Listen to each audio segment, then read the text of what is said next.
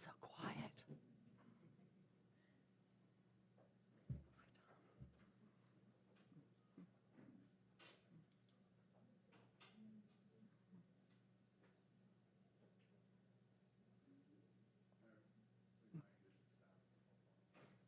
Oh, silent. Make sure everyone silences their.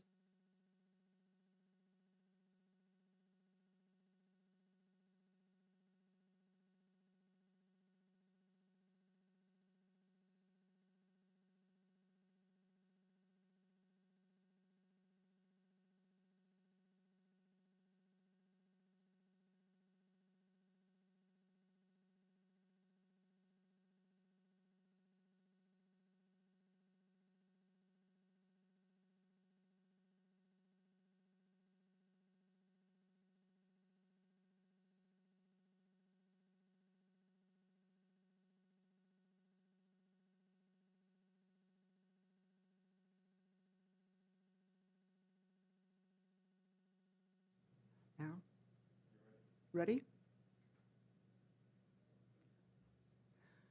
Good morning, everyone, and welcome to all who are joining us today in person and virtually to the 6th Annual Hero's Journey Symposium sponsored by the John P. Mayhugh Foundation.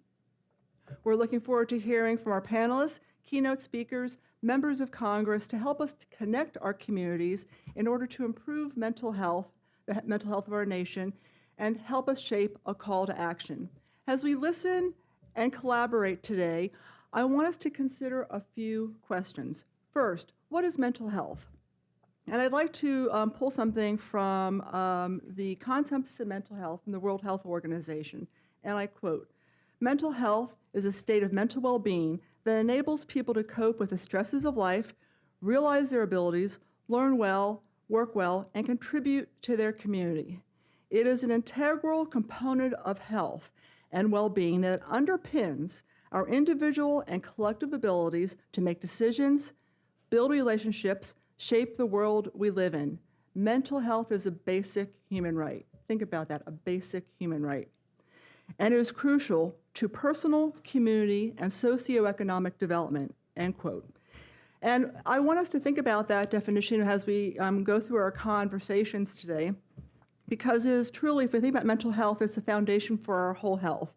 And it enables our ability to be effective and contributing members of our community. It is often said that our brain is the most important organ in our body, the one least understood, the only one subject to hidden wounds, and is the organ that is just central to our whole well-being. The second question I want us to consider today, are we making progress? It's a yes, but. For the yes part, I think one of the areas we've seen some improvement in is reduction in stigma. More people are willing to talk about mental health and approaches to it. A recent article in the Washington Post about why suicide is no longer off limits in obituaries clearly demonstrates how our views are beginning to change. In that article, Dan Riedenberg, who's a psychologist and managing director at the National Council for Suicide Prevention, discussed how stigma is changing, specifically around suicide. As he said, there are still some, but it's less than what it used to be, and being honest can lead to information and awareness, end quote. And that's really important, because if we begin to talk about it and we can begin to approach it and understand the risk factors and underlying causes of the disease. We must also highlight some of the federal government's work, specifically the Substance Abuse and Mental Health Services, SAMHSA's, specifically their efforts around the 988 Suicide and Crisis Hotline and their recently published 2023 to 2026 strategic plan. Since the launch of the National 988 Hotline last July, that center has received 5 million contacts. 5 million, that's good news. People are reaching out for help. In July alone, total routed contacts were over 460,000, and the call center also redirected 61,000 of those calls to the Veterans Crisis Line. So that, again, good news. People are reaching out for help. The other thing I think I want to highlight, too, is SAMHSA's national strategy that highlights their new person-centered mission and outlines their priorities to better meet the behavioral health needs of individuals, communities. In fact, 4 of their priority areas really align with many of our discussions today: preventing substance abuse and overdose, enhancing access to mental health services, promoting resilience and emotional health for children, youth, and families, and then integrating behavioral health and physical health care. So those are all the good news. However, much more needs to be done.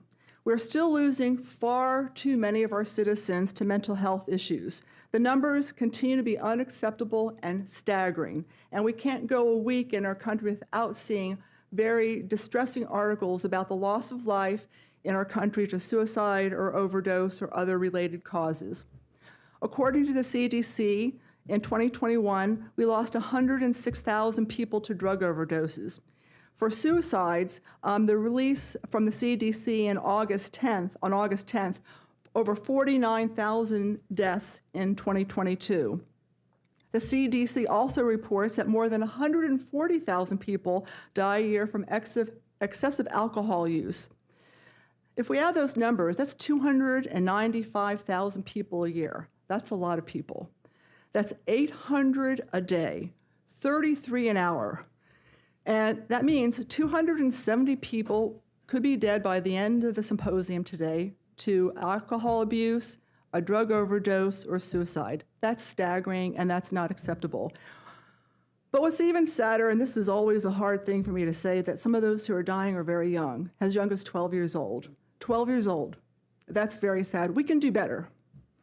So the last question for consideration is what needs to change, and that's really why we're here today.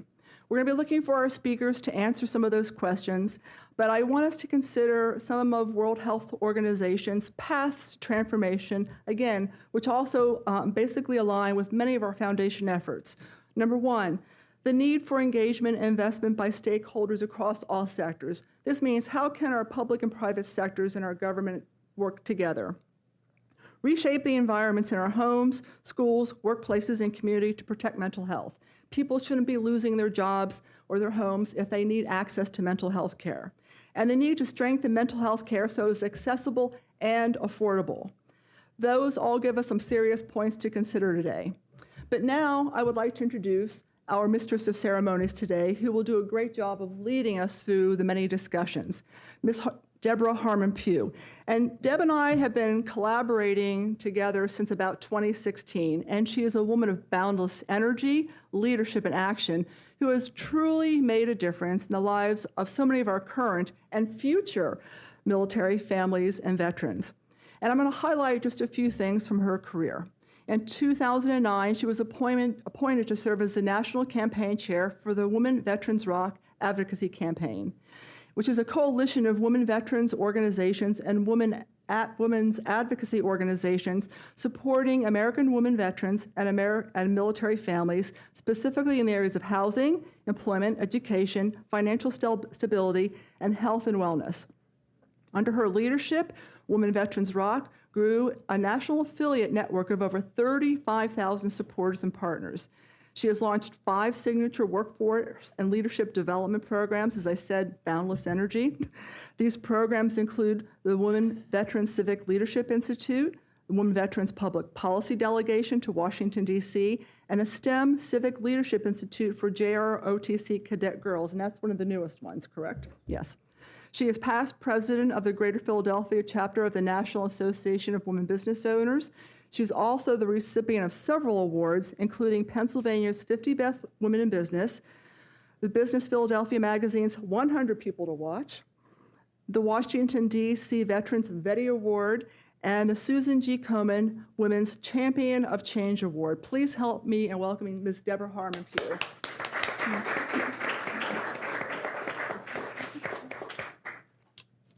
Good morning, everyone. Good morning. I am delighted to be here, and I want to thank you so much for that very warm introduction.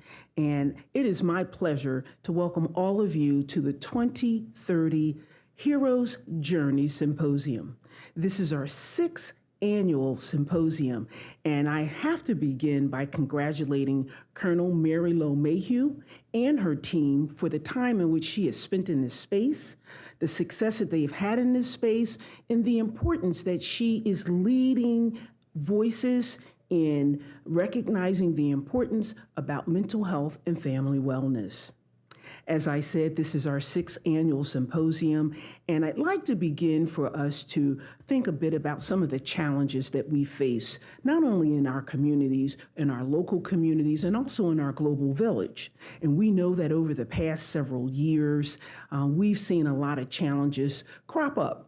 And these challenges have been here actually for a lot longer than the past 3 years. We're talking about public health, mental health, family caregiving, and or our hope to be able to help families and caregivers with healing.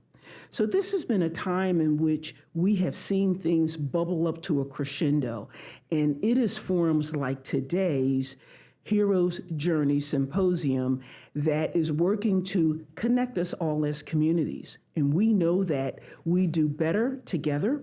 We know that oftentimes we find ourselves in our work in silos, and we stand around and we think to ourselves, well, how come people aren't hearing us? Why isn't this information getting out? Because we are challenged with being able to reach out the tentacles. As Colonel Mary Lowe Mayhugh said, Colonel Mary Lowe, that she and I became connected back in 2016.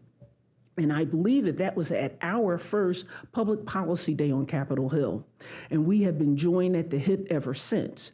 But the fantastic thing about this is that we've had an opportunity to open up lanes and channels of communications, of networks, and it has just been a work in action of how important it is for it to connect communities to one another, families to one another, more importantly, caregivers as well. So today, I'd like to begin this forum again by welcoming you here and talking a bit about what we hope to achieve and what our agenda looks like today. So there's many things that we hope to accomplish here, and it is important that we have our group that is assembled here today and also in our virtual audience, sort of the talents that we are looking to be able to draw on today. We have brought together a broad array of stakeholders. Those stakeholders includes individuals who have expertise in brain health researching, physicians, military leaders, public policy experts, and community advocates. And that's just the beginning of how we think that it's important for us to open up those lanes of communications. Now, the agenda is a robust agenda. It is a time in which we are looking forward to being able to hear from experts of all stripes. We're going to open today with our opening keynote speaker who has just been a force, an important contributor in the area of mental health and wellness. We're going to be looking at giving out some well-earned awards in this space. You know that the Mayhugh Foundation is leading in this space in terms of mental health and wellness. And so we're also going to be looking at how we are able to be honored to present the Heroes Journey Award as well as the Hero Defenders Award. We'll have several panel discussions as well. You'll hear more about those panel discussions in detail, but we're going to be looking at how are we working to improve mental health and well-being for children and for families. And we talk about families, we talk about veterans, but it is important that we begin to look at not only connecting us as communities, we need to connect us as generations. And when we look at generations, we hear this ongoing dialogue about Generation Z. Well, folks, I'm here to tell you, we're talking about Generation Z, but we're planning for the Alpha generation as well as the Beta generation.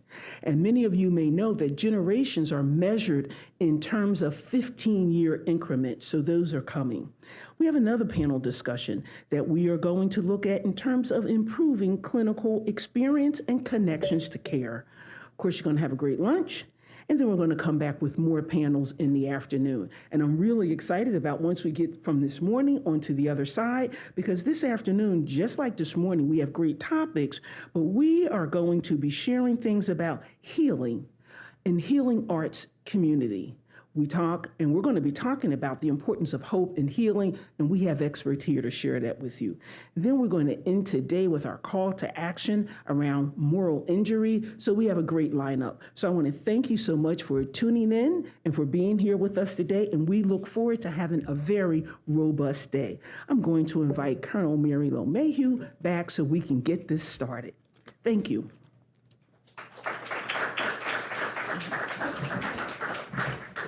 Thank you, everyone. I'm honored to introduce our keynote speaker today, Dr. Barbara Van Dalen, PhD and co-founder and CEO of We Be Life and chair of the We Be Life Foundation. But we have a little surprise for her. For the past 6 years, we've been recognizing our members of Congress for their work in pushing forth important legislation for mental health, specifically for our members of the military, our veterans, and their families. But we were thinking, this change does not happen without someone advocating for that change and pushing hard for what needs to be fixed. So we decided we need to begin to recognize at our symposium somebody who exemplifies that leadership role in leading cultural change. Somebody who is pioneering transformation, how our nation and our government addresses the many challenges with mental health in our nation, and also just making the world a better place. And let me share a few reasons why Dr. B was nominated. First, she's a licensed clinical psychologist. She received her PhD from psychology in the University of Maryland, and we have several Terps fans here today. And she is also the former executive director of the President's Roadmap to Empower Veterans and End the National Tragedy of Suicide, or PREVENTS. And that was to build the first all-of-government and whole-of-nation approach focused on suicide prevention that include the first national public health campaign focused on suicide prevention. And that was important, public information. She was also named to the Time magazine's 2021 list of the most 100 influential people in the world. She is also founder of Give an Hour, which was a national nonprofit organization providing free mental health care to those in need, including our service members, veterans, and their families.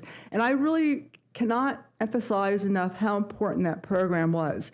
Our service members were really struggling with mental health, but so many of them were refusing to seek care because they were afraid of losing their jobs, losing their security clearances. As I said earlier, people shouldn't be losing their jobs or their homes or their livelihood for seeking mental health care.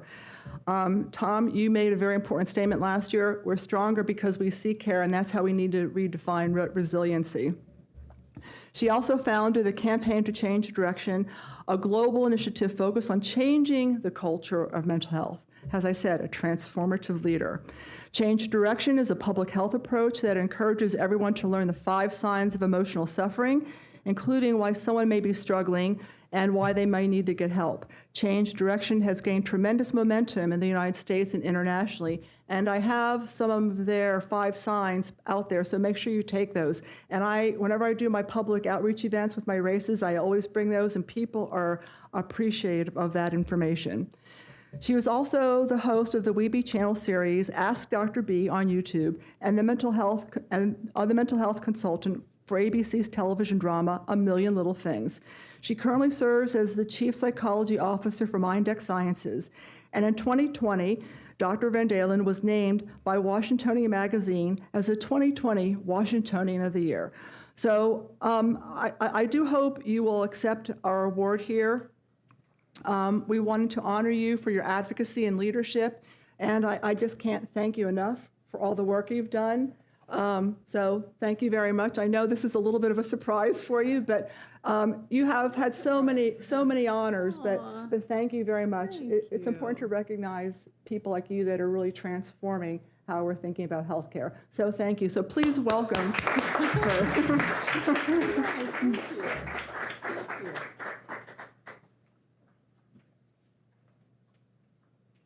So my mic should be on, yes? Can you all hear me? Good. Thank you, Mary. And that's lovely. That's very touching. I'm a little verklempt. You remember that? You know. So thank you. So I like to walk and talk, so I'm going to do that. And again, it's a pleasure to be here. It's an honor to be with you all. Thank you each for everything that you're doing. Those of you who are here in the room, those of you who are watching, because you wouldn't be here and you wouldn't be watching if this didn't matter to you. And the more people that this work matters to, the sooner we're going to make the change that Mary was talking about. So I'm going to talk to you just for a few minutes, and I'm hoping to use my story to share with you some of the things I've learned while I've been on this amazing journey. So my journey starts with my dad. So this is my dad, right here. That's Harold Van Dalen. Everybody called him Van. He didn't like Harold. But my dad served in the Navy during World War II. And you may have heard this notion before. First time I heard it was when I was at an event that Peter Buffett was speaking, the son of Warren Buffett. And he said, we're all born into someone else's story.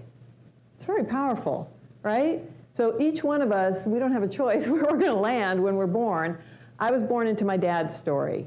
And my dad, as you can see, veteran, served during World War II, lied about his age to join the Navy right after Pearl Harbor. He grew up in Los Angeles, California. That was where his family was, my family. He was a first-generation American who loved his country, and so he went to fight. That, of course, set a path for him. He was injured. He was in battle. He came home with post-traumatic stress. Fortunately for me and my brothers, my dad, his version of post-traumatic stress mostly came out, and this part wasn't fortunate, mostly came out in anger. You know, when he got angry, it was like a storm. The good news was that he knew it at some level, even though no one talked about it back then. But my dad knew, and he would always apologize and say, I don't know what that is, it wasn't you.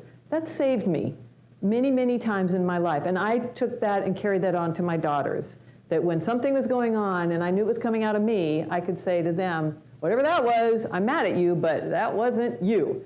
So that was the beginning of trauma that my dad had that then was passed on to the next generation. But oh no, there was more. So this is my dad and me right after I was born. Before I was born, my dad met my mom, and this is my mom, and I had my 3 older brothers. Here they are. Aren't they cute? and they love their little sister. Okay, so the next part of my trauma was back to my mom, who had these 3 little boys and was a Boy Scout leader and drove them around in her red Jeep in LA and was just a badass mom. Until I was born, my dad wanted to move the family to rural California to get everybody out of LA because it had been a rough growing up for him. So he thought, okay, this is a great idea, which it would have been, and there was no way he could have known, and it probably would have happened anyway, but moving my mom, when she was pregnant with me, to a new environment triggered what later was diagnosed as late onset schizophrenia. So now, here's my dad, veteran, tough guy, basically had to be mom and dad to 3 little boys and an infant baby girl, and his wife was pretty dysfunctional. And back then in rural California, there wasn't a whole lot of help. There still isn't a whole lot of help in rural places in our country, as we know, one of the things we need to work on. Okay, here are my brothers. And again, sadly, that wasn't all the trauma that was going to affect me and my family. The youngest boy, David, who I was closest to in many, many ways, he died when I was 15 in a drowning. Tragic, traumatic. After he died a few months later, then I lost a stepbrother, I lost a stepsister. By the time and then my dad died when I was 27. By the time I was 27, I had lost so many people, and many of those were tragic and traumatic losses. My dad died of cancer when I was 27 years old. I had decided already, long before that trauma, that I wanted to be a psychologist. Not a big surprise, because a lot of us who go into the mental health field, and that's one of the things I want to just touch on today. Those of us who are in this work, who do good work, are often driven by what happens to us. That's not a bad thing, but we need to keep our awareness about that always.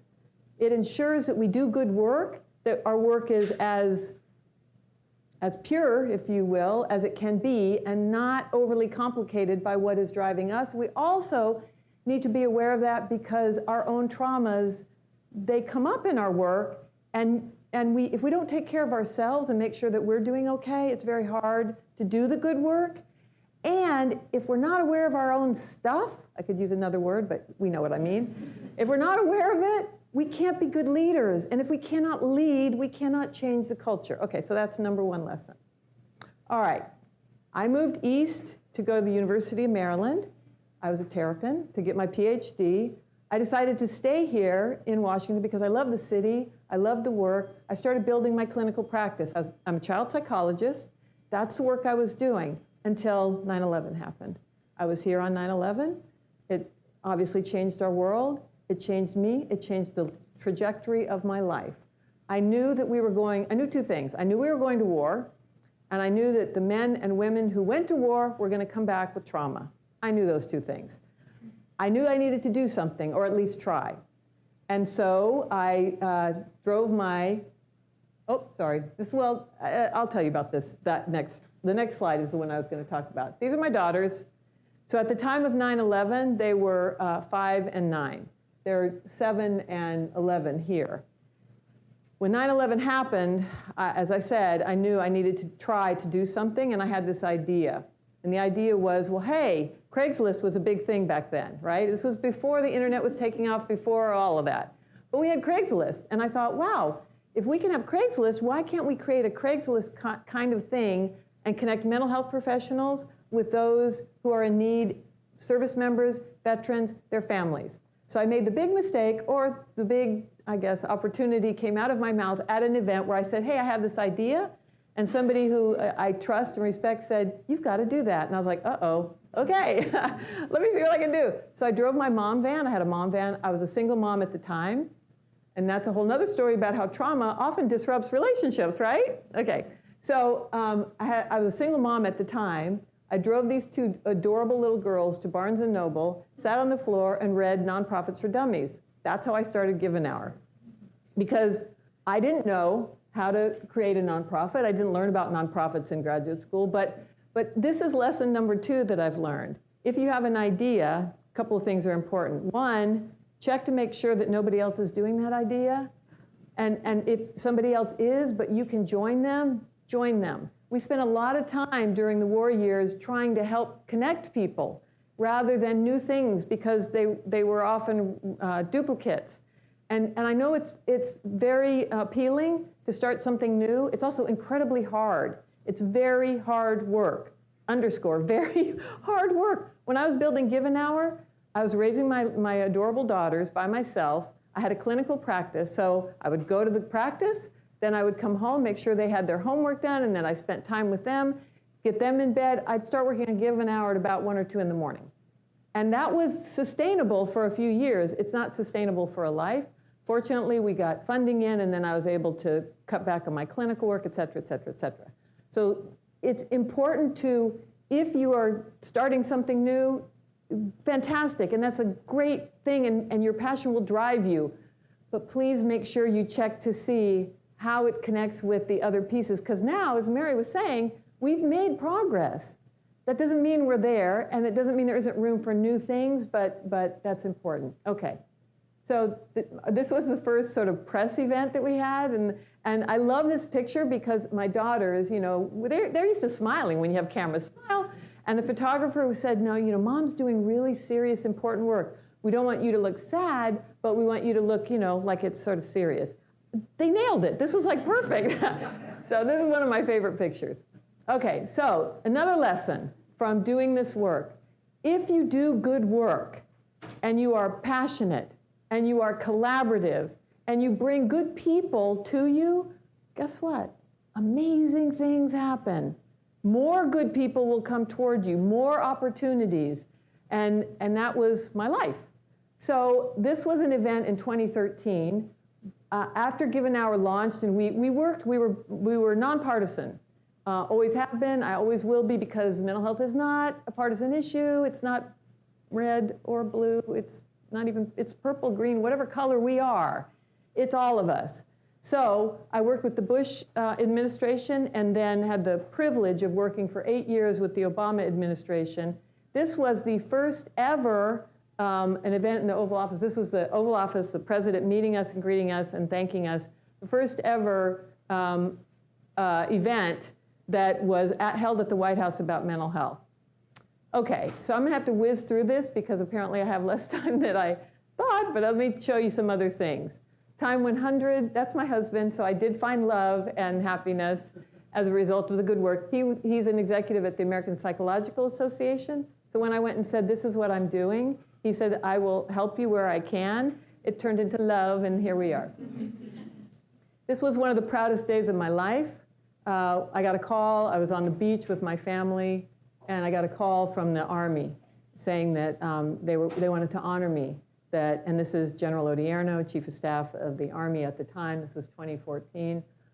I started crying, and because it meant that the community we were trying to serve was recognizing and was saying thank you.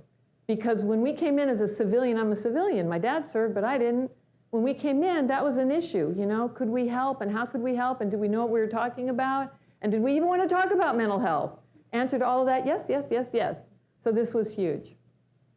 Then, as Mary said, I decided, okay, we need to do a bit more on the foundational side.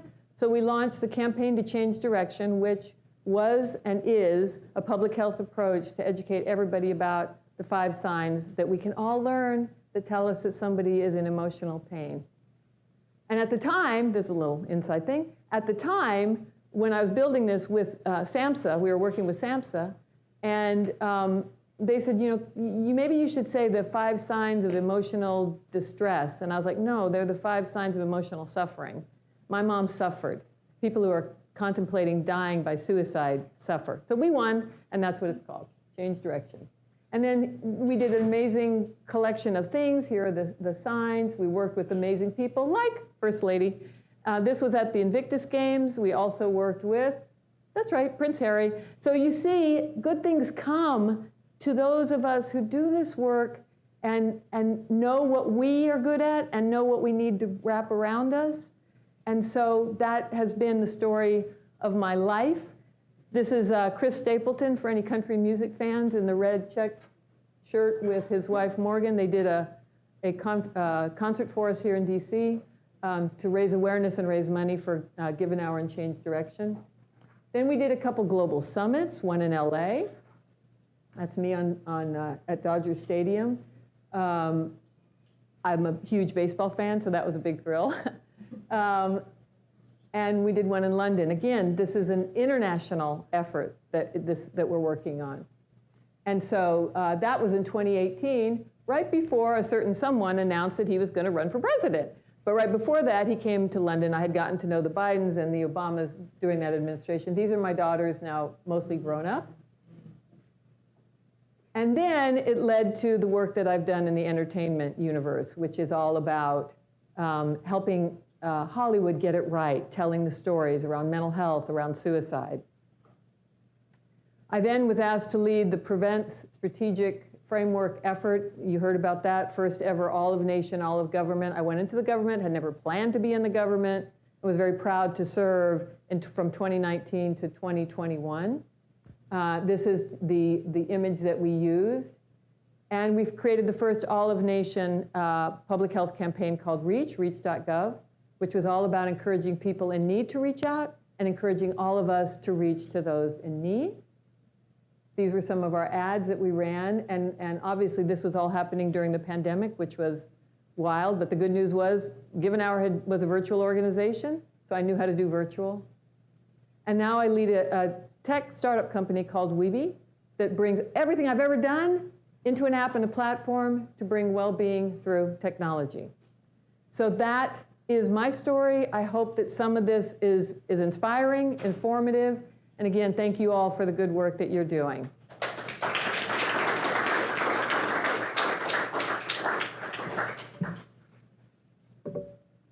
We're going to have you stay here in just a bit. Wow, what a presentation. I have to tell you, Dr. Barber, that was just fabulous. And I learned so much about all the things that you've done. And I got to tell you, when you started talking about all of the connections and the pieces that you put together, I started thinking about something I call the cantaloupe concept.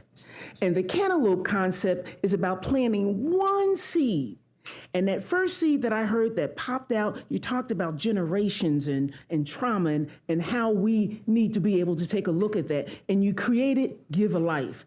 I have to tell you, thank you, because I never knew who the founder of Give a Life was. Oh, Give an Hour. Thank you. She said, Give a Life. What are you talking? Give an Hour. And we have that initiative on our college campus. And so we have individuals from our state association of social workers. So thank you for that. And I heard you say about 2013. So are we celebrating 10 years of you being in this space? Oh, more than that. More than that. 2005. So again, that cantaloupe concept, you plant one seed, you cut open the cantaloupe, and you have hundreds of seeds. So we want to thank you for the work that you've done there, and we just really appreciate it. I just want to remind everyone about the importance of when you have a passion to start something, start it. Because you see that with that cantaloupe seed, what it can grow into, how we are connecting communities, and how we are connecting caregivers. And it's important, those 5 signs of being able to get support is out here, and we want to make sure that you pick it up, and you can probably also go online and pick it up as well.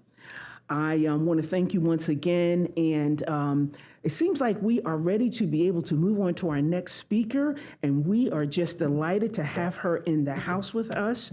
And I am going to invite Colonel Mary Lowe back because we have the Congresswoman from the 1st Congressional District of Iowa with us. So thank you, and let's introduce her now. So it's truly a privilege to introduce Representative Marinette Miller Meeks. She's House of Representatives from Iowa's 1st Congressional District, and I have to tell you how much I like Iowa. Okay, I went there for the very first time about 3 years ago for the U.S. Masters Track and Field. I had to go to Ames. And everyone's saying, oh, Ames, there's nothing there. There's a lot there. And then I spent extra time in Des Moines, and they have the greatest restaurants, great art galleries, so it's a fantastic place. So if anybody gets a chance to go to Iowa, to Des Moines or Ames, it's worth the trip. But more importantly, she's a veteran. She has dedicated her life to serving our country and our people, especially our military veterans and their families. She's been a strong advocate for improving mental health and well-being, and of our veterans who have sacrificed so much for our freedom and security. She had supported legislation to expand access to mental health care, substance abuse treatment, suicide prevention, and alternative therapies for veterans suffering from PTSD, traumatic brain injury, addiction, and other brain health issues. So these are important things you're doing. Thank you. She has also worked to ensure the veterans receive the benefits and services they deserve, such as education, employment, housing, and health care. And as we know, those are important pillars to your individual mental health. She understands the challenges and needs of our veterans because she has lived it herself. She served in the U.S. Army for over 24 years, rising to the rank of lieutenant colonel, and like me, started off enlisted and rose to the ranks. And we know the best officers are those that start off as enlisted. She has witnessed the horrors of war and the toll it takes in the physical and mental health of our service members, which is what drives so much of what both of us are doing today. This is why she is committed to making a difference to our veterans and their families. She is not only a leader in Congress, but also a partner and friend to many of our organizations such as ours, and so we thank her for being here. Today, we are here to celebrate her leadership and achievements in advancing policy that helps our nation's veterans live better lives. We are happy to present her with the Hero Defender Award from the John P. Mayhugh Foundation, so please come forward. Thank you very much. Okay.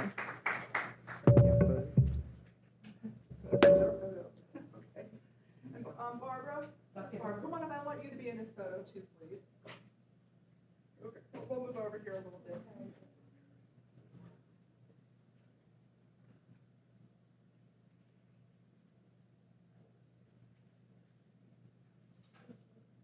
Stay there, please. Stay there. We have to get our official photo.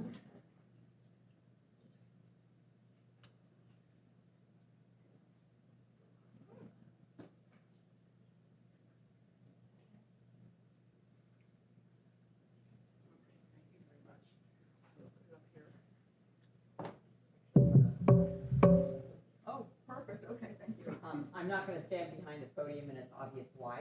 You wouldn't be able to see me. First and foremost, We're going to get you a handout. So we it's okay. I learned to project a long time ago, so my voice is much bigger than my height. First and foremost, let me just say that the real heroes are those that don't defend our military, but those who serve.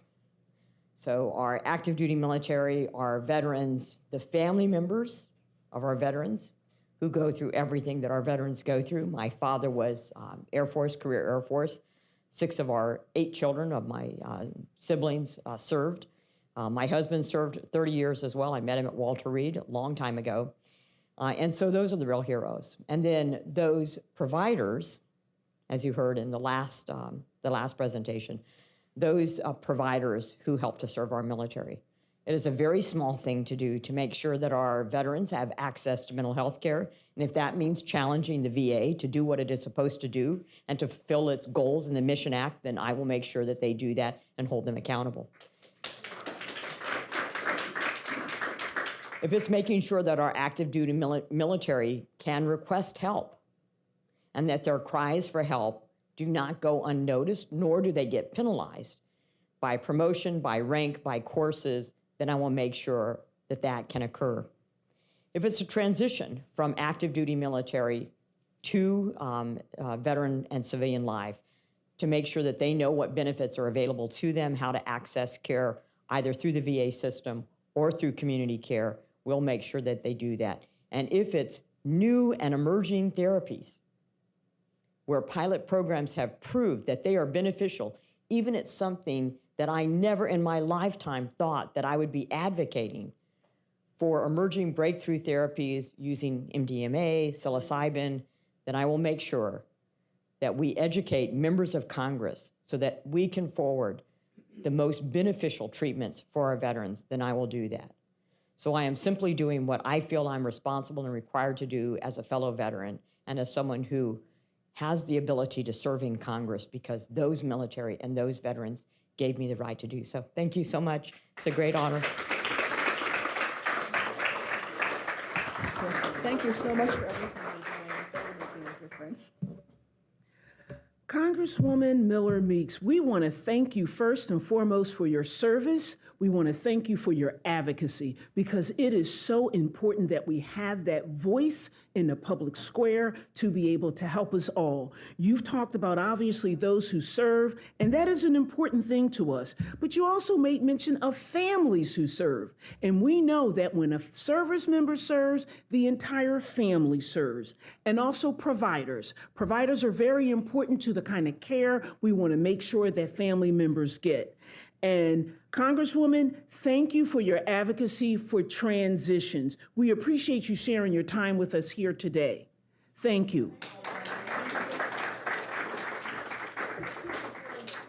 Pardon me? Well, we thank her for taking a break. As I just heard that the Congresswoman Miller Meeks, she actually broke up her day to come here and speak to us right before a hearing at 10 o'clock. And we want our legislators on the job doing their work. And so we think that that's so very, very important.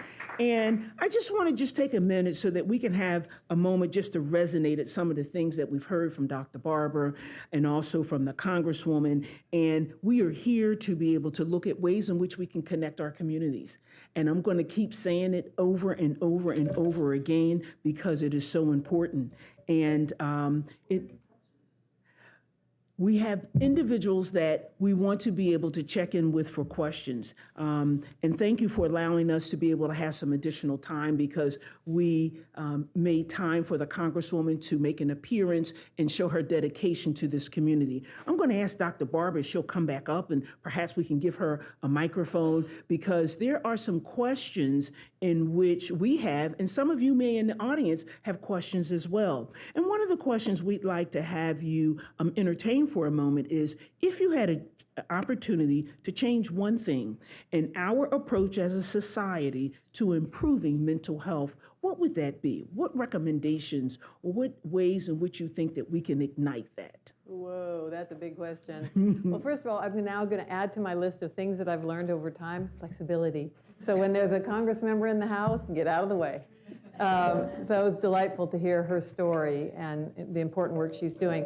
So that's a great question, and I guess I'll start by saying one of the things that I have seen over my life's work.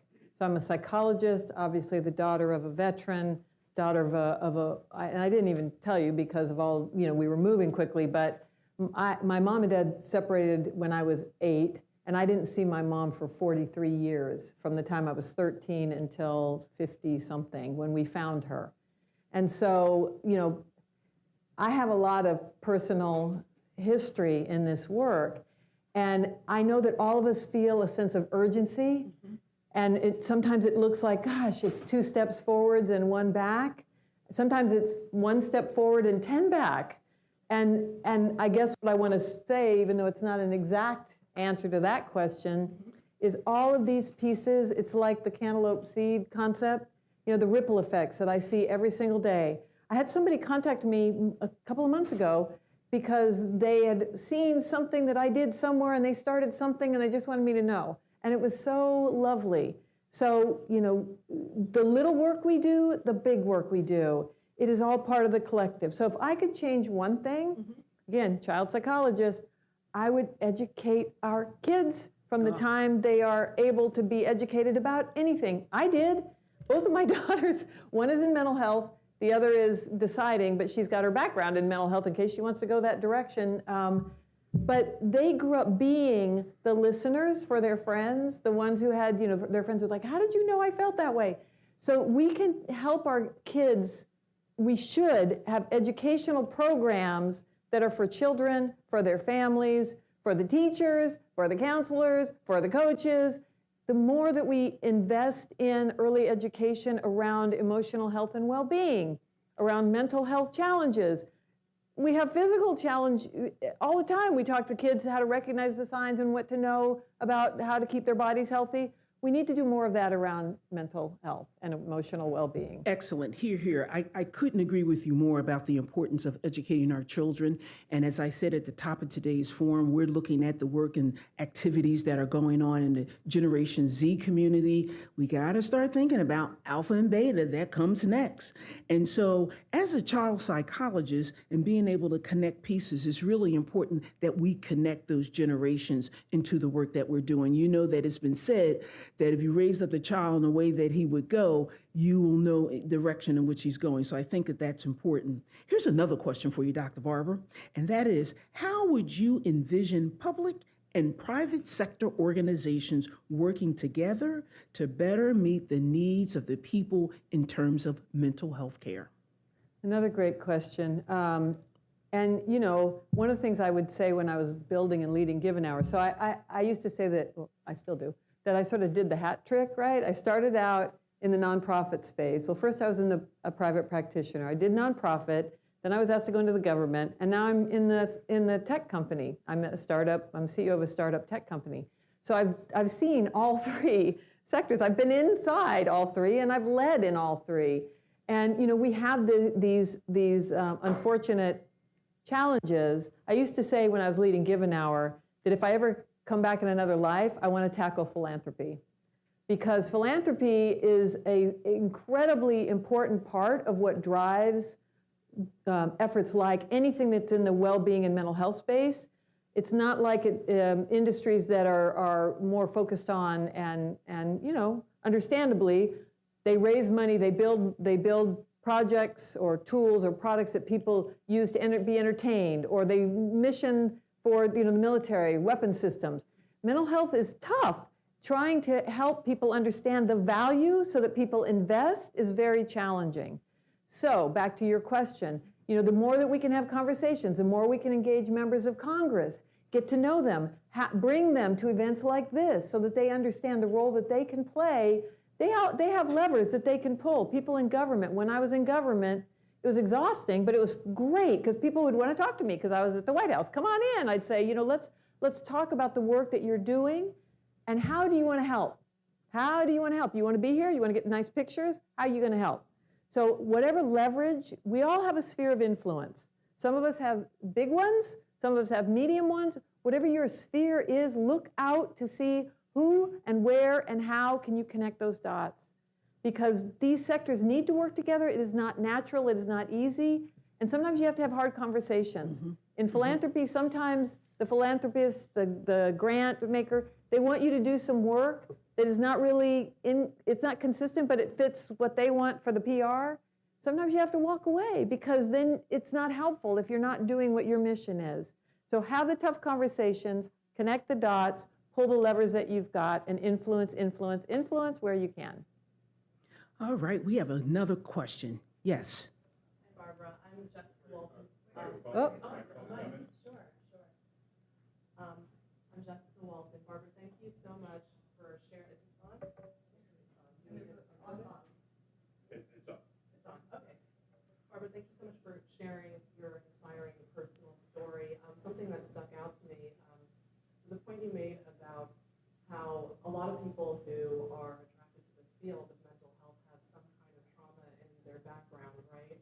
And thus, it's very important to cultivate self-awareness so that you're not carrying your stuff, right, along with you and causing other issues.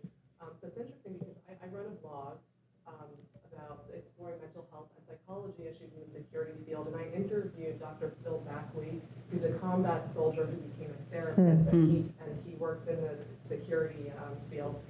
And you've probably heard of ACE scores, Adverse Childhood Experience. Oh yes, right? ACEs, yes. And so he actually he tries to do preventative PTSD programs, right? Like how can we strengthen our members of our military and law enforcement who we know are most likely going to be coming into contact with traumatic experiences. So how, instead of treating PTSD after, it happens, how can we help prevent it? So he administers these tests, and he said at least 60% of the people who join the security field, this is way above the average, right, the national civilian average, over 60% of people have these adverse childhood experiences, and they usually more than one. And so on the one hand, as you're pointing out, people are drawn to the field, right, just like in mental health, because of what has happened to them in their childhood. On the other hand, they have certain vulnerabilities in their system that can make them more susceptible to mental health issues. So part of his programming is about cultivating a very strong self-awareness. So my question to you is, what were those steps? What are practical steps that you went through to cultivate self-awareness? So I love the programs that you talk about, and that's very much what Prevents was about, and that's what Change Direction. It is about the more we can get in front of. And you said something interesting, which is that people who are in the security field or in the military or in mental health, they're often pulled in because of trauma, and it drives them to want to make changes. It drives them to want to serve. It drives them to want to help. All these are good things, but they then are vulnerable to the challenges that may happen because they're exposed to trauma. And so I used to talk about this a lot with Prevents when we were focusing on trying to educate people. We all have risk factors for suicide, right? We know that. I do. I have a lot. If I took a survey of a risk assessment, because of all the trauma I've had and the things that have happened in my life, I'm way up there. We all have risk for all kinds of things, and we're so used to doing things about that for our physical health. We have heart disease in my family. I'm very well aware of it. My dad died of a massive heart attack. My brother's had a quadruple bypass surgery. So I do things to take care of my physical health. I talk about that real comfortably. Why is it that we all, act as if we do have mental health issues in our history or our genetics or because of trauma, we don't share that, we don't talk about it. So again, we all have to look at what we're able to do ourselves. Because I was trained as a psychologist and therapy was sort of the way of life, we all were sorting out ourselves so that we didn't dump it on the people that were sitting across from us. So that's great about the mental health field. We're taught and trained, but all of us can, again, with our own examples, with the people that we know and love, You can learn how to be a good listener. You can learn how to use yourself as an example when you're talking to somebody that you're concerned about. Those little ways that we each have available to us, mindfulness is a great practice that teaches us to tune into. You don't have to necessarily do anything with it, but tune into where am I today and what's going on and how am I doing?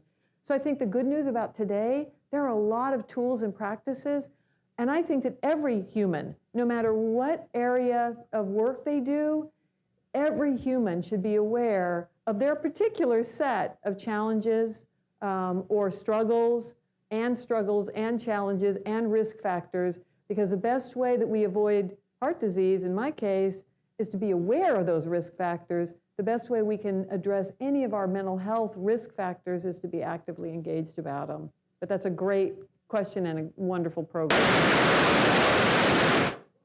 That was not me.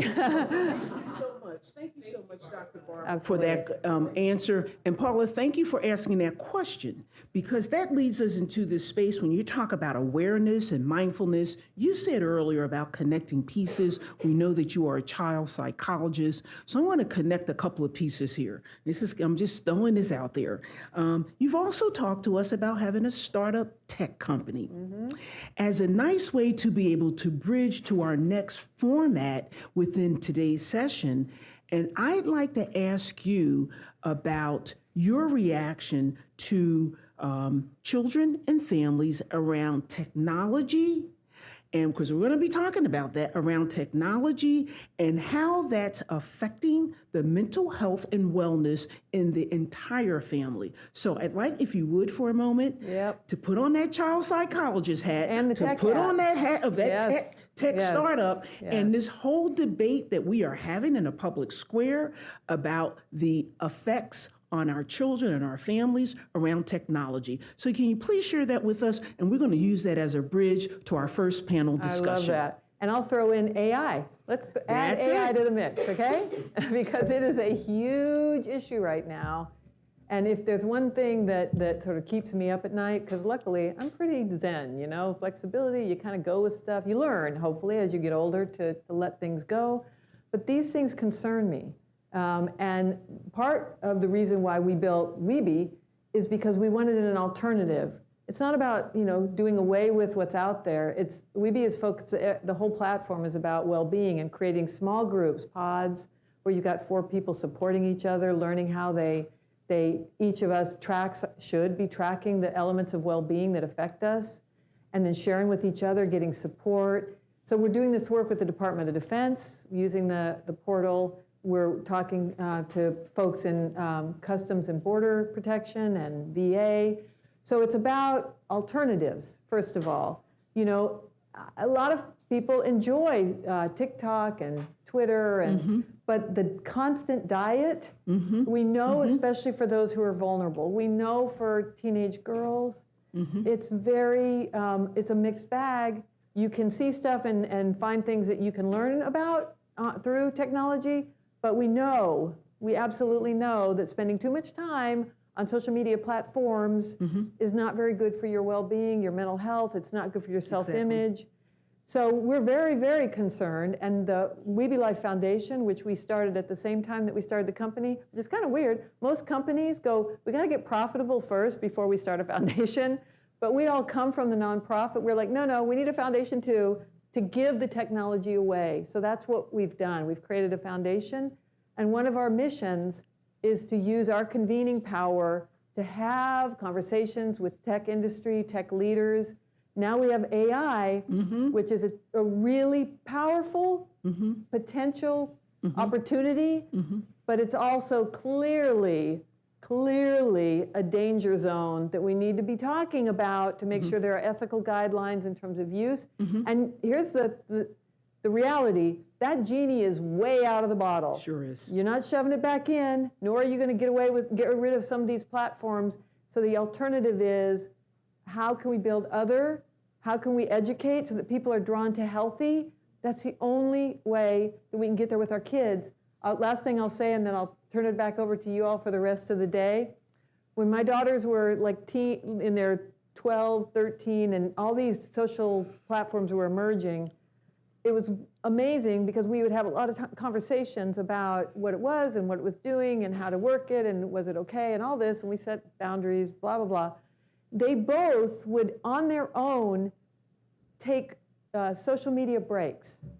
They would say, they would use me, Mom, I'm going to tell my friends that I can't use a Facebook for a week.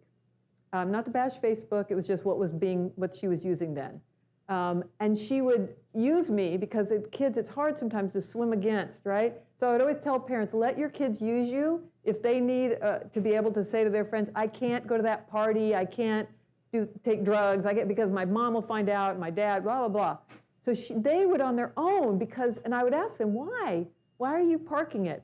And they would articulate that it makes me feel bad, the FOMO, that they hated the sense that they knew it was a distortion, but their brains couldn't process it so that they weren't bothered by it.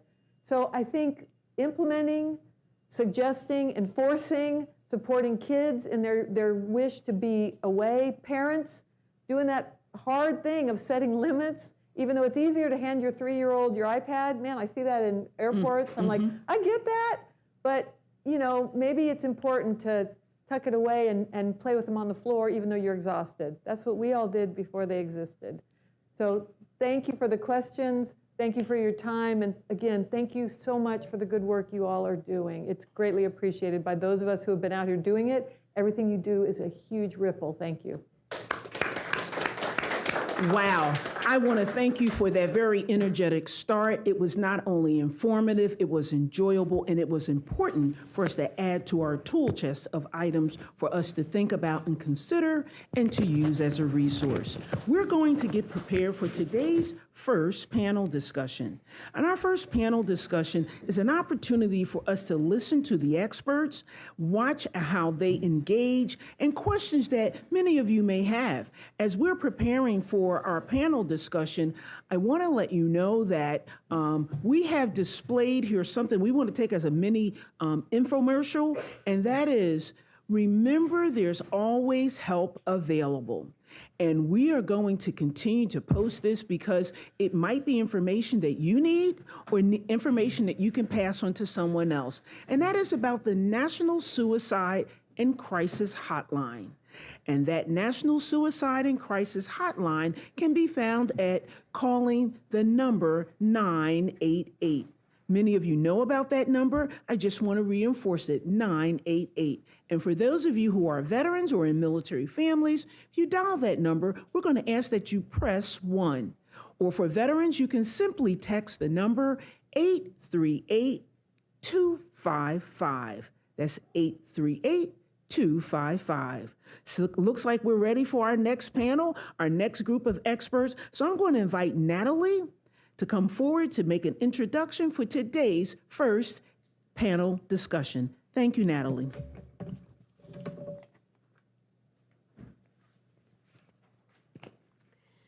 Good morning, everyone. It's my pleasure to introduce the first panel today on the mental well-being of children and families. We have some great guests for you guys. First up is Ms. Cheryl Kasnoff. She's the Managing Director for Healthcare Payment Innovation and Quality at the MITRE Corporation.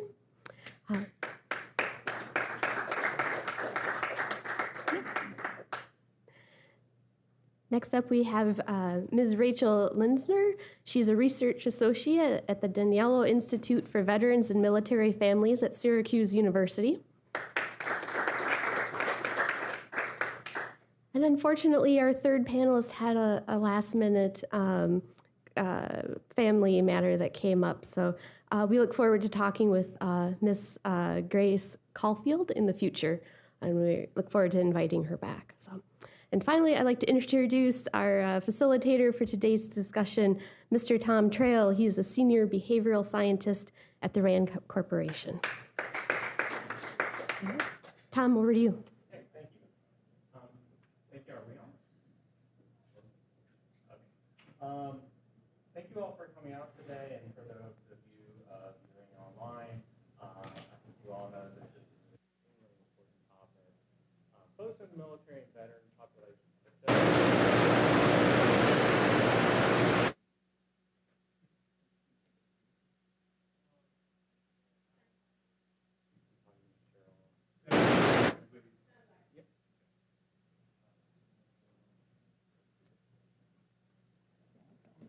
to turn all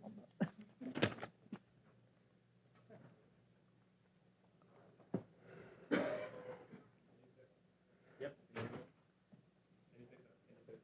Yeah. Yeah. Here we test 1, 2, 3, test.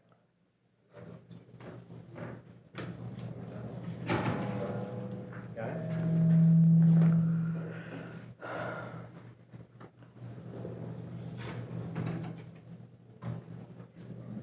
Can you hear it? Test. Yeah. Test 1, 2, 3. Test. Working? Yes. Okay, great. All right. Thank you all.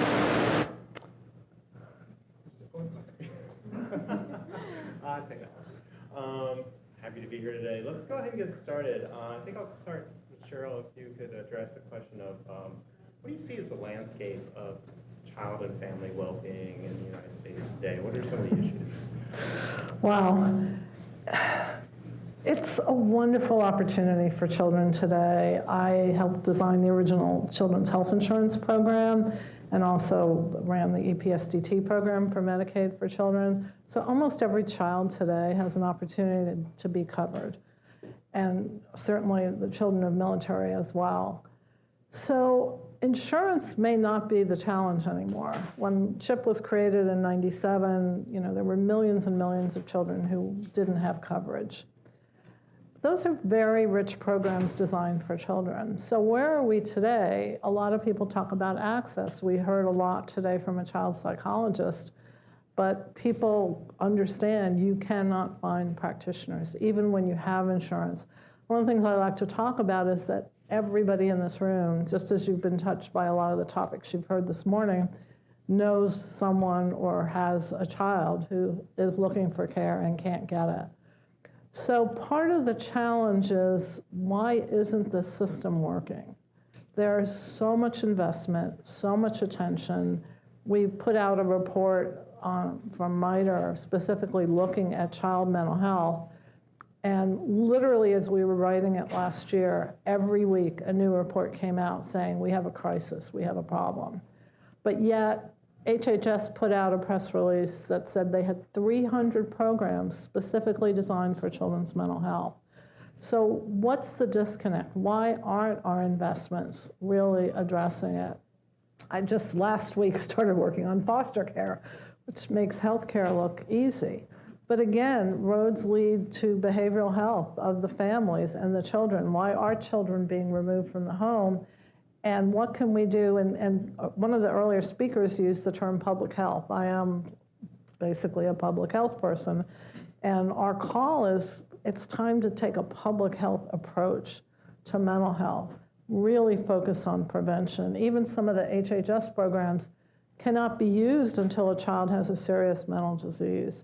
We just heard, even families educating their own children. Where do we start to fundamentally make a difference? So yes, things are better in some ways. Some of you read the paper yesterday, child poverty is up again. There are people who say, well, we have to fix poverty before we can fix anything else. So I hope this discussion, and I was saying earlier, hearing from some of you who are on the front lines, what's it going to take to turn the corner? We know, we keep hearing there are problems, and the problems are getting worse. So that's a very long-winded answer to it's complicated. Very good. And Rachel, what about military families? I know you study military and veteran families. Yeah, thank you. I do. And I think over the past few years, when I've been kind of more involved in this work, one of the things that we've really started to look at more and more, come up more and more from military families and parents, is related to access, as you talked about. So not being able to find a provider, not being able to find a time for a provider, not having childcare for the younger children in the family when a parent needs to take an older child to a mental health care appointment. And also a recent concern that, telehealth isn't the right fit for my child. So that's kind of been, I think, with the pandemic, there was a lot of conversation about, this will really, particularly with military families and, frequent moves and relocations, that this will really aid in that continuity of care. And but many parents are saying, well, I don't think that telehealth is going to work, or I don't think that's the right fit. And my team hasn't necessarily fully explored why that is. Is it their child's age or developmental stage? Is it, what they know about telehealth or what they know about mental health care in general? So I think those issues of access continue to crop up, as you've said, Cheryl. Another thing that we're hearing come up with this population with regards to mental health, and some of this, has come through kind of in focus groups or sort of more qualitative data collection, is that, my child has anxiety surrounding their parent leaving for deployment or for training. But that doesn't mean they have anxiety. That doesn't mean they should receive a diagnosis. And so sort of this conversation, and this has already come up today, about preventative care or prevention as opposed to kind of waiting until something is severe, or maybe just a lack of knowledge or education about what warrants kind of some sort of intervention, or how to talk to parents about prevention and skill building, as opposed to just, okay, I think now I really feel my child is really struggling with anxiety or depression, and it seems like they need an appointment somewhere. And the other thing that's we've heard surrounding this, one of the reasons that folks who say they think, in our sample for an effort that I've worked on the past few years with a military serving organization called Blue Star Families, they do an annual military family lifestyle survey, and it's a convenience sample, it's a cross-sectional effort, so I'll say all of that. But they're asked, do you have a child who's receiving mental health care? Do you have a child who you'd like to receive mental health care, you think needs it? And then of those folks, what are the reasons that they're not receiving it? And so I touched on some of those already, but one is a concern that if their child wants to pursue military service and they're seen by a mental health care provider, within the military system, that record will sort of ding them later on when they're trying to pursue a career in the military. And we know that there's, a major generational aspect to serving.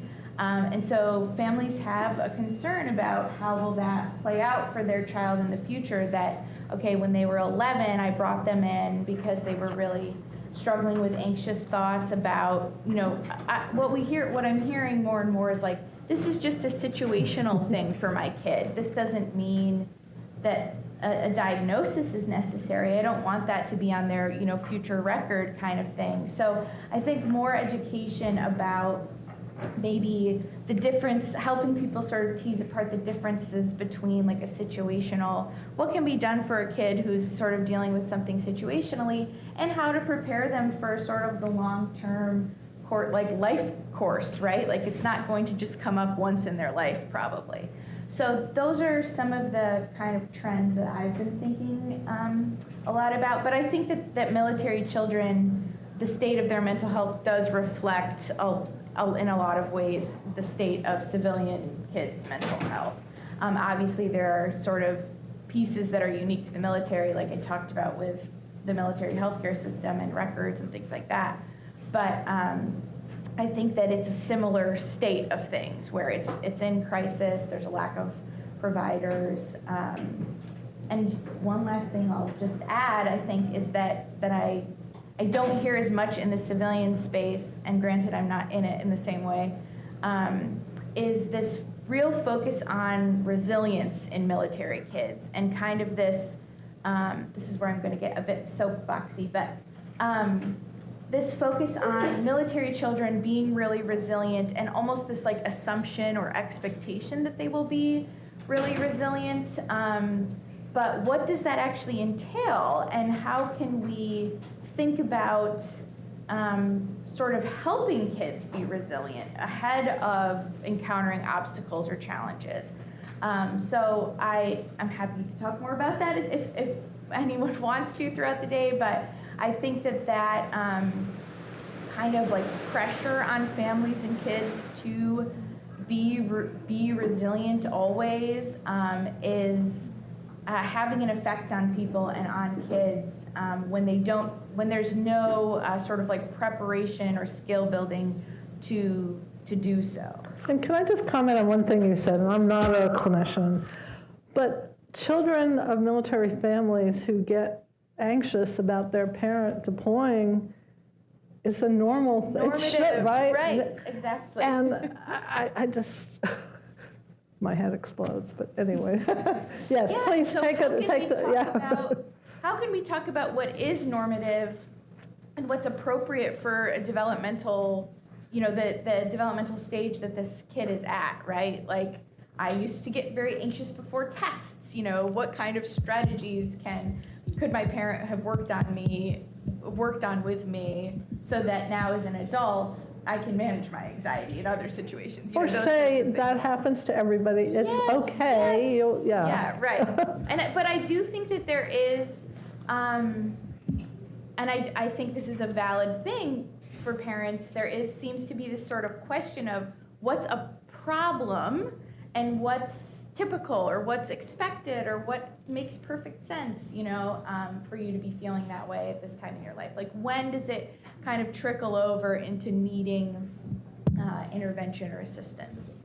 I think that's sort of like, what's a problem? And in a treatment-focused model, that's Right. kind of where we're rooted in the past, right? Whereas the Right. public health model looks at it sort of more holistically and more preventively, like what can we do to prevent these issues from becoming a full-on issue? And Cheryl, I don't know if you want to talk a little bit more about what you've done to look at that sort of model. Well, we looked a lot at the HHS programs, Health and Human Services, and as I noted, so many of them were really focused on serious mental disease. And Medicaid, which is on paper a very rich program for children, and CHIP, and it's really Bright Futures by the American Academy of Pediatrics, is when you go in for care, right? But we also recognize there's good progress that mothers of newborns need to be considered with that baby. And so pediatricians now are actually looking at the family situation. And so really stepping back and saying, how do we make these programs deliver on their promise? And for those who are sort of government geeks, and someone also, which I'm one of, I'm a retired government geek, we talked about silos. There are so many programs that are trying to do the right thing, and whether those are block grants, which go to states, or community grants that have to be, applied for, I sometimes wonder how people even know where to find the money. The one good thing, I tend to be a little negative, as you can tell, is school health. One of the things we concluded is COVID did not cause the mental health crisis in youth. But one aspect of that crisis was children not being in that school environment, regardless of whether they actually had services available, but just the nurturing environment of school. But school health, which is something I've been working on probably for 30 years now, I think really has been recognized as a critical way of providing access. Now, you can argue whether telehealth is the right way. We will never have enough providers, and particularly in rural areas. But schools are considered a safe place, by and large, by children and youth and their parents. And making sure that services are available there. And a lot of schools now are actually linking to federally qualified health centers.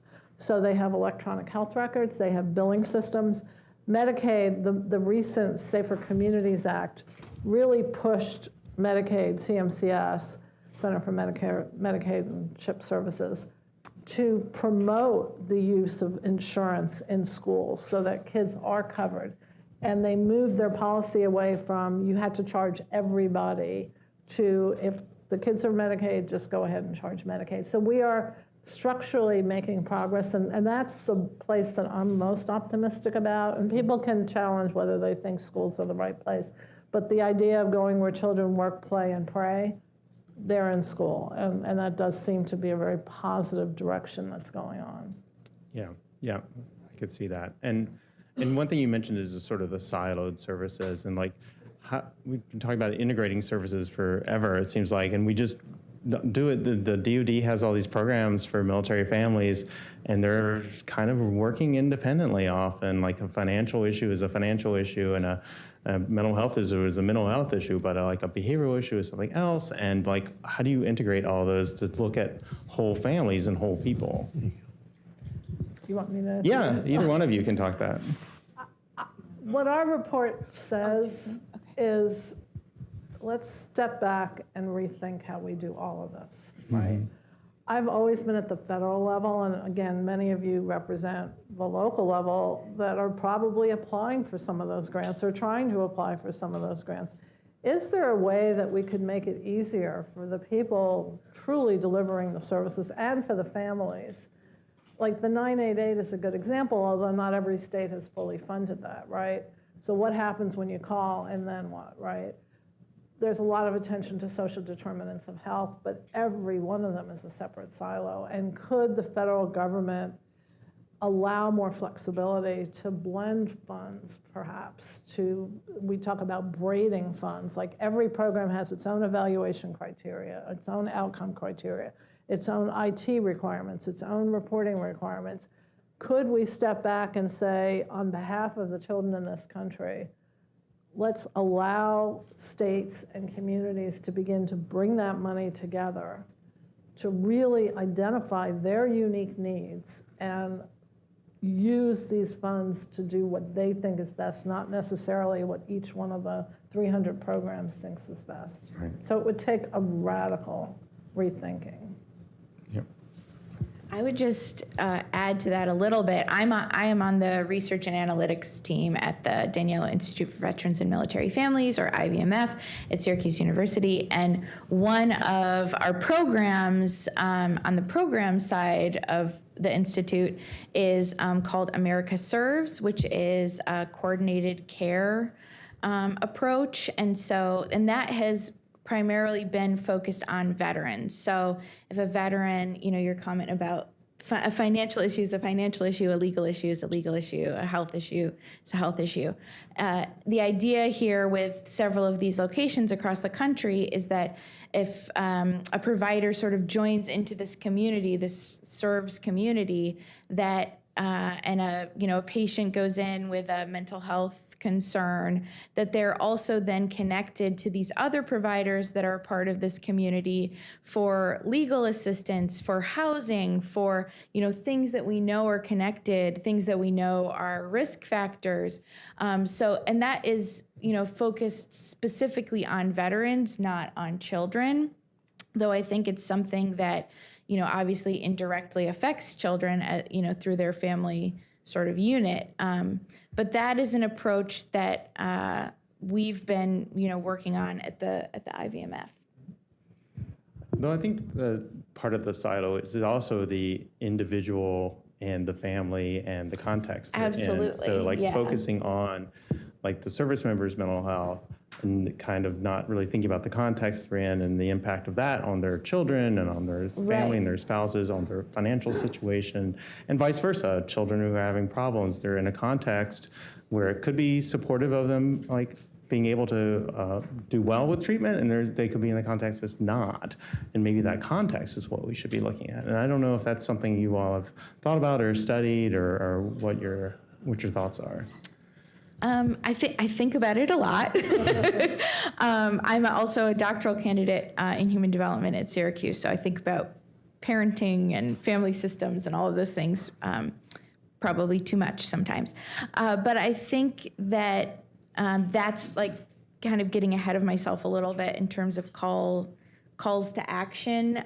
That's one of the things I see as a real sort of barrier is, if a veteran does come in seeking some sort of service, are they asked if they have children? If a child goes into a community healthcare provider, are they asked if their parent is military affiliated?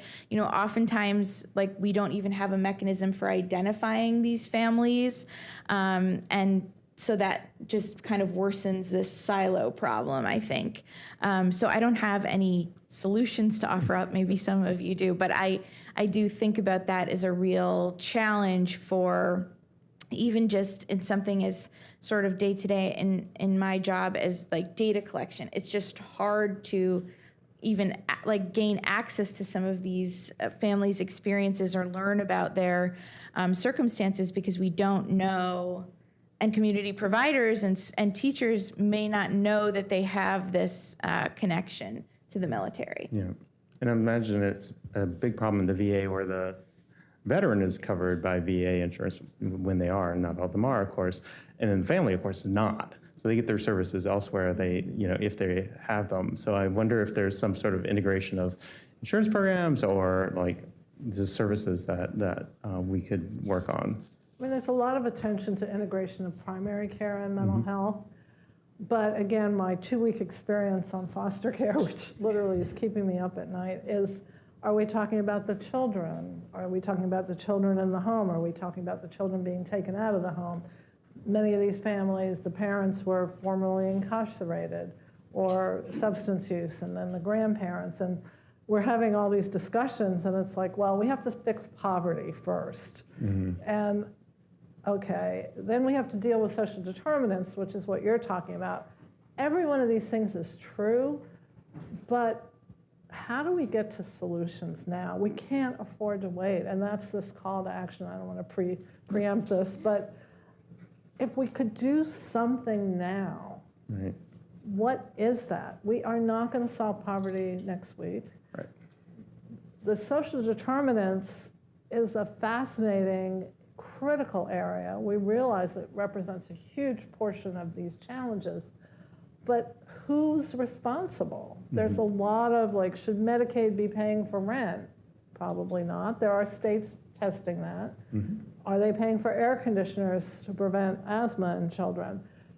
And then transportation and housing. And my brother was a pediatrician, and so I'm a little defensive about pediatricians. They barely get paid. And then we're saying, well, they should be responsible for all the social determinants.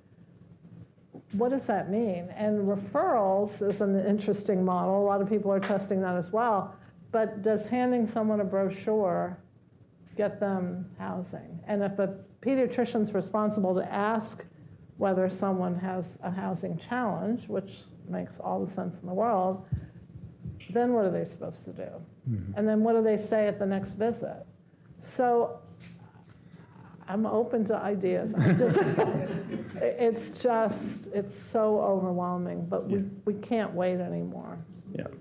I mean, I will say that handing someone a brochure for housing is not going to help to get them housing unless they're very proactive, right? And we've known about like warm handoffs forever, right? You actually help the person get in contact with the services they need to get and help them actually, hand them off to those services, not just give them a phone number. And no one calls anybody anymore anyway, right? So, I mean, the military has Military One Source, which is in their view, sort of the central location. You can call them, you can go to their website, and they'll connect you with all sorts of different services that are available and give you, supposed to give you warm handoffs for those services. Not many people know about Military One Source, even though they're advertised. There's a brochure out here, and fewer know about the different services they have. And I don't know if there's like a centralized sort of like process that we could put in place. Is not just like isolated to one specific issue, but also would help people connect. So you don't put it all on the primary care physician.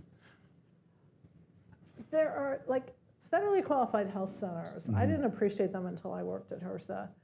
Really do and predate a lot of these concepts, right? They're community-based. They have, we didn't call it social determinants at the time, but they address a lot of that. And they care for a huge percentage of our population today, and they are family-centered. So there are some models out there. But then you have community mental health centers, which are different. The one interesting thing in the Safer Communities Act is for the first time ever, CMS was directed to create a joint technical assistance center with Department of Education. So there are hints of the need for collaboration, but I only look at the federal level, and I really am interested in, does any of this translate at the local level? Are we making it easier for folks? Can you find the money? Can you figure out how to coordinate? Or are we just pouring money out? Yep. I wanted to give you all an opportunity to talk about sort of any initiatives or research that you're doing now, or other programs you're doing to help with mental health issues for families and children. I don't know if you have anything you'd like to talk about. So we did just recently, last year, release this report on a new vision for a mental health system for youth, children and youth. If you put in MITRE or youth mental health, I think it'll come up, or maybe it's somewhere in the materials.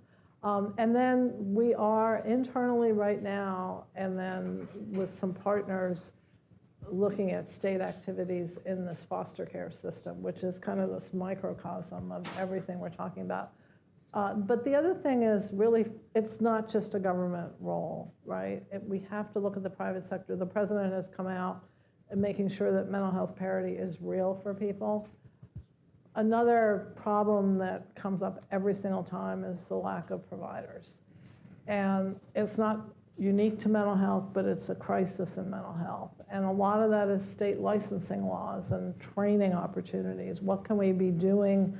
And can we match payment to innovations in delivery of mental health services? So if youth peer support is something that's evidence-based, does insurance pay for that? Does Medicaid pay for that? Probably up to the state. Does private insurance pay for that?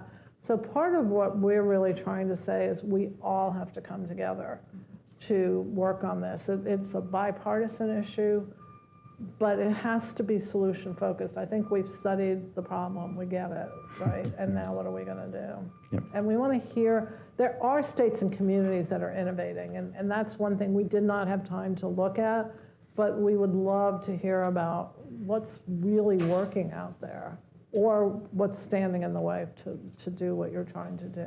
Yep. I think we've talked a lot about what needs to be done, is sort of our focus. But what are barriers out there now to sort of making mental health more available, more effective for children and families? I would, again, echo the lack of providers and the lack of access to providers, I think, is a primary obstacle. I think I have, again, already touched a little bit on sort of the education piece. I think while there's been a lot of sort of positive movement kind of forward and talking about mental health, I think, like, I loved to hear what Dr. Van Dalen was saying about educating kids, like, just like you would in, health class, talking about physical health, talking about mental health at a really young age. Because I think sometimes there's children and their parents don't necessarily have the language to identify that these are difficulties, or as I've already mentioned, that this is normative or not normative, those types of things. So I think that's where And we have to talk about equity. Mm-hmm. We have to talk about, you've referenced stigma without using that word, and it's true in the civilian population as well. And then there are subpopulations, the LGBTQs, the rural populations, persons with disabilities. One of the interesting things on telehealth, I did a paper maybe 8 years ago on the role of telehealth in schools to really spread the ability for all schools to have access, particularly to mental health services. But we interviewed a speech pathologist at that point. Actually, this was during COVID, I take it back. But anyway, it was during COVID. And some of her population, particularly children with autism and things, have to have a physical presence with their provider. Mm-hmm. And she felt disappointed in some ways about how telehealth couldn't deliver the kind of care she needed. So it's not yes or no, but as you say, in general, we have to do a much better job of evaluating telehealth and assuring it's being done by the right people in the right places and all of that. But there are positive aspects to it as well, for sure. Yeah. And are are the interventions and treatments that we're looking at now and the models being evaluated, and are they evidence-based, or are we still sort of throwing whatever at the wall and seeing what sticks? That's another one of my kind of calls to action, and I think this is like as you've mentioned, we keep hearing this over and over again. I'm not going to be even the 1,000,000th person that said this probably, but I think that evaluation is really needed, and there's not enough of that happening. And there's also, when it is happening, there's not that sort of like standardization across programs and resources. And so like one of the, when the National Academy of Sciences came out, I think a few years back, for military family resilience, one of the things that they talked about was that there's not even a standardized definition, within the DoD of what are we talking about when we say military family well-being? What are we talking about when we say military child well-being? And so it's hard to say, oh, this program is really aiding in child mental health outcomes. Well, what child mental health outcomes? What do you mean by well-being? All of those things, there's not like really a real solid agreement on how that's being captured or measured, if at all. Mm-hmm. Yeah, we started our paper with, there's no definition, right? We actually had a psychologist write it, and there's, what's a child? We couldn't even use the word child. We had to use the word youth, because is it to 18? Is it to 21? Is it to 25? None of the surveys are consistent either. That's a whole nother thing. The data is not terribly useful. Yeah. And we're seeing mental health conditions in children younger and younger, right? Suicidality, things like that we used to think was a adolescent problem is younger and younger. And I don't know where you start thinking about lines and where you just sort of look at the whole child and the whole family. I would just, and we were talking about this a little bit ahead of today, that I am in the sort of survey, development, administration, data collection kind of world. That's my everyday. And I think one of my roles is kind of assisting military serving or veteran serving organizations that want to kind of conduct this applied research or get a sense of what their community or the population that they're serving is kind of dealing with, and what are their needs and what are their strengths and all of those types of questions. But I think that does lead to sort of some discrepancies or confusion sometime. Like, for example, I'm primarily working on researcher surveys where we're learning about the sort of the status of their children or their child's mental health from the parent. The parent is telling us, how they think their child is doing and what their perception of their child's health. Or like we just recently were asking about bullying experiences, particularly like racially and ethnically motivated bullying. And sometimes those results look pretty different from organizations that are asking teens or kids to talk about what they're experiencing, and that the parents' sort of estimate seems pretty conservative. Like they don't maybe know the whole story of what's happening with their child, or maybe they only see, you only see so much of your child on a daily basis. They're in school most of the day. Maybe their teacher has a better sort of perception of what's happening. But I think that those types of sort of methodological differences are maybe, I don't want to say holding us back, because I think it's still somewhat helpful to have, but if we were less siloed and kind of coming together on how can we connect these sort of different findings, does this discrepancy mean something, that parents think their kids are doing okay and kids are saying, no, I'm actually not doing okay, and sort of how do we address that? And you're also referencing the need for data at the local level, right? You may not care what the national statistics are. You may not even care what the state statistics are. But if you're going to address an issue in your community, do you need to know about the community? And somebody in the room, he may be in the other room, said he's actually using, MITRE has put together something called a mental wellness index, where it brings together all the resources to help understand what's available at a community level. And so again, what tools are the tools that are being produced the tools that actually are needed. Are we out of time? We are very close on time. I'll stop. No, I think this is all great. I do want to give just a few minutes to call for action. So I know we've talked a little bit about what your calls for action are, but what would you say really is the main priority for you? I would like the public and private sector, maybe starting with the payers and the providers and some of the local organizations, to come together around a table and say, what can we do differently to make a difference tomorrow? Mm-hmm. So that's the action. I don't want to study it anymore. Right.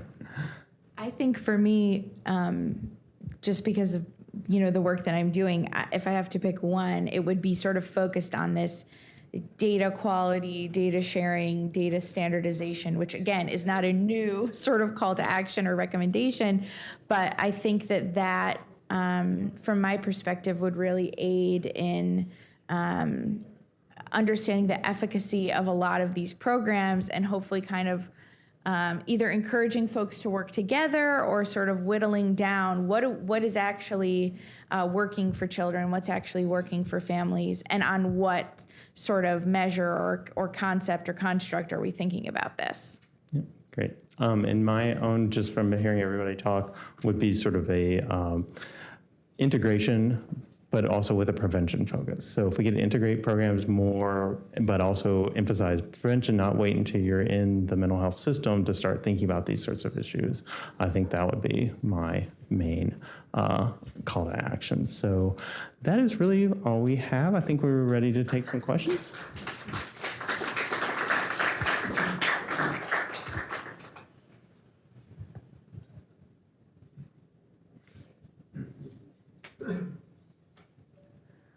We are just very appreciative of the information that we just received. And Tom, I'd like to thank you so much for doing a yeoman's job at managing our panel discussion on improving mental wellness, mental well-being for children and families. And what's really interesting about today's topic is we're going to spend some time coming back, circling back to talk about this. So even though we're going to shift gears ever so slightly, I want you guys to know that when we listen to panel expert Rachel talk about anxiety and mental in military children, about resilience, we're going to come back and talk about that. And also in our panel expert Cheryl, you asked some amazing questions. I remember when I was in grad school at Penn, I had a professor that made me think of what you were talking about today, and he called it a wicked problem. Remember those big rubber band balls? And you could go around, you peel and peel and peel, you never get to the center of it. And so when we talk about whether or not we are making it easier for our local communities, are we looking at school health for children and all those things, we are going to spend some time peeling back the layers. I got a whole list of questions. Even if our audience doesn't have them, I have plenty. Because when we talk about veterans, we cannot separate, we can't make a distinction between veterans and military families. How can we talk about veterans and not talk about children and the well-being of families? So we're going to come back around and make sure we peel back the layers ever so slightly. I want to ask our audience to give a round of applause to today's panel on improving mental well-being for children and for families. Thank you so much. I am going to, I'm delighted about the next section that we have. We said that we have been honored to have Congress professionals, legislators come and visit today and show their interest in this topic. As a military spouse, it is always gratifying to see our legislators take interest in the issues on a local level.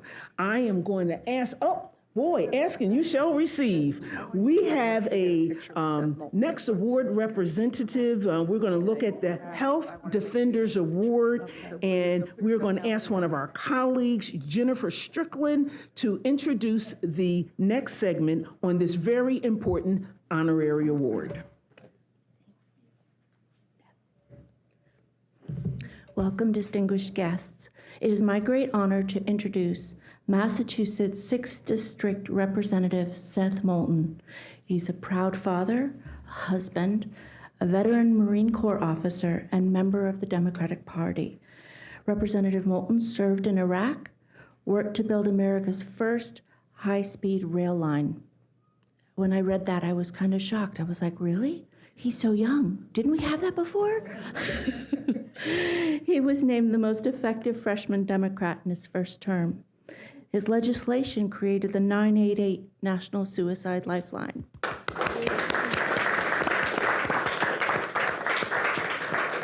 He's delivered faster care for veterans, modernized government travel, and delivered ALS disability insurance.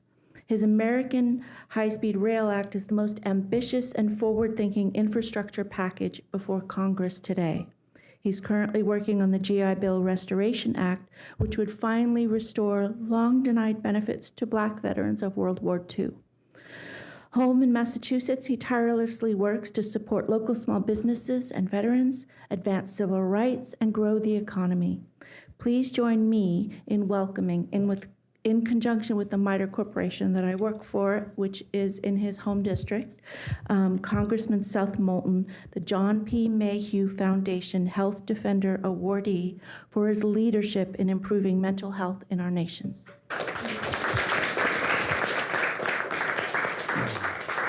Thank you very much, because also too, I don't think you realize how important that 988 hotline has been. Earlier in my opening comments, I talked about this year over 60,000 veterans reached out to that hotline, and that's making a difference, and that's transformative change, so thank you. Well, thank you, Carl Mayo. Thank you for all your extraordinary leadership, and I mean, the incredible way that you've honored your son. I'll go ahead and I'll hold this for you. Okay. Sorry about that. No. I mean, really the inspiring way that you have honored your son with your work. It's such an honor to be an awardee and to be a small part of this team really across the nation that's coming together and standing up for mental health care. On 988, you know, I tried to talk about it a lot because we need more people to know that this exists. It's only been in service now for about a year. I passed it with a fellow veteran across the aisle, an Air Force veteran from Utah, a pretty conservative Republican, but he and I got together on this piece of legislation because we understand from our experience in the military the importance of mental health care. Now, I was speaking to a school group recently on the Capitol steps, and this middle school kid asked me, you know, what do you do? What do you do up there? And basically the tenor of the question was, are you doing anything that makes a difference in my life? And so I told this group about 988 because it's having a huge impact on our youth. And I shared some statistics which are pretty incredible. Since 988 was established, and we now have a 3-digit mental health hotline that anyone in America from any landline or cell phone network can access any time of day, calls are up 50%. So 50% more Americans are getting help in a moment of crisis because 988 exists, and that's just in year one, right? But of course we know that mental health is a particularly acute issue right now for America's youth.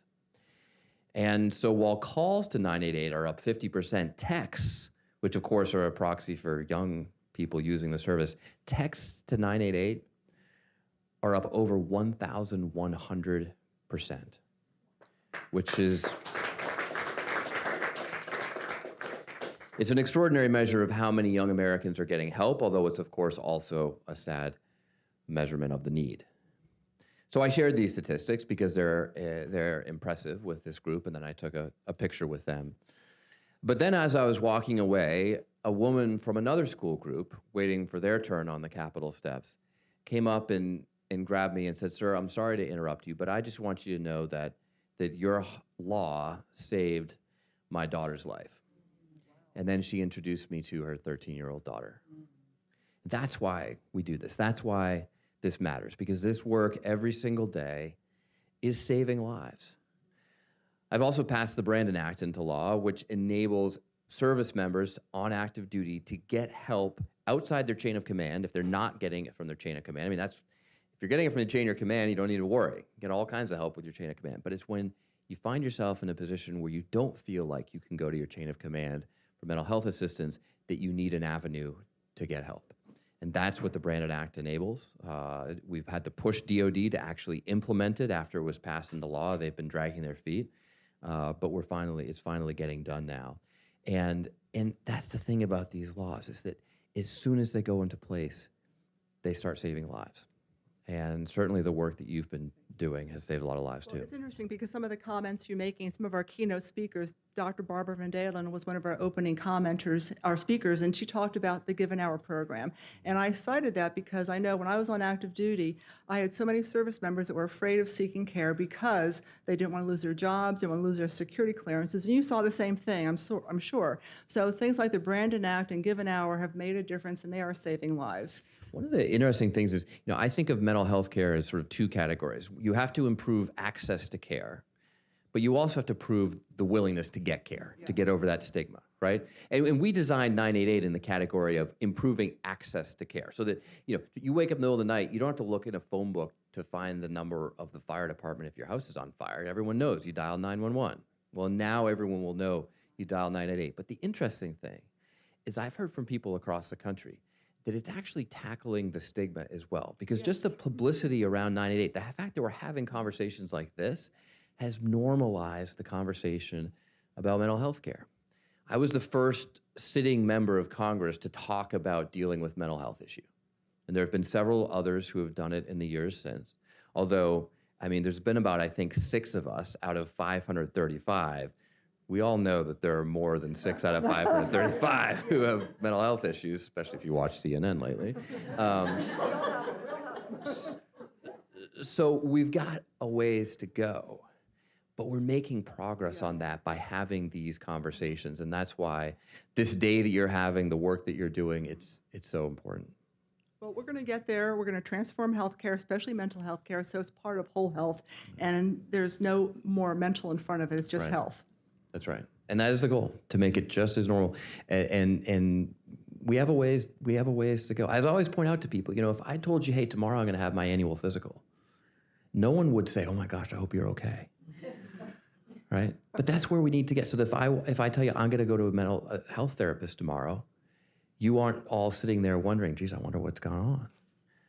So you can just see by that example, we have progress to make. And actually one of the next steps in my mental health legislative program is to get to that point where every kid in America just has an annual mental health exam, not only to identify problems, but just to normalize it so that it's as normal as an annual physical, because that's where we need to be. But we're literally making progress on it by having these conversations today. And thank you very much. I'm truly honored by this award. Thank you very much. I have one other small thing. Malaysia, there's a banner back there. Can you bring that up, that banner? And then Cheryl and Mike, if a few of you want to come up. I want to give you one other thing, because I want you to remember why this work is important. I do outreach events, races in the community, and one of the things we do, we have people put names on there, people they've lost to mental health. Okay, and let's move up to the front. I want you to have this because I want you to continue to remember why this work's important. Every one of those people is a family member, somebody's child, somebody's sister, somebody's brother, somebody's friend. My son's name is on there. I tell you there's a few other friends on there, but we're losing too many people, as you said, to mental health issues, and we can change it, and we can change this, and so thank you for all your work. Thanks. Okay.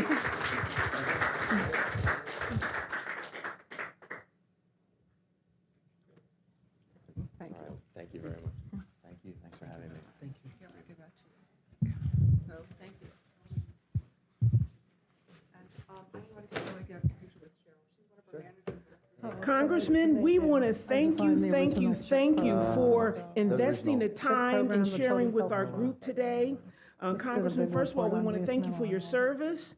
You want to get in here too?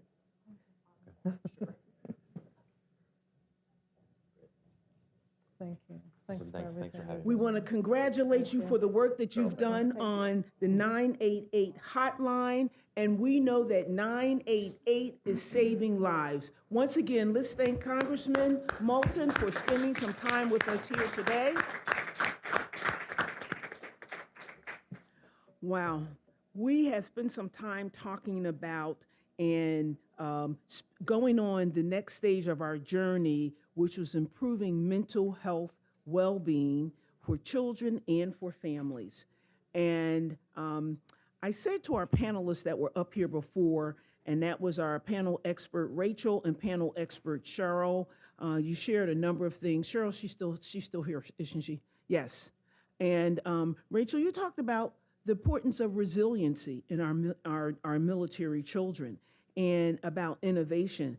And I have to share with you all, one of the things that we do at the Women Veterans Civic Leadership Institute, we have an institute for JROTC cadet children. And our JROTC program is a real life examination of what's happening with the experiences of our children in school. Our program is spread throughout the Mid-Atlantic region, and we have about 1,000 children every school year that's in our JROTC Civic Leadership Institute. And the average age is about 15. They come in when they're 14. They go and they graduate from high school around 17. And some of them stay on board and when they graduate from college, and they stay on as peer mentors. So we do this STEM Civic Leadership Institute for JROTC cadet girls. Next year, we're going to open it up. And one of our Saturday programs, we talked about the interactivity between children and family and their parents. And we had very intuitive young children that are very communicative about the experiences that they had. And so one of the youngsters in our group, she is from Chicago. She always reminds me of Chicago Heights. And she's from a high school in Chicago Heights. And she said that when parents prepare their children to go to high school, we feel as parents, our job is done when we feed them, we dress them, and these are her words, we feed them, we dress them, and we water them, and we send them off to school. The children, she said, what parents don't realize as children, they are going into high school and walking through, in her words, a gauntlet of activities. And we feel that once we drop them off on the curve or they get on a school bus, our job is done. The children are saying their jobs have just begun. So when we talk about whether or not we're doing enough, Cheryl talked about school health. We have to focus on school health. And we talked about what's happening in the formative years of children. And so it is so important that we are having this conversation. And yes, Cheryl asked about, is there a way that we can make it easier? The answer is yes. In fact, the answer is heck yes. We can make this thing easier. And we have to look at solutions. Our panelists said, on behalf of children in our country, we have to find a way to make this easier. Most of the things that we do tend to be reactive instead of proactive. And if we get into a posture of doing our work from a proactive standpoint, we can begin to get some of these solutions. I think that the questions, Tom, that you pulled out today were excellent. They were superb. What we need to do is we need to move from questions to answers.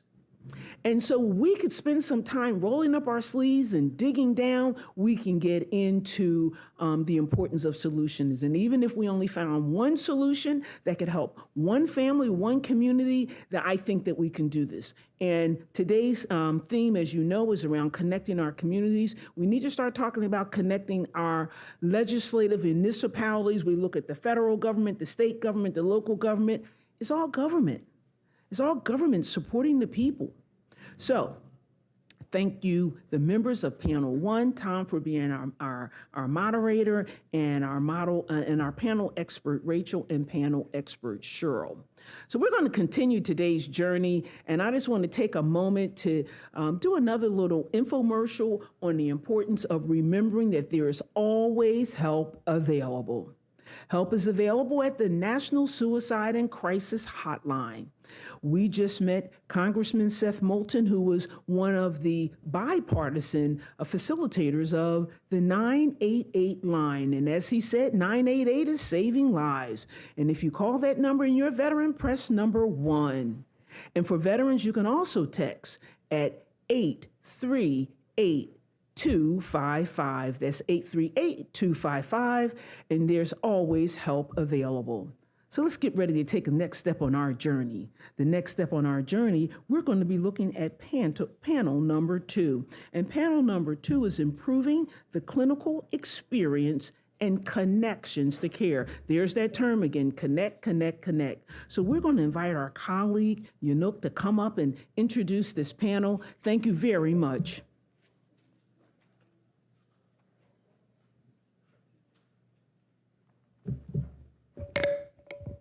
Hi, everyone. We have the honor of having a diverse members of experts for our panel 2 again. And first to start, our facilitator, Dr. Kim Albero, who is a veteran nurse, veteran Navy nurse, and who is also currently at MITRE as the lead health program analyst in the Health Innovation Center at MITRE Labs.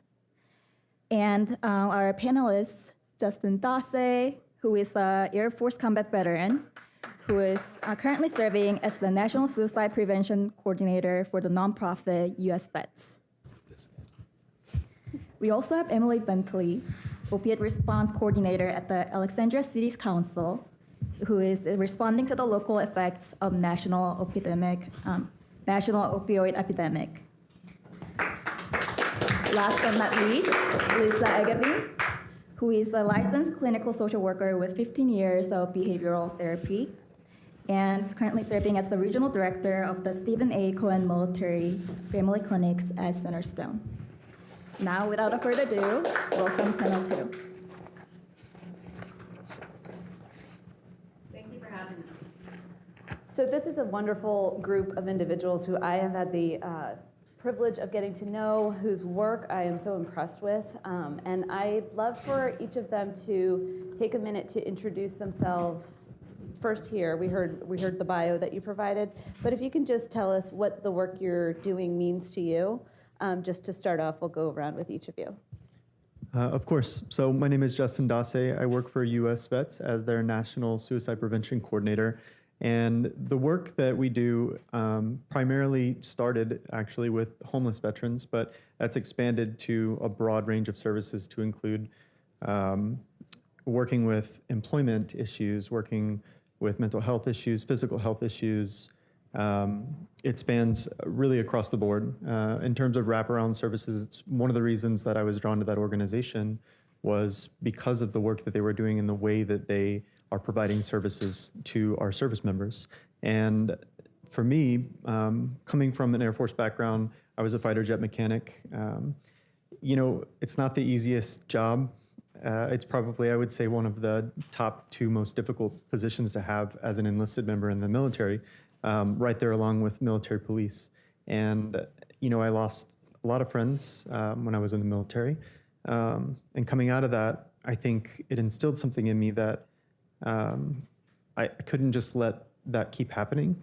And, moving into my career, I began work in emergency medicine, which then led into public health, which then turned into behavioral health.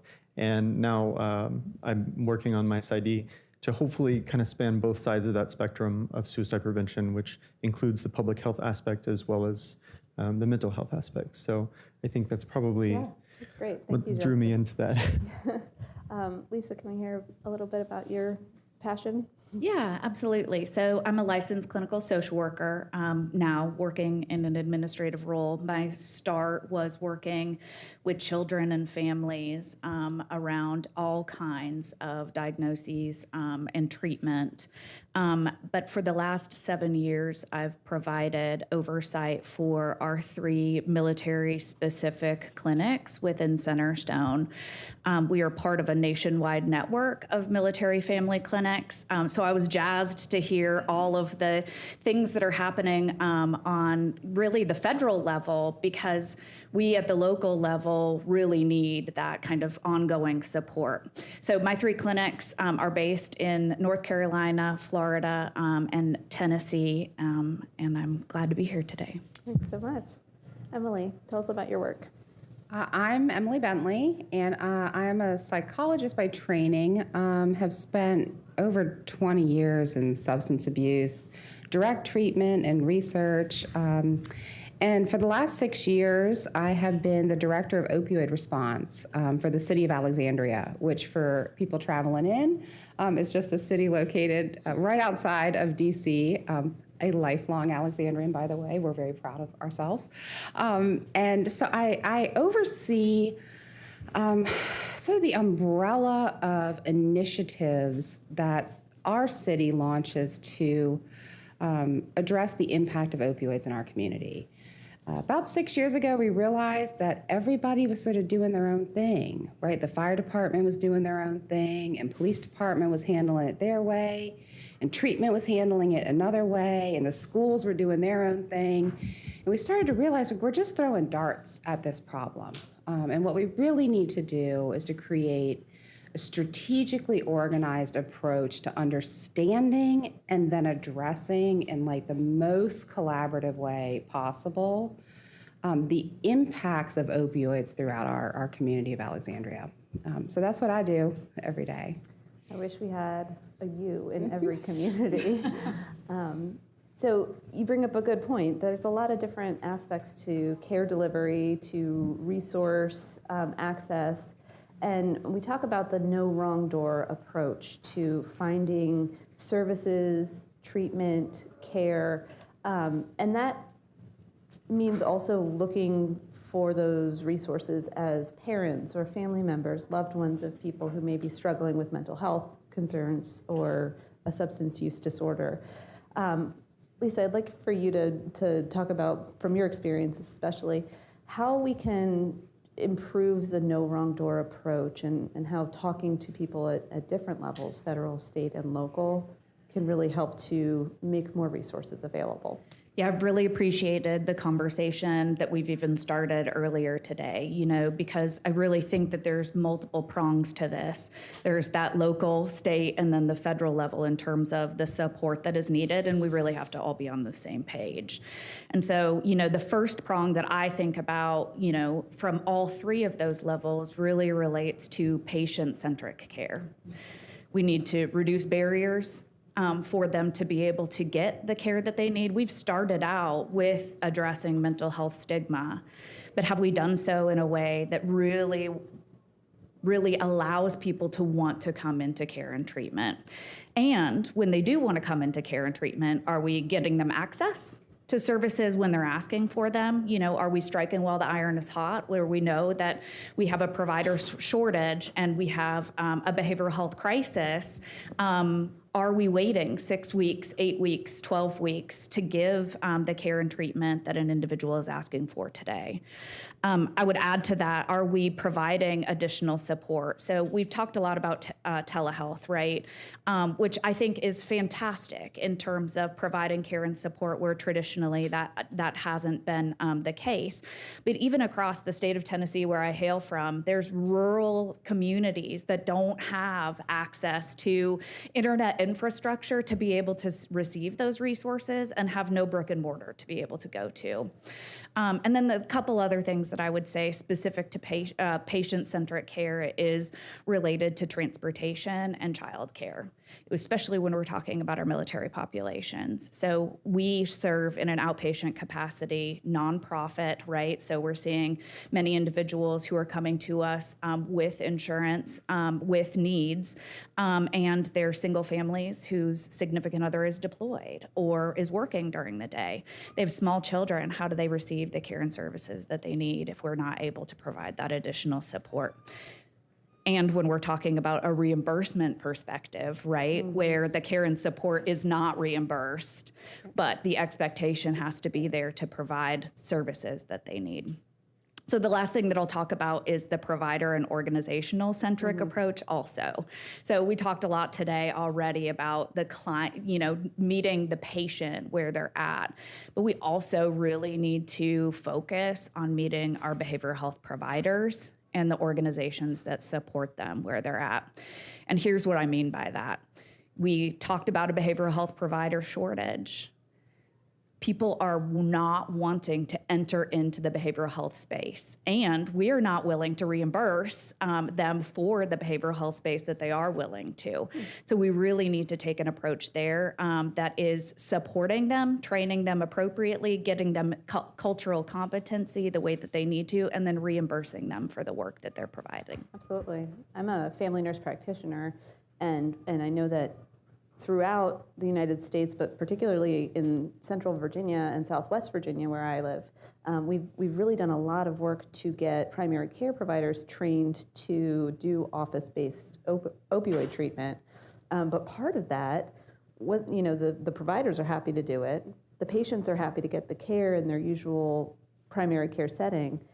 But the rest of the community also needed to have buy-in, and that included faith leaders, that included the lawyers and the police and the fire department, because there are differences in what is taught, what is believed, and how substance use and people with mental healthcare needs are perceived in a community, which can be both stigmatizing and will prevent people from seeking care. Emily, I wonder if you could talk a little bit about how you've helped to make that change in Alexandria and how it might ripple out throughout Virginia and beyond. Sure. Actually, this is one of my favorite topics to talk about because it includes one of my favorite programs we ever launched in Alexandria.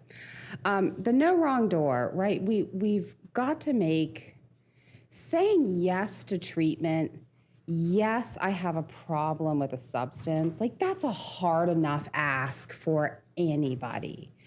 And when people finally say, okay, I'm willing to admit this thing and come to you, and then there's like 27 barriers to getting into their first treatment episode, like what are we doing? And so making sure that we are eliminating label barriers to that kind of treatment. I think when we people who are working in the opioid field or in substance abuse, like, labels are gone. Like, you don't have a cocaine use disorder anymore or an opioid use disorder. I mean, it is all mixed up, meshed up, polysubstance use all over. And so just sort of eliminating the labels of somebody's problem so that they can fit in a particular reimbursement box so that we can get them a particular standardized care. Like, it doesn't work. It doesn't work. We have to approach people, as you said, holistically, and talking about what do you need as a family, as a person? How can we provide those services? The No Wrong Door that I love the most in Alexandria is through our police department. People typically think that we, in the treatment world, likely don't share many values with our law enforcement officers, and that we may have on the surface very separate jobs and maybe even very separate goals. But the truth is we don't. We have the same exact goal, which is to get this individual struggling with an issue in our community into a safe space to get better.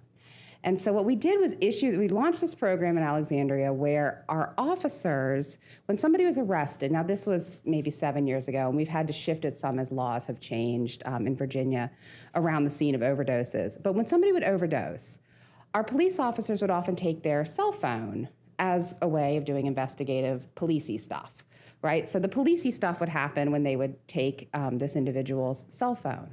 What we decided to do was, can we get the officer to give this person a burner cell phone that was purchased by treatment through SOAR funds? And there's only two numbers programmed in that phone: treatment line and your detective. So you had two choices of people to call at this point. And so what we would do is have our outreach coordinator immediately start calling that cell phone to try to reach that individual and say, listen, I know you don't know me, but I know that you just had an overdose and you must be scared and you may not know where to go. And if you're looking for help, we can bring you in today. We can send someone up to the hospital. We can bring you in to do a warm handoff, meaning there's no lag time between you leaving the ER and coming into our treatment services.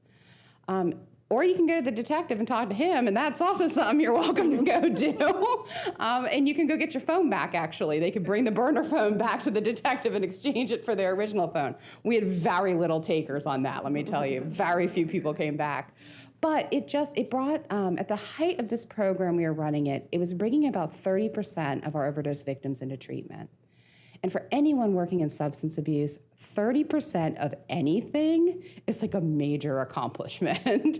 And so it was just a unique, we can think outside the box, we can use doors that no one would have thought, like our narcotics officers, like are they a door to treatment? The answer is like, yes, they are actually. If we can all talk about this holistic approach to getting patients the care that they need. I like how you talk about, labels, even diagnostic labels. We have in healthcare really shifted towards patient-centric language where we talk about a person who misuses substances.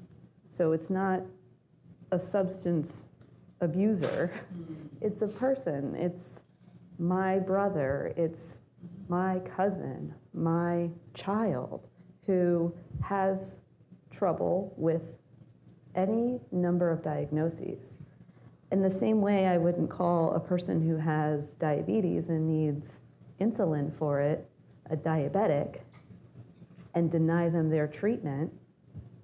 We need to start to think about the human, the person. And I think, especially in this room, there are plenty of people whose lives have been touched, whether it's immediate family or as providers, just cases, stories you hear that, it really personalizes it to think about each of these individuals.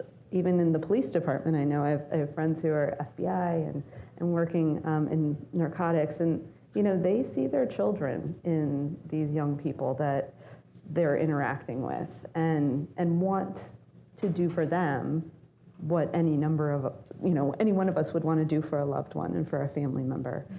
So I think the reframing, the taking away of the stigma, and thinking about the community that we build and the community members who are part of that treatment support team, whether they're directly providing it, whether they're opening the door to it, or whether they're the person on the other side of the door to it.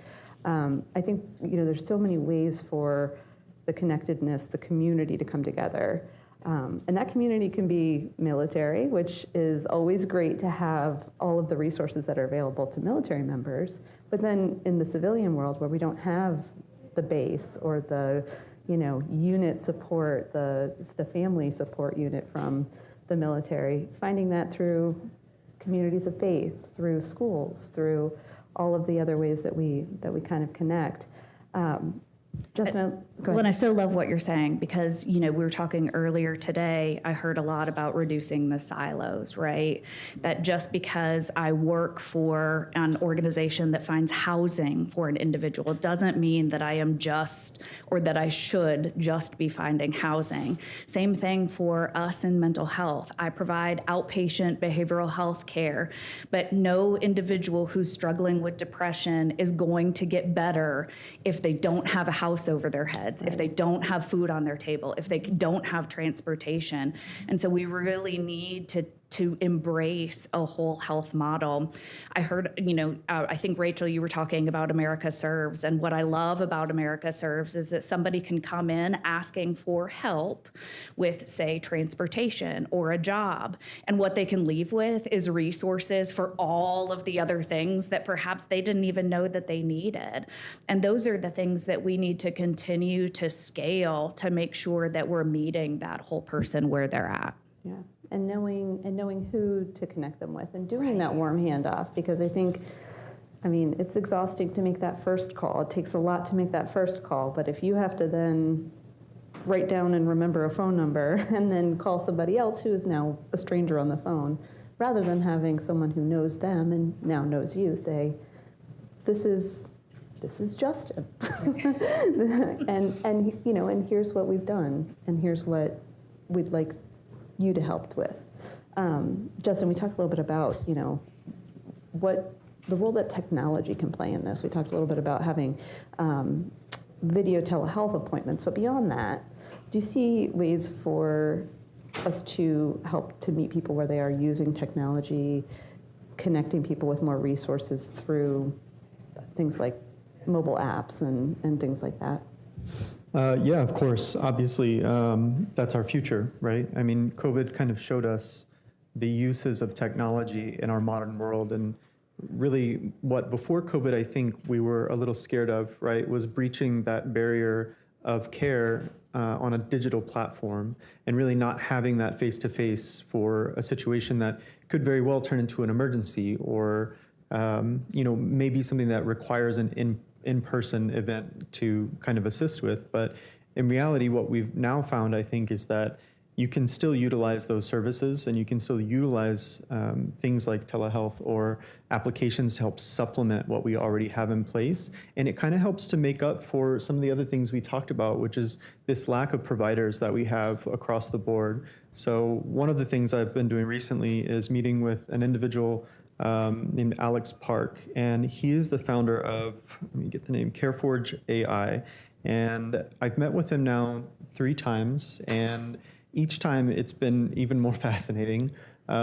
He's kind of just been gathering information from individuals across the field on what we really see the need is for an AI system that could serve in healthcare, or even for the VA, right? So what I've tried to convey to him is the importance of, number one, which is safety.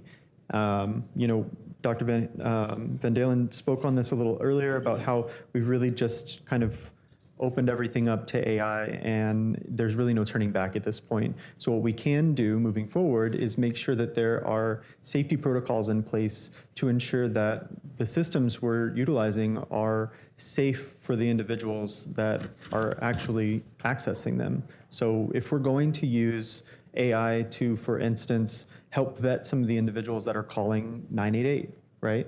A service that has exploded. I mean, we heard some of the numbers earlier, and just that expansion of that service and the amount and the volume of individuals calling, there's not a capacity or a number of workers that can take on that volume of calls.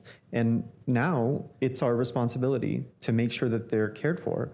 We have created this service, and we've ensured that the number is out there, and we are consistently, trying to get this information out to as many people as possible.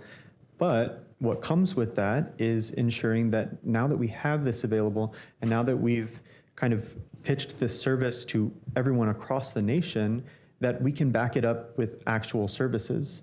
And I think AI is a great way to supplement that in that vetting process in the beginning. So let's say I'm calling for a friend, and I want to get information on how to help my friend who is unwilling to call, or I'm calling with somebody maybe.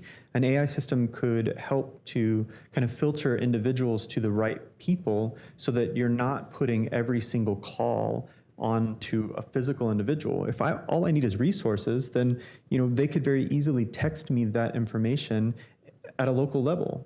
I could have a list of resources already available to me for organizations that could provide the very specific services that I'm looking for to help my friend. So I think moving forward, there are barriers to that we've also touched on, which is in rural areas where there's not access to kind of internet, right? Where you can't get even in touch with that, can't get online to the telehealth platform. That brings us to another point, which I won't dive too deeply into, but it's really making sure that the funding is there, and that as clinicians, we're advocating for those things, and that we're advocating with Congress and bringing individuals in that are able to actually fight to get us what we need, which is the money, right? I mean, we need money to be able to fund getting electricity to these homes and getting access to this type of care. The technology is great, and I'm here for it. I'm fully behind it. I wouldn't be assisting in guiding this new AI system if I didn't believe in that.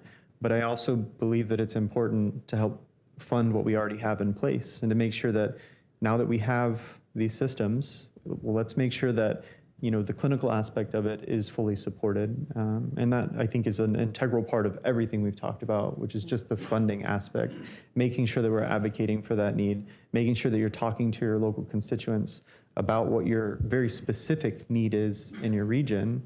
And it's something that I advocate for everywhere I go. Yeah, and I know we hear, the need for better connectivity and more resources potentially to go into rural areas, but the same is true of urban areas. Of course. Especially when the barrier to connectivity being broadband or cellular is the device, is the phone. If you can't afford the phone, or you've lost the phone, or you can't afford the plan, then you might as well not have any access at all. And that's the kind of stuff that we know from our work with patients and with the people in the community, is that, yeah, AI is great and wonderful. These people don't even have a landline. You know, like they can't even call 911. So let's talk about how we can, you know, use the funding that has been allocated to help with the opioid epidemic, with the mental health, you know, crisis in America, and put it where it needs to go, which at the local level, we know where that is, right? Well, and I even think about utilizing technology for our providers, right? So we know that AI exists. That baby has been birthed. We absolutely know that. But do our providers have access to it, right? So if I type out a Google email right now, it will predictive text the rest of my sentence based on historically what I have written and what is in that email. Why are we not affording our providers the same sort of access to those resources? Right now, they're expensive. There's a million out there. We don't know how safe they are, but the reality is, when behavioral health providers are talking about what is getting in the way of them wanting to continue to provide direct care to an individual, it's not sitting face to face with that person. It's all of the documentation that's required after the fact to meet our Medicaid or our Medicare or our commercial insurance, funders to be able to get reimbursed for that. So I think there's so many opportunities to leverage even from an organizational or provider perspective.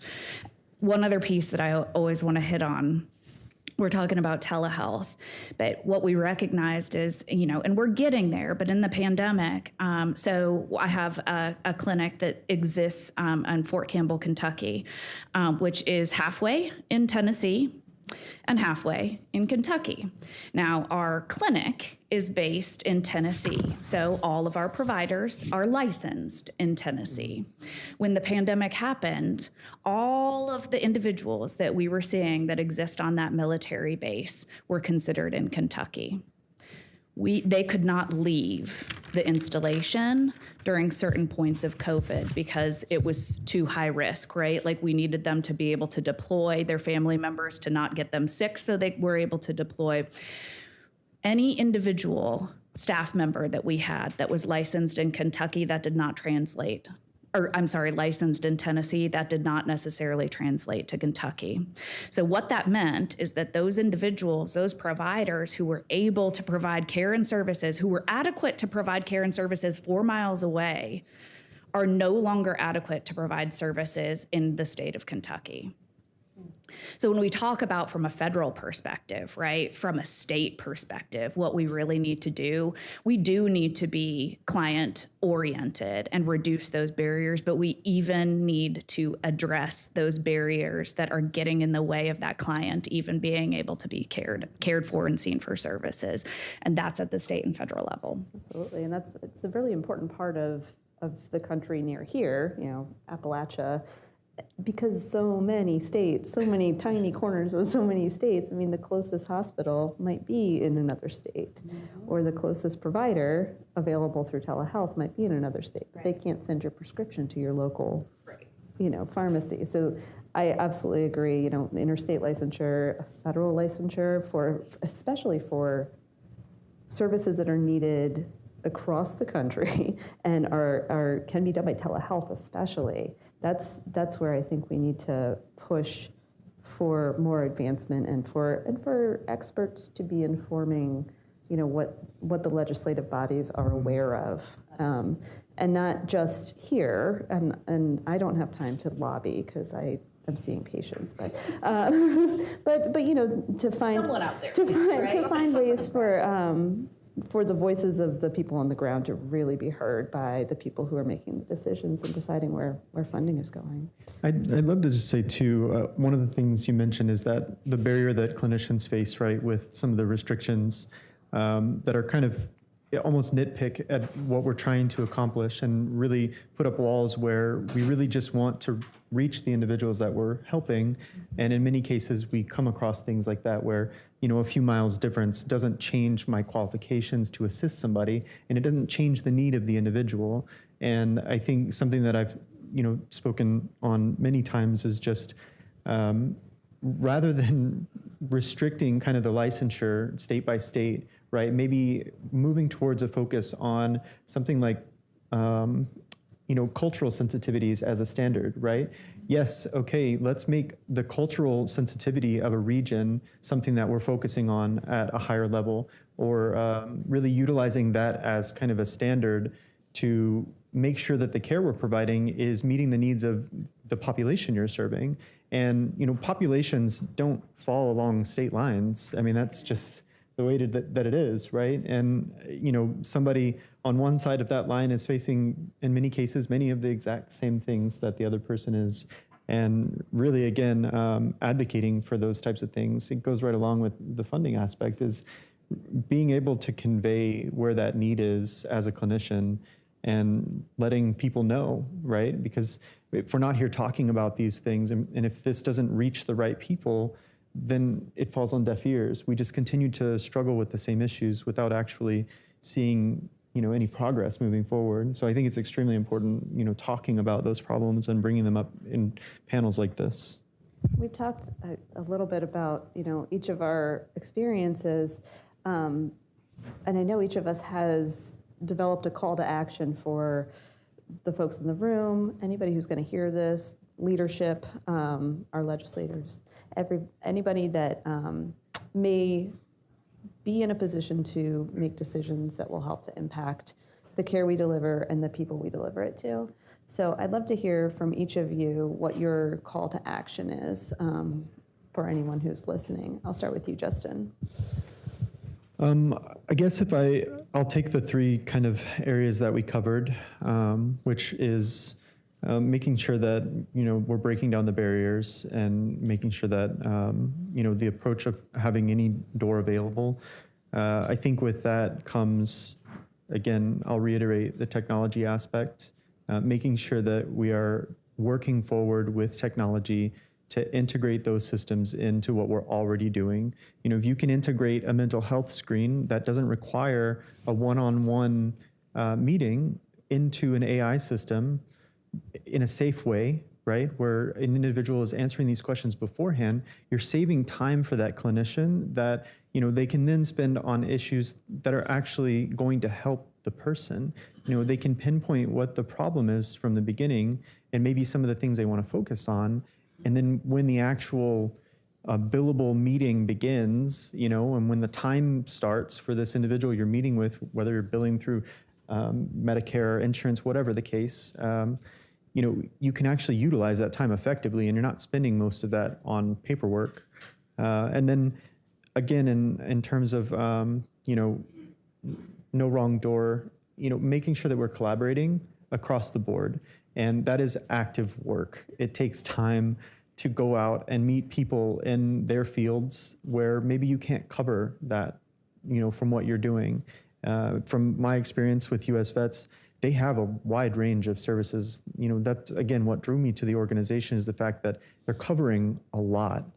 But with that comes areas and gaps, right? We're not covering everything. And in those gaps that need to be filled, that's where this collaboration comes in. And I would say, it's important to make sure you're getting out and building connections for the services that maybe aren't effectively utilizing your time, right? If it's something that maybe you're not specializing in and that can be outsourced, then do it.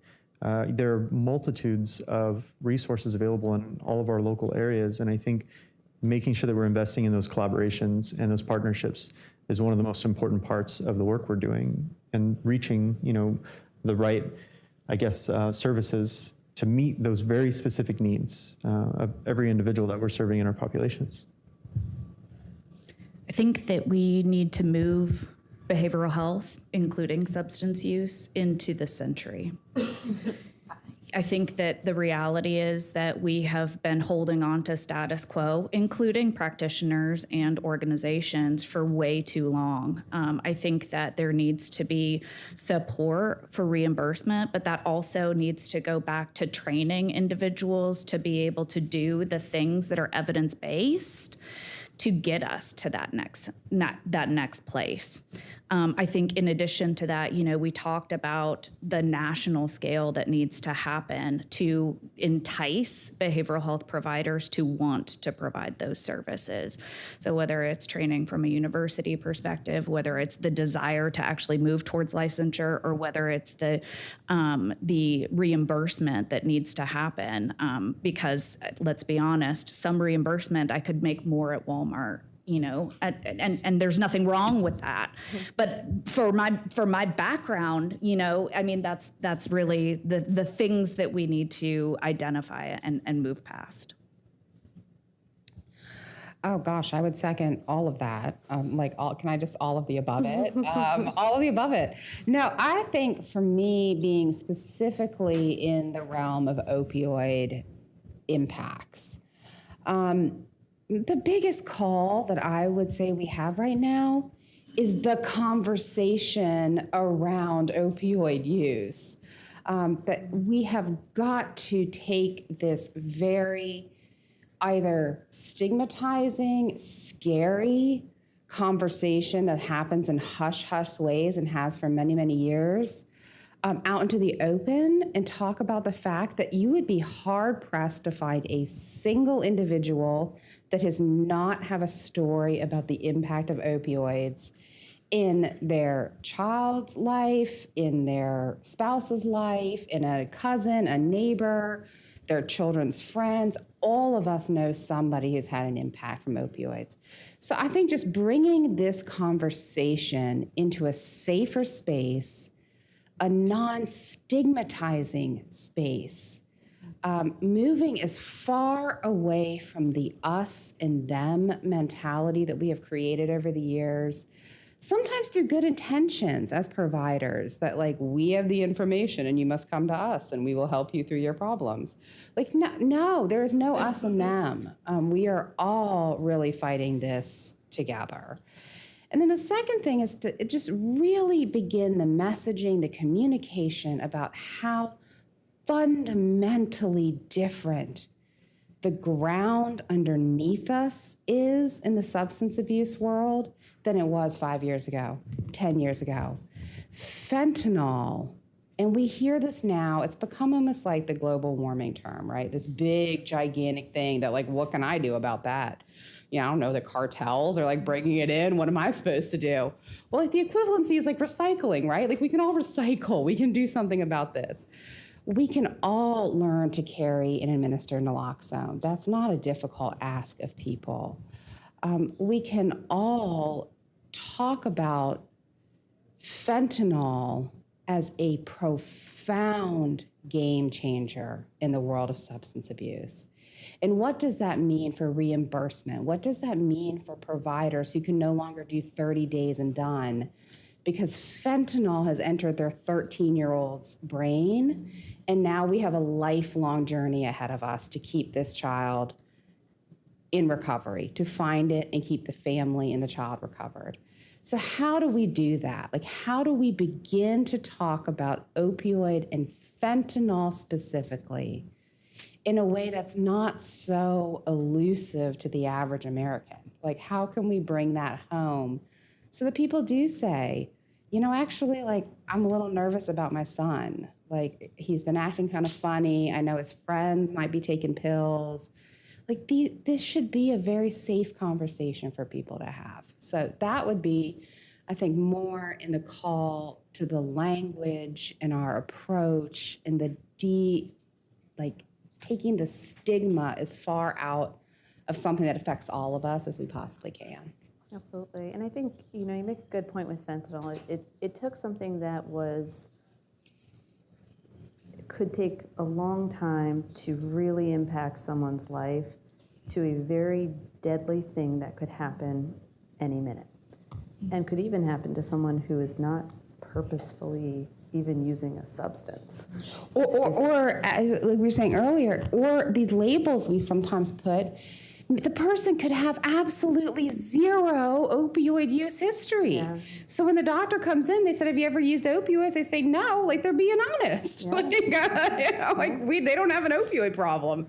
But they did take a pill from a friend at a party, and they woke up with EMS administering naloxone, and they're more confused than any of us about how in the world they got where they are. But our status quo assessments that say, like, have you taken opioids for a long period of time? Nope. Like, oh, okay, go on home. Like, that's where we're missing, is that this sort of long-term chronic user is still there in addition to anybody who decides to use a substance besides alcohol that I know of, is at risk for an overdose. Yeah. So it is like, that's the change in the conversation. And I think, you bring up a good point about each of us can have naloxone in our purse, in our bag, in our car. We can also have a card that has phone numbers for local resources that maybe you don't hand to the person you just administered Narcan to, but that you can give to a friend at church who mentions that things aren't great at home, or that you can provide to local leaders or have available in places where people come, not necessarily to seek help, but where they could find it, at the pharmacy, at the grocery store, places where we can really... We talked today about providing a preventative approach, Yes. right? Mm-hmm. And when you think about a preventative approach, it really is that first line, and you talked about the first time that somebody perhaps uses fentanyl, but what about the first time that an individual experiences anxiety, right? Mm-hmm. They're not anxiety disordered, they're just having a struggle. And how can we start to support those preventative measures that are long lasting rather than, grant based or, for the moment? How can we make this a long-term preventative approach to behavioral health and substance use? Absolutely. And we actually do give those resource cards to the victim of an overdose in the moment. Our EMS workers, in Alexandria, we created recovery bags. They are like the 500 for $1 backpacks from Amazon. And we stuff them with naloxone and fentanyl test strips and treatment information. We have these little stickers, speaking of technology, that we created that have a QR code that would bring them to all the information they need about opioids and treatment in Alexandria, as well as national SAMHSA, DEA connection, links, and so forth. We put them all in this backpack with a snack and water, because people like that. And our EMS folks who get called out to the scene of overdoses, they give that bag right to that person. And the person has no idea what's going on, but later they know what this backpack is that they have with them. And that we provide it to every victim of an overdose across the city, so that when they are ready, all of that harm reduction material and treatment information is at their fingertips. That's so great to hear. We want to make sure to save some time for questions from the audience as well. And thank you all for your attention, and for our panelists for all of your insights. Are there any questions or any comments anyone would like to stand up and raise? How do you become involved in 899? Obviously, there's a shortage of people who answer phones. And so we want to substitute AI for that, which in time can probably be structured to do that. But how does one become involved in that program? For 988, so I actually am not familiar with how to go through the process of becoming an actual worker or volunteer for them, because I work so separately from 988. The service itself obviously provides, massive support to individuals in need. But for me specifically, at least, I have crisis teams that are working with individuals. So most of the time, we're operating outside. We're reaching individuals that are outside of that 988 kind of sphere. They're not reaching out to that number for help. They're, accessing services from us in the community. But I know that there are call centers across the nation that are attached to third parties. So I know that it's not a centralized kind of one individual service. It's multiple different services that are, answering at these call centers. And I know that there is training that you have to go through, standardized training, to make sure that you can respond appropriately. And one of the things that, is important about 988 is that you don't have to be, a clinician. You don't have to be specific to, the mental health field. You just have to receive some standardized training, and you have to be able to care for somebody and be able to kind of get them to the resources that they need at a moment's notice. Even from my perspective, at least when I'm hiring somebody that's working in a crisis intervention position, I'm not always looking for somebody that is working in behavioral health. I have a crisis intervention counselor who's here today, whose background is in criminal justice, but has worked in crisis intervention for many years and has the institutional knowledge to kind of utilize the soft skills that are necessary to get the job done and to really assist people in that time of need. And I think with 988, they have a great model in terms of the types of individuals. So I would say there's probably more information on their website as well. There's a ton of, at least the resource page I've looked through on 988's website, and I believe there's some information on how to apply to become either assisting at one of their call centers or finding a call center that's local to you. So you should be able to go through there to find that. Mental health is a one-on-one solution, and you don't solve it through groups, you solve it through one-on-one. So there's obviously a shortage of clinicians, so you need to bring other people in who have empathy. You need to have empathy towards people, understand, be willing to perform, just talk. Say, what's going on in your mind today? Because we live in our minds, and the images that we create in our mind is basically sets our actions. And unfortunately, particularly young people are getting so many negative images today, and it's driving the mental health program into a very negative direction. Yeah, that's a great point about, don't get me started on social media and all of the things that are in the pocket of my 11-year-old on his phone. He doesn't have his own phone. But you're right, and whereas people are looking for community, especially as they're coming up through school, can we talk a little bit about some of the groups and some of the ways that we connect people with people who are having similar health concerns or who are supporting family members who maybe have mental health, substance use disorder, things that they're working through in their families? I can speak on that as well, and I'll kind of tie those two together. One of the things that you mentioned was expanding that kind of network that we have of individuals that can provide care.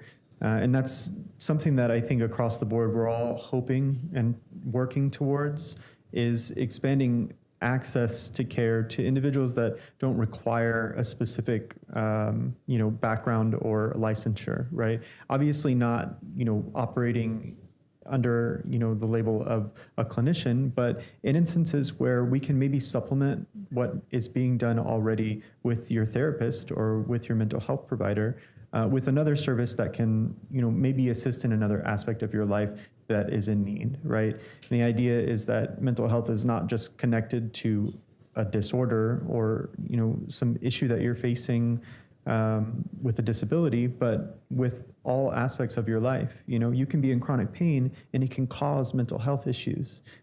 You can be dealing with a loss of a family member or loss of connection to your network of people. You can be alone, and then that can lead to those things. So if we can put people in place that can maybe assist with that and building connection with your community, or, I don't know, let's, for instance, taking a group of veterans out to a baseball game as a form of preventative care, right? Building connectedness within their community so that it can support the services that they're receiving elsewhere and supplement something that they're already, I guess, getting. Did either of you know? I would second that. I think that connectedness at whatever level, and it doesn't necessarily have to be by a therapist, to create a sense of community that can allow somebody to get better.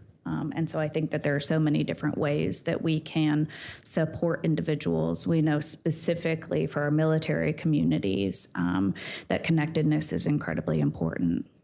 One of the things, too, that I recently spoke on, and that has come up a few times specific to suicide, is the stigma around survivors and family members and individuals that are connected to, whoever has been lost, the veteran that's been lost, the child. And, I think breaking down some of those stigmas as well, and just acknowledging them first and foremost, questions like, didn't you notice the signs? Things like that. You have to be very gentle with asking questions like that, because now you've placed blame, right? Now there's shame and guilt that starts to become attached to something that was maybe in some instances entirely out of your control or out of your awareness, or maybe you didn't know those risk factors, or you had no connection to that type of information. So now you, in your mind, are thinking to yourself, well, what did I miss? And, there's this whole nother cycle. And I think building in, with family services that we could provide for family members and the support networks for individuals that are struggling with things like substance abuse or mental health disorders or suicidal ideation, is first off breaking down that stigma really around mental health in general, but also acknowledging the fact that even just being adjacent to a suicide loss has its own whole, realm of stigma that we also need to address and kind of start to break down, so that then they are able to provide, the care and support to maybe other members in their network that are suffering from the same issues. Yeah. I know we talk a lot about, the family members of people who have lost someone to suicide, or maybe who have lost someone to an overdose. But that family isn't always necessarily a nuclear biological family either. There's a chosen family. There's the family you're stationed with. There's the people in their community who fill the roles of a maternal or paternal figure for people that are not biologically related to them. And I think too, where there might be an expectation that a family would come together around a tragedy, oftentimes they don't. They go and they look for support elsewhere. So I think, it's a great point, and one of the education pieces we can look at is teaching kids and the parents, but kids as young as middle schoolers, how to have conversations with people they're concerned about, that are not, that are done in the right way. They say, I'm worried about you. You seem very sad. You seem very, this seems really hard.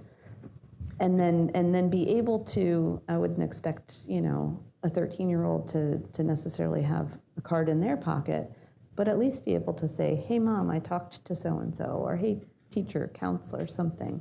I think that just the outreach and the expression of concern and awareness is something that we can all do if I have a call to action. I was going to say, too, it's more times than not, it feels like most people don't realize that you already have the skills that are necessary to save someone's life. Soft skills are present in all of us, and really that's what it takes, is someone stepping in at a moment in someone's life when maybe the risk factors have outweighed those protective factors. Maybe you don't have the skills and resiliency built up to deal with those risks. And, obviously all of us are dealing with, maybe you and I could be dealing with the exact same risk in totally different ways based on your experience with that specific thing and mine. And I think looking at it from that perspective, we really need to make sure that, I guess we're just providing a space for it, right? And that we're, when we're looking at what we will call maybe gatekeepers, right? We're all gatekeepers in the end. But, we don't have to specifically focus on places like, I don't know, a bartender that maybe is somebody that you wouldn't think of on a daily basis that could be a gatekeeper, or a pastor at a church, right? Anybody that is in a position where maybe the risk factor is a little more heightened, right? A child, you know, the risk is heightened with children. So now they're gatekeepers, right? Because, you know, we depend on everyone in the community. It goes back again to what we were talking about, which is empowering people and having people in positions that aren't necessarily clinicians to help do the work. And that means all of us, right? It means that utilizing the skills you already have in place to save a life. Yeah. You know, and it is, again, soft skills. They're already there. You know, Yeah. empathy, compassion, I wonder love, about- care. I will talk a little bit about a program I we've was gonna just say, launched in I wonder Alexandria. how the I'm like process- here on my high horse about all our programs we've launched. Like, he mentioned earlier a bartender, like that they could be an individual that provides help to resources to somebody. Just this year, we launched a large-scale, we're calling our restaurant program. We really started to look at where are people already going? Like, where are they already going? You try to hold an after-school town hall or something, like the 3 people that show up at every community meeting are there. And you're like, well, we really didn't reach the audience we were trying to get to. But that audience is already going somewhere. Where are they going? And it's restaurants. It's our restaurants. Every community has a restaurant for every person. And so what we've done is we partner with our health department, who already is going out to make their biannual inspections of all the restaurants. They have those pre-existing relationships, but what they're doing now is offering education on opioids. They're doing naloxone trainings, and if a restaurant wants to become a partner in our response efforts, they're given a supply of naloxone that they can train patrons, and it says on many of the menus now in Alexandria, naloxone available here, ask your server. And so it brings the conversation to a place where it never would be. I mean, no one's like going out to dinner and talking about opioid overdose, like unless you're with me, in which case we're only talking about opioid overdose. Like, but it you know, then someone says like, well, what's naloxone? I don't even know what that is. Well, it gives the restaurant or the server the chance to say, what's this thing? And we do have a problem in Alexandria. And it's a very non-threatening way to bring these products of harm reduction and education into the community through gates we never saw before. You know, they don't have to come to a therapist to get naloxone, but their local bartender might have it, and they're willing to like teach you about it and send you home. And so it's been, we are hoping for 100 restaurants by January, and we are already at like 102, I think. So we have had a wonderful response to that. That's how we reduce stigma. Yeah. Is that, Yeah. I mean, exactly. Put it That on is the menu at the absolutely bar. perfect. Yeah. Well, and I think it's great that, you know, and it's working in Alexandria, in a community where people live and maybe stay. In those military communities, though, where you show up to a new place every 3 years, I wonder about finding those resources or making resources available the same way we get a safety brief or a country brief when we are headed somewhere new. You know, if we can think about ways to make those resources readily available and in the same kind of way, where you don't have to go to the special office, the place, and contact the person who you might see every day, and you don't want to necessarily be talking to about everything that's going on. But, you know, finding ways in military communities or in areas with large veteran populations where we can really kind of do something similar to get the word out. I was going to say recently, I've been working on trying to get our different sites across the United States partnered with local military bases to try and do something similar to that, which is working with maybe the finance section at your new military base, right? Everyone has to go and in process through finance. Every time you go to a new military base, every time you have a permanent change of station, it's one of the stops that you have. Yep. And it's an easy place to maybe tuck in. They're already giving you volumes of information, sending you emails. Very, very simple way to tuck in some information on resources. Have a page attached to that. And that's not the only resource that, you know, they come into contact with. It's not just finance. Your military like MVRCs and resource centers and MWRs, typically all of those services at some point are going to be providing some type of in-brief to a new military member at a post or a base. So I think those are really easy ways to get integrated, and it takes military, or at least veteran service organizations, military service organizations, kind of integrating their ways in to that system and understanding the system, so we can get that information to them, and actually get it to the military member, the active duty member. And having it in their welcome aboard packet already, so they don't have to go ask for it, look for it, and it's not something that, we say, do you need one of these? And they might, because of stigma, not say yes. And oftentimes, oftentimes there is an assumption that people in the military don't use drugs because they're not allowed to, but that there really is plenty of ways that substance use touches the lives of military members, whether that's the military member or a member of their family. Right, if you have to go to the mental health unit to get access to resources, then who's going to see me walking in? Who's going to know? It's a specific space. It is separate from the rest of our spaces. So, walking into that comes with its own set of reservations and stigma. So I agree. That's finding those little spaces where you can tuck the information in, and it's, makes it available in a way that it normalizes it, it reduces stigma, but it also gets the necessary resources to an individual that, may not have sought out that information because of that stigma or because of the look or the way that it feels or, what other people are going to think. Absolutely. Are there any other questions or comments from the audience? We have just a couple minutes left.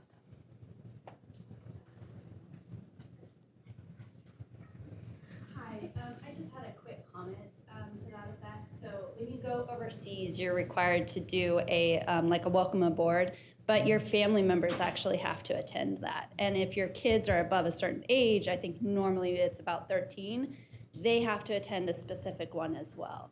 I would love to see that stateside because that's not something that we do stateside. It's only the active member. So you rarely have family members there, and you definitely don't have kids. And so talking about another way that can reduce the stigma, especially some of the challenges of, is the parents viewing these things differently than what the kids are viewing them? Again, you can give that information directly to the kids if that was something that was actually a mandated action for them to attend those. And it doesn't take that long, or it can be done at one of the school orientations as well. Super easy ways, but these things just aren't happening. So again, not really a question, well, I think but it's, a comment that it's I a would great love to see. it's a great point about bringing this into the present, into this century. Is we've been doing that for people overseas for how long? We're not doing it here. Yes. Hi. Yeah. Is it on? I also have a comment. I'm a veteran. My name is Liz Estabrooks. I'm a consultant and an advocate for and about women veterans. Recently at the deputy director at the Center for Women Veterans here in DC. And I think it's really valuable if clinicians everywhere start recognizing women veterans separate from men instead of saying veterans, because the term veteran is by default male, and women have different needs and experiences, the whole gamut. For instance, the comment earlier about group therapy, sometimes groups are the best way to get women veterans initially into that therapy. So I think and when we talk about suicide, looking at the data of women separate from men, and also approaching everything we do from that gendered focus, or women are going to continued to be left behind. Most people don't hear that or know that the rate of suicide among women veterans is actually increasing at a higher rate than others. But we don't have that conversation because we say veteran. Right. So as a longtime advocate for women veterans, I implore you all to start making that difference when you do your work, do your research, write your papers, et cetera. Absolutely. Well, as a woman veteran and the daughter of a woman veteran, I agree. We are just at our time, so we'll thank everyone here. Thank you to our panelists for taking the time to inform. Thank you all for listening.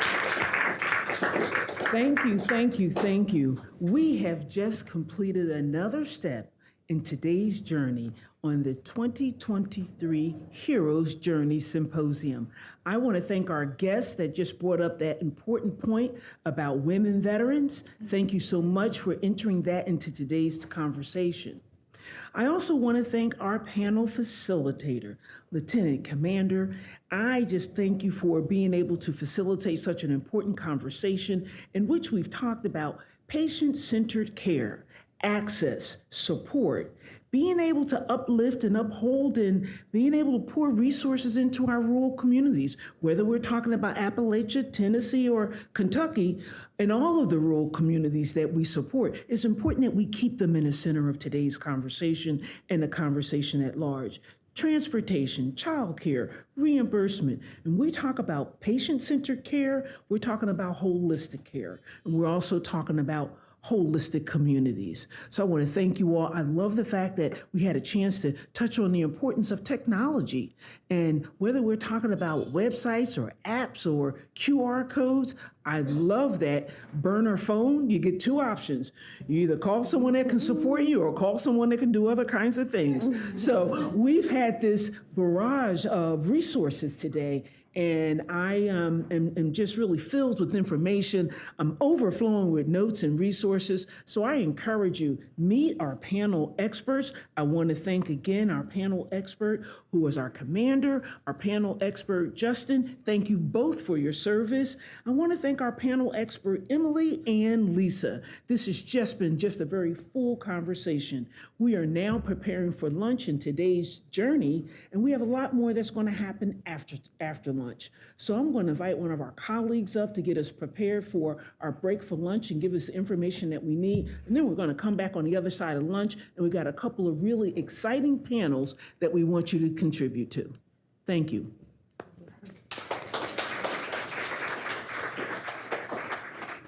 So we have lunch in the next room. You can eat there or eat here. Beverages are in the refrigerators or at the end of each of the countertops here. But I encourage people to stay for the day, collaborate, communicate, talk. Everyone leaving here today should have at least one or two new friends and new connections. So this is how we make things happen. We're connecting our community. So let's connect. Thank you. Thank you. To do a picture of all of us.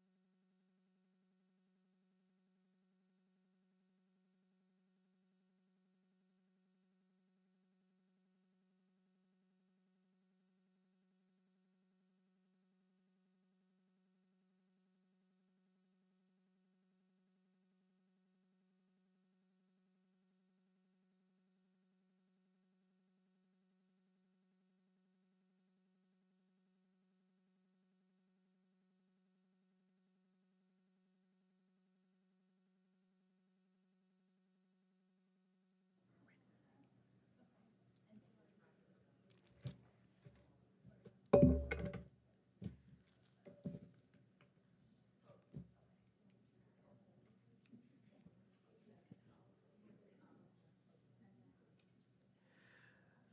afternoon again, everyone. Again, I want to welcome you to the 2030 Heroes Journey Symposium. This has just been a delightful day, and I'm looking forward to a very robust afternoon. We have had an amazing day with panel 1, panel 2. We've had guest speakers. We've honored so many important individuals here, and we still have more to come. So this afternoon, we are going to get started with our first afternoon keynote speaker. And I just wanted to let you know that after we introduce our speaker, we're going to have our third panel and our fourth panel. And I am just really elated. I'm sitting here still meditating on all the goodness that we've gotten from this morning. But what I'd like to do is to get started with this afternoon. And I am going to invite our colleague and our friend, Colonel Mary Lowe. Yes, and I think,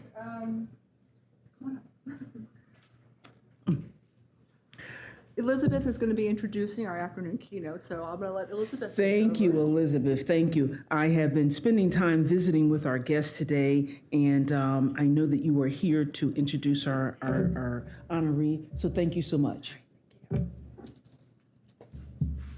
Good afternoon, everyone. My name is Liz Ryan. I am pleased to introduce the Honorable James Carroll, the former U.S. Drug Czar.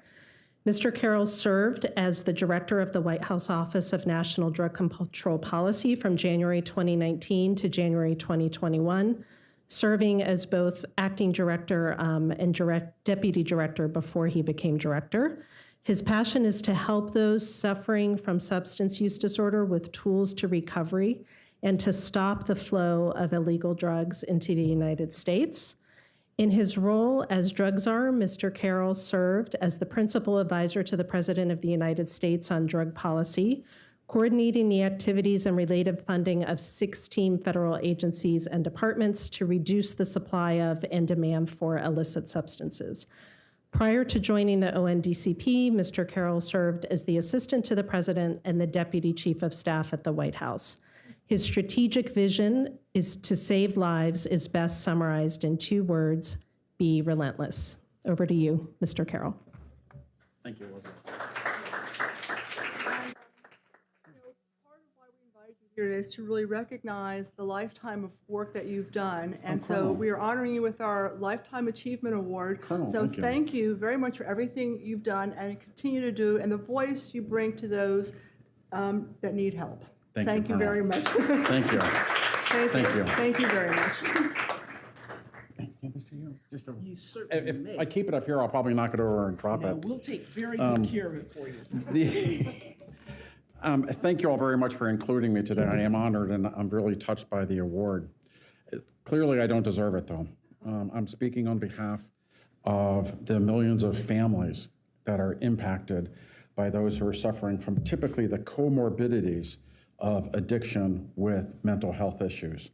And obviously today, because of the work done by Colonel Mayhugh and the rest of the group, in honor of one of those people who passed away from the comorbidities, is the opportunity to work with families.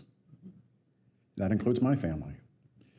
I had been asked by then General Kelly, John Kelly, when he became Deputy Chief of Staff at the White House, to come be his Deputy Chief of Staff, and it was the honor of a lifetime. I was there for, I guess, about 4 months when I got a phone call from my wife. And my wife said, come home. And of course, at that point, don't know if you realize this, but the White House was a little bit hectic those days. And I said, honey, not really sure I can come home. And it turns out that day we discovered that our child, one of our children, our daughter, had developed an addiction, a dependence on opioids. Started with a prescription for chronic pain. Doctor kept over-prescribing. And like millions of other families, we realized that day that our journey was going to change. Thankfully, by the grace of God, we were able to get her into detox and then into really good treatment. And I'll say today that I am very old, as you can tell, and I'm happy to tell you that I'm now a grandfather, that she married an Army soldier, she gave us our grandchild almost a year ago, a year ago in about 2 weeks. And of course, they got transferred. Now they're down in Georgia. And so it's not quite as easy to check on her. But thankfully, through technology, we're able to actually visit with them. And that's one of the things that I do want to mention real quickly today, is how technology is playing a role. But let's talk about the impact that we're actually having on our veterans. And one of the issues that we're facing, somewhere I had some notes here there. I wanted to make sure I got this right. 2 out of 10 veterans with PTSD have a substance use disorder. 1/3 of the veterans who are being treated for an SUD also have a PTSD. Those are actually seeking treatment. And the war in Iraq and Afghanistan, which accounts for about 40% of our victims, 1 out of 10 of those who served came home with an addiction of some sort. So clearly what we're facing is a tidal wave, not only in our country, but specifically within our military. And I ditched my formal remarks. I thought we would just have a conversation today. So I got rid of all my PowerPoints, got rid of the speech, and I just thought I would talk. So I can truly back of an envelope. I took everything, and the only thing I had access to was an envelope. So back of the envelope, the economic cost.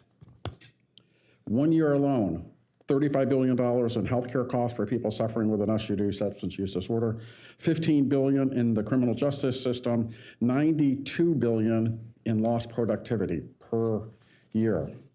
So I'll say that I started my career as a drug prosecutor in Virginia. I know there are a couple of residents of Virginia here. I started my career there, and I promise you could find no one bigger on law enforcement, bigger support of law enforcement. And at that point, a big believer that the best treatment was incarceration, right? I couldn't get access to drugs there. We're going to show, we're going to show them. They're going to go clean and sober through the hard knocks. We know that fails. We know that doesn't work. And that was something that we all quickly realized. You start as a prosecutor and you think you know, of course you started when you're mid-20s, you think you know everything anyway. But you quickly realize that in fact, that jail is not the answer. But sadly, what we're also seeing is that in most counties, the jail is the largest treatment facility in most counties. And so it's imperative that we also recognize that, so that people who are coming out of incarceration are properly equipped with the tools that they need to break free of substance use disorder. During the pandemic, we began to see a slight uptick in overdoses. And the concern quickly realized was that what we were just beginning to see was an uptick in fentanyl. And at that point, we had just had, for the first time while I was there, a reduction in the number of fatal overdoses in 30 years. First time there had been a reduction. And it was a combination of greater education than ever before to our youth, telling them the dangers of one pill can kill. You might have heard that slogan that came out by the DEA. You might have also know that we oversaw, as part of the $35 billion, all of the treatment that's coming out, not only through HHS, but also the SUD coming out from the Department of Veterans Affairs. And I visited many VA hospitals during my time there in the 3 years I spent as the U.S. Drug Czar. And of course, law enforcement. I do want to mention the supply side of this as well. Yesterday, the federal government through the CDC released the latest provisional data on fatal overdoses. I don't know if any of the previous speakers mentioned it. We're now at the highest record ever. When I was there, we were down in the low 70s. We're now about 111,000 people dying in the last 12 months. During the course of my hopefully brief remarks to you, 2 to 3 people will die in our country of this. It's about 300 people a day. We just celebrated and remembered 9/11. What we're seeing is the equivalent of a major airliner going down every single day in the US. We're losing more people in 1 year in the last 12 months than we lost in the entire Vietnam War. And what we're seeing is a bipartisan effort on Capitol Hill, as well as in our states, have been to take more aggressive action. And I mean that in both senses of the word. The war on drugs terminology, I don't mind it, I don't love it, but I think it's actually something that needs to be broken down. There should be an absolute war on drug traffickers, those people whose only addiction is to greed. They don't care about who they leave behind. They don't care about the 110,000 people that are dying of an addiction. They're in it strictly for the money. There should never be a war on addiction and those who are suffering from the disease of addiction, and that's where you have to come down on this issue. But what we're seeing is every drug that is killing us, for by and large, 99% are coming into our country from outside of the United States. The vast majority of it is coming across the southern border with fentanyl, as I mentioned. To understand the supply side of this, most of it originates in China. It originates there. It used to be either as a finished product. We were then able to really go after the finished product, and it then went to the precursor chemicals, and we were able to get some bans put in place of the precursor chemicals, the ones immediately that make fentanyl. Now what we're seeing are precursors being shipped from China to Mexico. The chemist, and I use that term loosely, but the chemists in Mexico have been to China, they've been to India and studied exactly how to make fentanyl and how to use a variety of compounds that aren't commonly available to make different forms of it. And that's what we're seeing. In terms of the other part of the Chinese involvement on this is money laundering. And I think that this is something that is as critical to stopping drug traffickers as it is seizing the drugs at the border, which is seizing the money. That's going to hurt them a hell of a lot more than seizing a truckload, a trunk load, suitcase load, or a backpack load of drugs, is stopping the flow of money. It used to be, I'm trying to remember, I want to make sure that everything I'm saying is unclassified. If I say something classified, I promise it's not from something I have in my closet, or under my Corvette or anything like that. It used to be, the money launderers are all Chinese. They're all, they're based in Mexico. A lot of it is now using e-commerce, Bitcoin.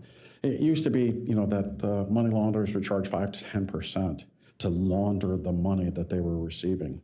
Now, because it's gotten so much better, but it's also gotten so much more lucrative, that the cost to launder is down to about 1%. 1%. It's virtually free money laundering for the drug cartels. Some of those, I know Emily Bentley was here earlier from the great city of Alexandria, where I live. Some of you who might be more directly involved with those who are actually suffering from addiction and working with people directly, boots on ground, know that more or less they're buying a pill on the street for about $10 to buy a fentanyl pill. The cost, wholesale cost, to buy a fentanyl pill in Mexico, $10 on the street is 10 cents in Mexico. That's where all the money comes in. And that's what we're seeing is driving the people who are trafficking this. The traffickers do not have an addiction. The only addiction is to money, not to drugs. And they do not care. I do want to leave time for questions, but I talked at the beginning about the use of technology and how we can FaceTime with my daughter. Maybe slightly more importantly, we can FaceTime with our granddaughter. But there is great technology that is out there, and I'm not talking just about the technology that's in use at the border. I had to fly through the airport yesterday, went through Madison, Wisconsin, relatively small city. And at that airport, and of course here, you go through the metal detector. If you look up and see the name of the radar, the metal detector, next time you go through the airport, it's probably made by Leidos, L-E-I-D-O-S, a big defense contractor. They have anyone from Leidos here? I saw a couple heads on. You are? They sponsor it. Okay. There you go. The technology that they have is also in use at the border to do side scanning radar to be able to detect anomalies in vehicles to look for hidden compartments of drugs. And recently you've seen the president call for more technology. We know, as a matter of fact, there's actually multiple of those vehicles that are not being deployed that are actually sitting at the border for a variety of purposes. They're not being used. That's one of the technologies that we can use. The escape killer that was caught in Pennsylvania was caught with thermal imaging from a DEA plane and was apprehended by the BORTAC team from CBP. Those are the same folks in CBP. I've been down to El Paso. I met with that team when one of their canines was killed, the first and thankfully the only canine ever killed in the line of duty during a drug apprehension in El Paso 3 years ago. Some pretty amazing technology that's in use there. So we have technology on the supply side, but I think it's also important to note that we have technology on the ability to provide treatment. And so I didn't just bring my lunch. I actually bought something that some of the technology that's out there now, and you heard, again, as mentioned, Emily was here previously, about some of the technology that exists. And I've got a couple different things here for you all to demonstrate. So this is a wall-mounted device, as you can see, and if you go into... I'm going to hold it for you while you talk. Oh, that's okay. I'm going to walk and try to chew gum at the same time. If you've seen in the gymnasium, used to be only in a gym, now you see it pretty much everywhere. I checked, our building has it, our office has one, an AED, an automatic defibrillator. And God forbid, in case someone has a heart attack, they're able to restart them. This is a naloxone, an emergency box that can be mounted. It's now been ordered for all the state schools, I think in Arkansas, Mississippi, and hopefully more. But it's mounted on the wall. If you need it, if a student goes down or an individual goes down, all you do is open the box, and there's a screen that pops on. First off, let's take a deep breath. Step number 1 is to check to see if somebody really is unresponsive. 30-second video on how to administer the nasal, and this one is the nasal inhalant for naloxone. The pretty amazing technology for those who are apprehensive, perhaps, of administering naloxone. What we're seeing and what we talked about earlier in terms of the 110, 111,000 people that are dying, prescription drug use is going way down.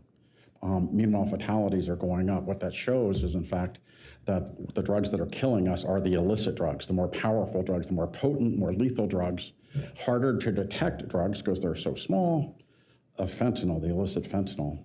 And so this company, Zimhai, now this is actually just hit market about 1 minute, then we're going to take a few questions, is an injectable form, just like an EpiPen. Basically an EpiPen version. It's a higher dosage and it's faster acting because it's an injector. And all you do is jab it into someone's thigh, and it's administering the higher dose and it's more rapid acting than the naloxone or the Narcan that is going in someone's nose. And so it's pretty amazing technology that we have to combat this. We talked a lot about numbers, we talked a lot of technology, but what we have to remember at the end of the day, it's not just my daughter Maggie. Thank God we seem to have, and I continue to pray for, a happy ending, is what we have also are people like John and people like others who have lost their lives to this. And so thankfully for the work of the foundation, the work of the entire organization, there'll be more people who are educated, which means they'll be saving lives. So thank you all very much for coming.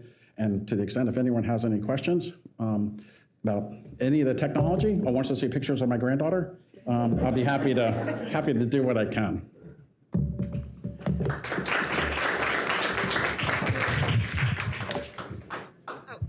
Thank you. Yeah, I actually have a tangential question about drug treatment courts and alternatives to sentencing. As you know, many who are addicted end up in the court system. Some districts have set up veterans courts and alternative drug treatment courts. How do you feel about that? Do you feel it should be expanded? Love it. Bottom line, I love it.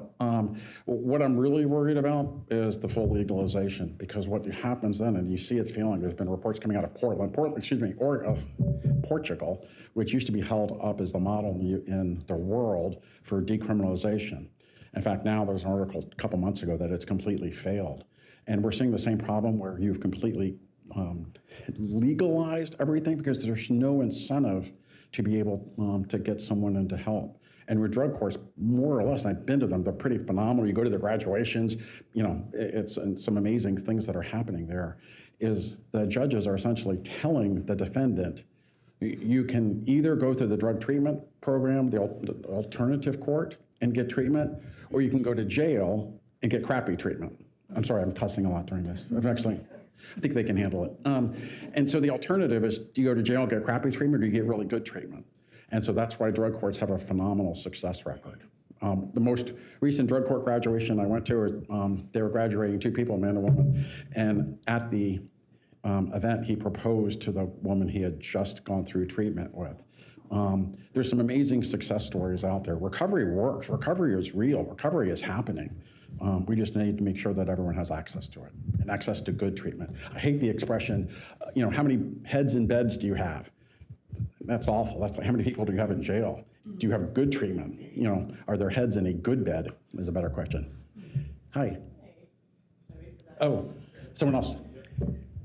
Quick question about the wall-mountable Narcan case that you showed us earlier. So I'm curious if there's, or if you know if there's any plan to integrate that into the mayor and governor's challenges kind of across the nation. And if now, because I work with veteran service organizations, and in fact, yesterday, we actually, or 2 days ago, we had an overdose, and a social worker at our DC site ended up administering Narcan and saving someone's life. And we got that training through the governor's challenge. That's how all of our facilities have received training on how to administer, and then the free distribution of Narcan. So I'm curious to know where I can get my hands on some of those. Contact after we finish speaking.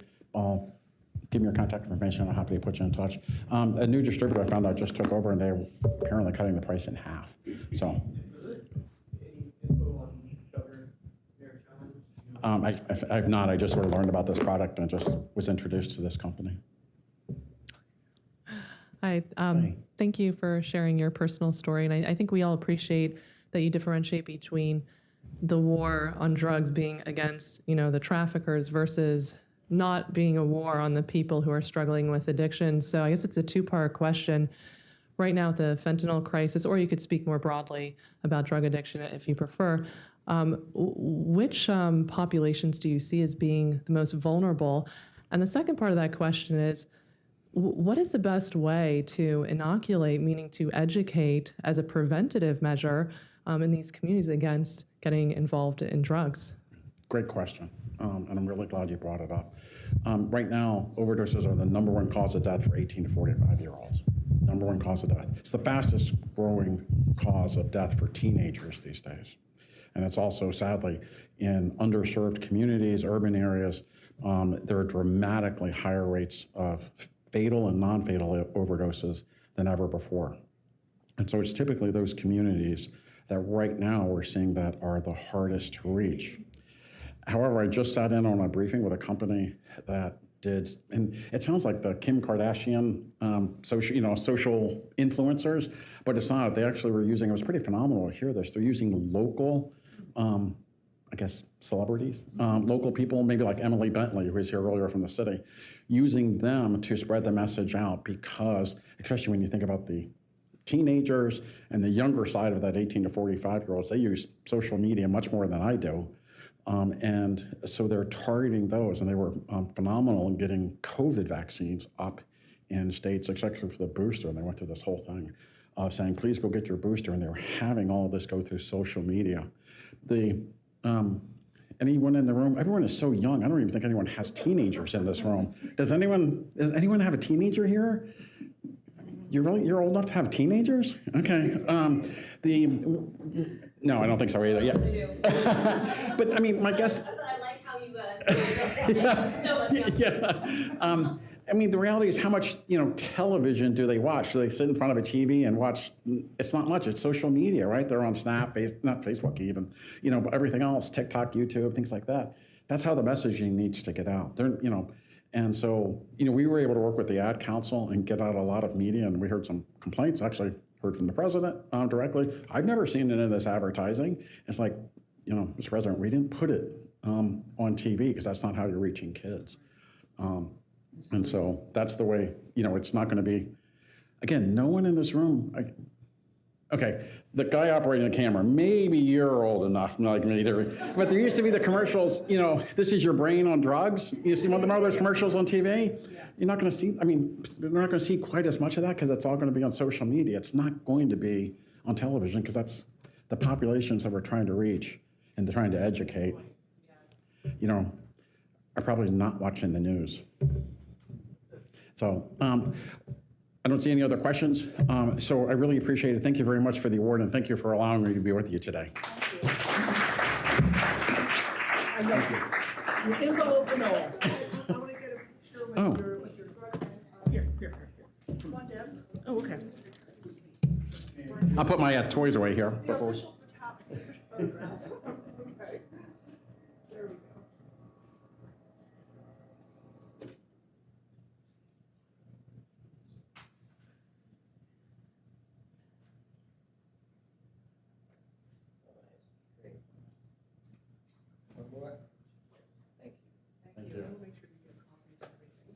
Thank you so much.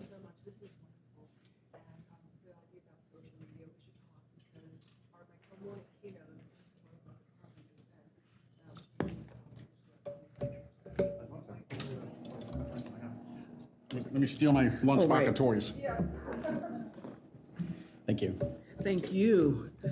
We want to thank the Honorable James Carroll for that brief yet educating presentation that he just made. It was really interesting to hear about his statistics and the things that we learned about the process in which he had some responsibility for managing. And on our next stop in today's hero's journey, we are heading towards panel number 3. And panel number 3 is about communities. No, it's not. No, it's not. No, it's not. It's about healing arts community, right?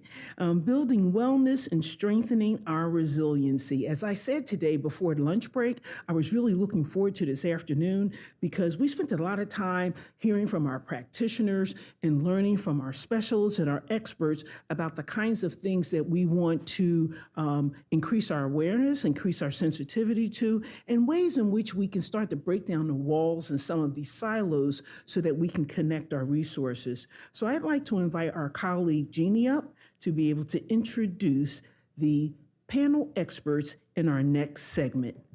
Thank you. Hello and good afternoon. Hope everyone is fed and happy. I am introducing the Building Wellness and Strengthening Resiliency Healing Arts Community panel. And so without further ado, I will introduce our facilitator, Ben King. Ben King is a decorated combat veteran, public speaker, author, and community leader devoted to inspiring future leaders, supporting veterans, and honoring fallen service members. His personal journey inspired him to found 2 different organizations. The first is Armor Down, which is a post-military lifestyle brand. And the second is the Mindful Memorial Foundation, which supports mindfulness-based memorial events honoring the fallen. Ben's work has been featured by National Geographic, NBC, The Washington Post, and WTOP, and he has contributed to numerous books, including Bulletproofing the Psyche and The Resilient Warrior. Next, I will introduce some of our speakers on the panel. Edward Krizik is the Chief Strategy Officer for the Washington Tattoo. The Washington Tattoo is a nonprofit organization that produces world-class experiences supported by global performers, military precision, and cultural excellence. Edward is also a proud U.S. Army veteran, having serviced with the U.S. Army Old Guard Fife and Drum Corps. Next, we have Annette Poland. Annette led the Faces of the Fallen and is also a professor emeritus at Corcoran College of Art and Design at George Washington University. She is known internationally as a portrait artist and lives in Washington, D.C., and has photographed and painted official portraits and leaders of industry and government many times over. She also organized the Faces of the Fallen, which showed 1,323 portraits of 230 American artists to honor service members who died in Afghanistan and Iraq between October 10th, 2001 and November 11th, 2004. And last but not least, we have Dr. Sharon Jennings Rojas. Dr. Sharon Jennings Rojas is the department chair for the Acupuncture and Herbal Medicine Department at the Maryland University of Integrative Health. Her 33-year career includes a strong emphasis in administration, education, community outreach, and healthcare advocacy. And since 2001, she has maintained a private practice focusing on compassionate care for individuals, families, and communities. And most recently, Governor Wes Moore appointed her to serve on the State Maryland Board of Acupuncture. So thank you very much. Without further ado, I will turn it over. Well, good afternoon, everyone. Everyone hear me okay? Everyone good to go? Let's just do a mic check. Annette, how are you sounding? Sounding good? Edward? Hello. Hello. All right, great. So we are here to discuss the healing arts community element, building wellness and resiliency. And what I've kind of gathered from where you've all been starting today is kind of getting a view from from the different organizations that are working at the problem downstream. And what we hope to facilitate today is how we can get upstream of some of these challenges to working on building wellness, and also how these technologies, well, not necessarily technologies, but these practices can strengthen resilience. Now, one of the things that I hope that we can accomplish today is maybe create some language around identifying the problem at the personal level. You know, what does it mean to really have the kind of inner demons that kind of lend themselves to falling into dark holes?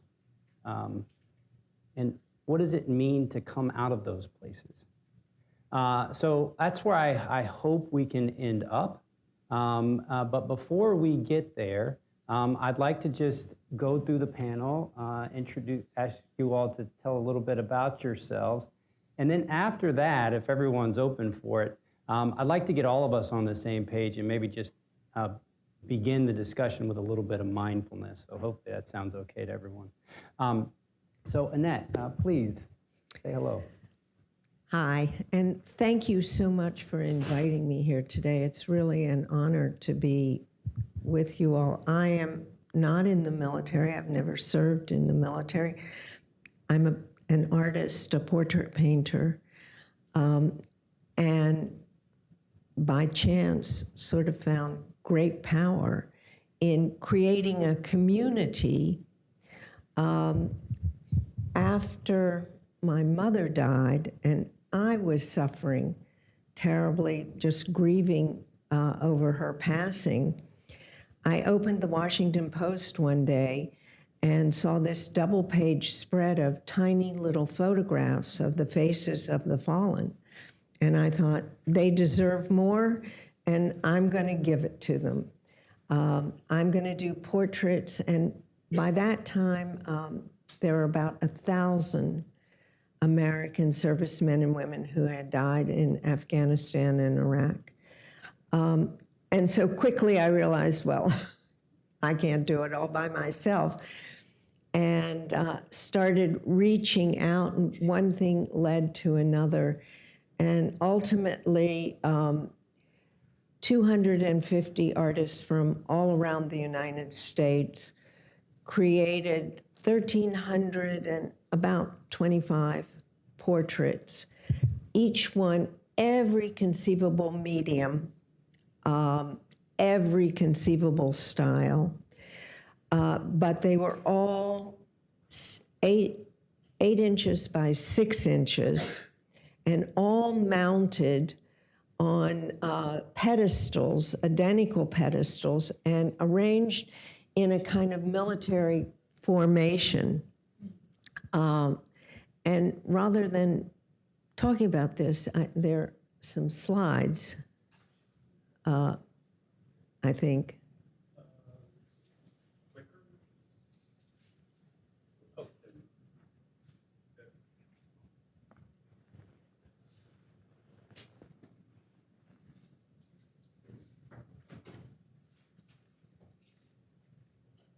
Oops.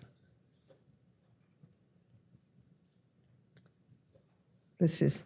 While you're finding it, I was in the Military Women's Memorial when these portraits were on display. It was magnificent. So my first task was to get the names and images of all of these Americans. And a friend suggested that I call General Wilma Vaught, whom I had never met, but we're in a mutual organization, and asked for her help getting to the Department of Defense. And General Vaught said, not only will I help you, but will you consider my museum? She was the founder and director of Military Women's Memorial at foot of Memorial Bridge in Arlington Cemetery. And that's a picture of it on the left. And on the right, you see from the roof of the memorial the cemetery just expands.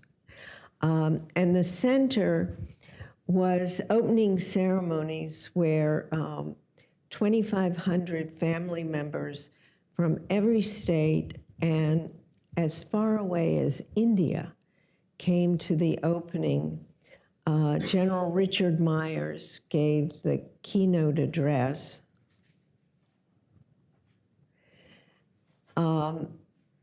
And this just shows you the second one on the right shows you all of the portraits in military formation, covered the entire hemicycle. There was never one point where you could see all of the images. It was used as a meeting place when veterans would come back briefly. I mean, active military would come back briefly. They would come and pay their respects to fallen comrades. People used it to teach lessons to children. Anyhow, here, people left, you can see on the bottom row, people left photographs and mementos, and it really became a memorial. So I'm going to pass it to Edward, before you begin, will you talk a little bit about your socks? Yeah, so I'm a proud Army veteran, and I've got my green Army man socks. These are my lucky socks, apparently. So first off, the term tattoo is a military term that means evening music performance. Okay, so typically that confuses people. So our organization started in 2019, and we are made up exclusively of members of former members of elite military bands. So I was in the U.S. Army Old Guard Fife and Drum Corps, stationed here at Fort Myer, Virginia, which is the official escort to the president. So that was an honor of a lifetime to serve my country doing what I love to do, which is drumming. And with this, we have other members that came from the Commandant's Zone, the Marine Corps Drum and Bugle Corps, and we even crossed the pond and have members from His Majesty's Royal Marines. So we have a connection of musicians here, but one of our main goals, in addition to bringing the beautiful pageantry of, and you might recognize the Royal Edinburgh Military Tattoo, but to bring that international performance here to our nation's capital, that's one of our goals. But as we developed that and went through the planning of that, we began with how are we going to get the funding and the support to bring all the greatest military bands into Washington, D.C. for a 3 or 4 day music festival. And then secondary to that, how are we going to support veterans? And then it quickly became, how are we going to support veterans and bring all these great military groups into our nation's capital? So our goal is serving our community, presenting these music programs, service-based workshops. So our workshops, we teach fifes and drums and bagpipes to underserved communities, children, to veterans, to military bases that might not have access to good music training.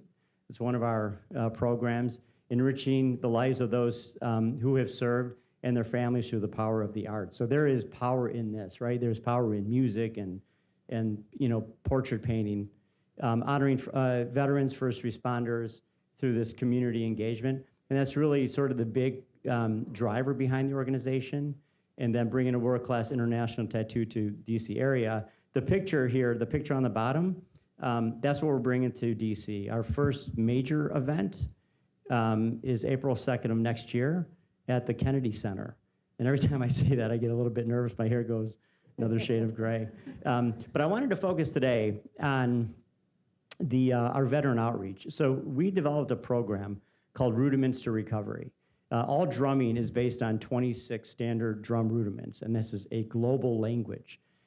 So the idea behind this is working with veterans that have PTSD or TBI, one-on-one or in a group setting, that we can teach them in small increments, basic drum rudiments. We offer encouragement, we offer some music therapy. Most importantly, they get a fellow veteran, that friendship, that another person to call, another person to connect with that both served. Typically, the response we get is, I jumped out of an airplane and got shot at, and you played a drum, right? So, but it's our way of honoring those who so selflessly, gave up that portion of their lives for our country. Another program that we have is Rudiments to Opportunity. So the same concept, but in underserved communities. Now we have access to instrument companies that donate instruments, so we can go into these underserved communities with instruments that they otherwise would not have, with our time, our talents, our energy, to show them the power of this beautiful traditional music. And the idea behind that is, if one child in that room gets a spark and says, I want to be an Army drummer, I think we've done a pretty good job there. And then these are just some pictures, just to give you a little bit more insight into what this looks like. This is an event we hosted at the Winery at Bull Run last year. We have groups here from the Marine Corps, the Air Force, but England, Scotland, and Australia are represented here. And then last year, we were also honored to co-host an event with the British ambassador at the British Embassy. And this is, so when we talk about this great community outreach, one of the programs that we're exporting is this Rudiments to Recovery. So we're working with veterans of the British Army to offer the same program so we can make this truly global. Thank you. Dr. Jennings Rojas, please. Thank you. Thank you for having me and us. I will not need the clicker because at the last minute, I decided that in the world of academia, we do a lot of presentations, a lot of slides, and I need a little break from it. But in the world of healing and the art of healing, it is about connection. And anyone in here know what a griot is? A griot, yeah, please. I want this to be an engaging experience for everybody. A griot is a storyteller. Yeah. And coming from indigenous cultures, so on the continent of Africa, griot work is pretty prevalent. And so one of the things that medicine is teaching us now is the art of being with somebody and hearing their story. And likewise, as practitioner, to break down the barriers, the walls that separate us between practitioner and patient, but celebrate humanity. So I really want to exemplify that with you today. I want to be able to be with you and talk to you a little bit about how resilient communities are possible and in all communities. I happen to have the privilege of working under mentoring with Dr. Michael Smith, the late Dr. Michael Smith, and the Honorable James Carroll worked with him back in the day to ignite the fire of drug courts. And so I happened to be in the South Bronx at a time where our veterans were looking for a way to pull themselves back from the grips of drug addiction. And crack cocaine was also very prevalent at the time. And being the product of immigrants, my parents are Jamaican, I'm actually a UK citizen, believe it or not. I hold a UK passport. So talk about that global reach, right? But I grew up for a huge portion of my childhood in the South Bronx. So I saw a lot of that. And we all know that like nothing is by chance, right? There are all these coincidences and stars aligning. But very interesting that I would land in the psych emergency room at Lincoln Hospital, which was the nucleus of upheaval in the South Bronx community because the medical system had failed the community. So many people were dying from comorbidities or even simpler maladies, and it just didn't seem like anyone cared. And so what happened is that Dr. Michael Smith started the Lincoln Recovery Center. And he did that in conjunction with the Young Lords, right, the Black Panthers. They went to community to help build a system of medicine and resiliency and community.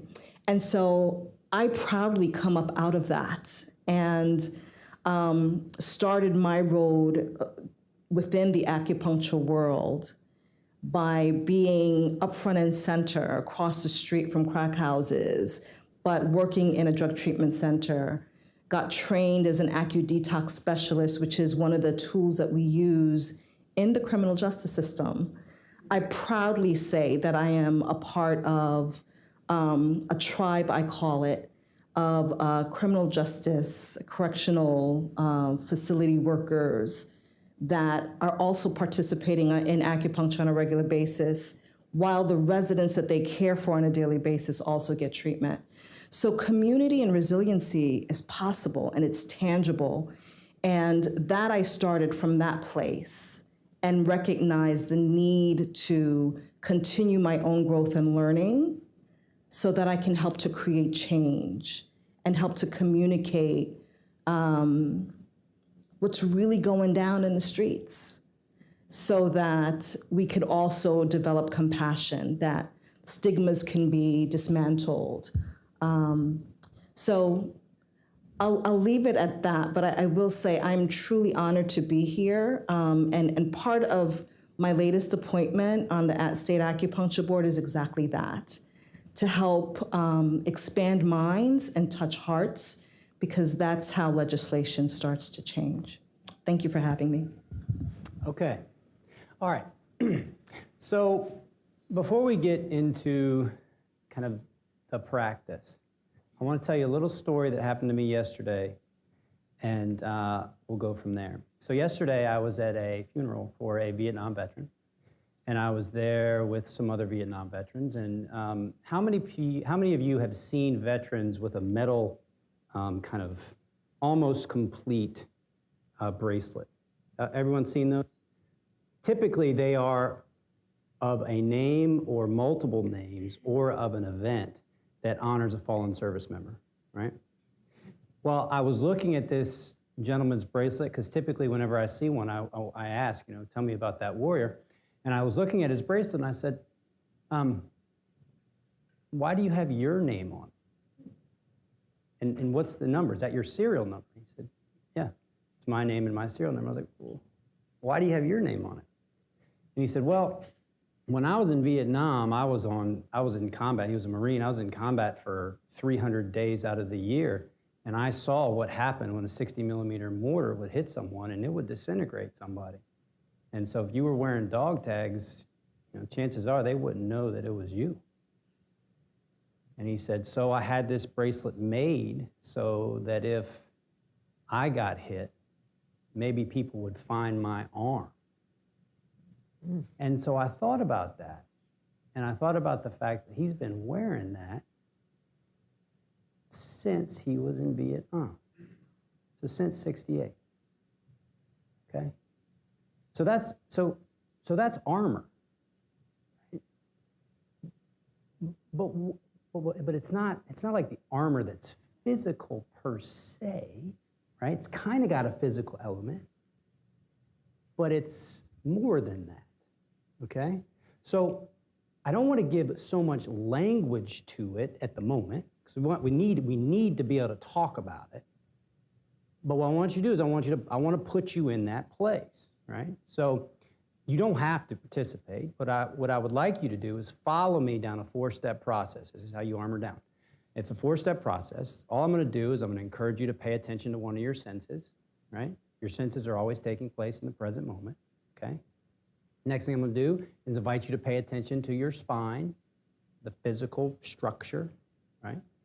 The third thing I'm going to invite you to pay attention to is your breathing. And the fourth thing I'm going to invite you to do is pay attention to your heart.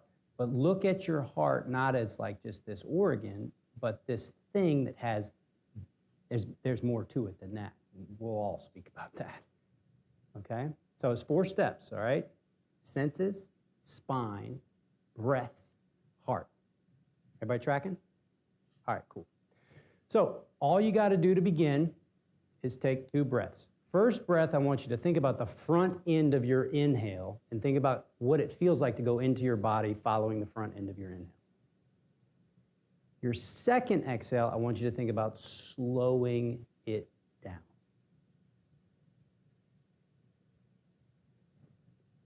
Now, go ahead and pick any sense. In this room, there's a lot of light and shadow, so you can feel free to look for light and shadow. There's also a little bit of sound, not a lot.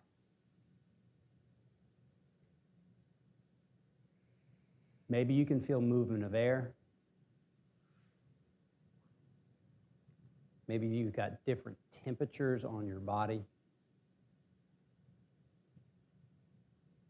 Go ahead and finish round 1 with 2 rounds of breath again. Remember that front end. Get on the front end of that inhale and then slow down the back end of the exhale. That's the chooser. That's what we're after, okay? Now, get to the spine. Base of your spine, top of your spine. Allow your spine to be as comfortable as you can make it. Sit up a little straighter. Allow your spine to be as comfortable as you can make it.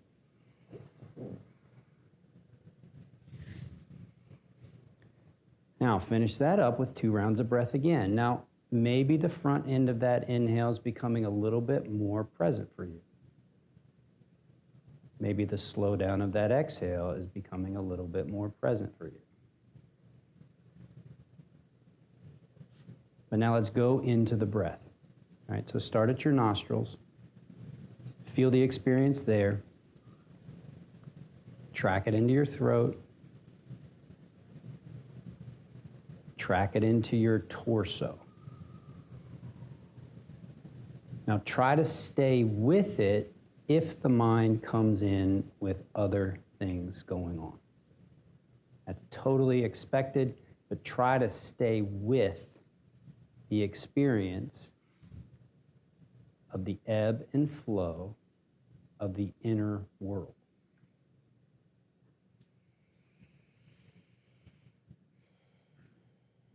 Parasympathetic side of the nervous system influences the whole. So now that you're in it a little bit more, see if you can take 3 rounds and just focus on the 3 rounds. Go all the way in and stay with it for 3 rounds.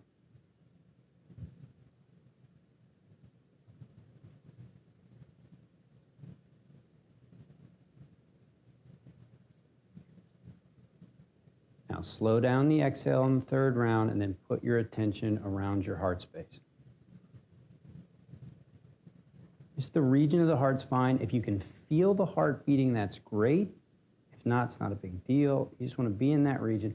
Now I want you to add your mind to this by thinking about why you're here, and in particular, offering gratitude to Mary Lou Mayhugh for making this possible for year after year after year.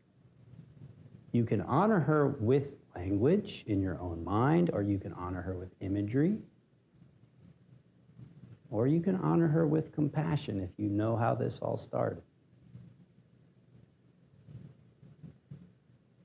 Now imagine your goodwill, your loving spirit connecting to the other acts of loving spirit in the room, and think about where they're all going.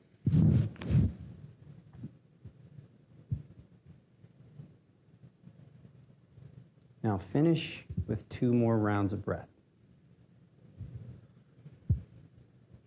Your second exhale finishes your practice.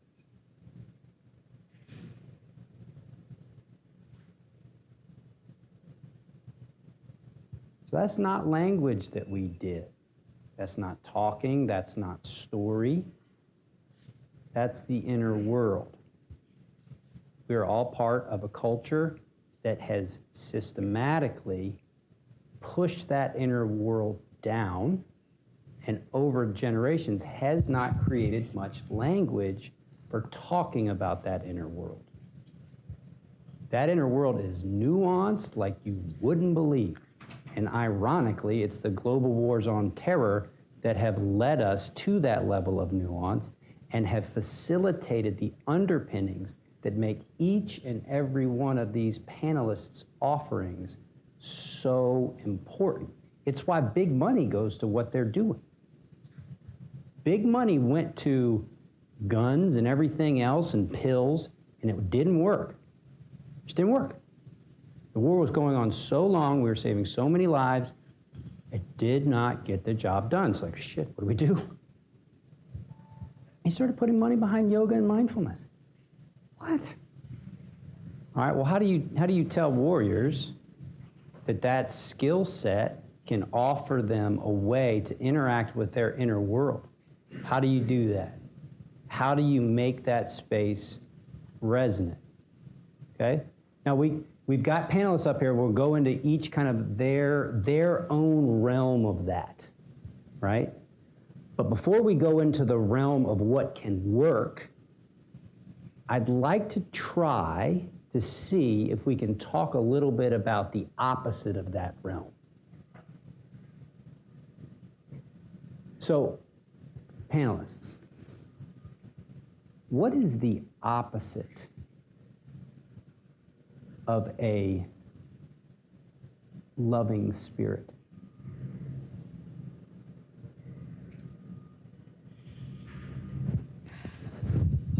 This is going to be so good. I already know. Thank you, first of all, for that.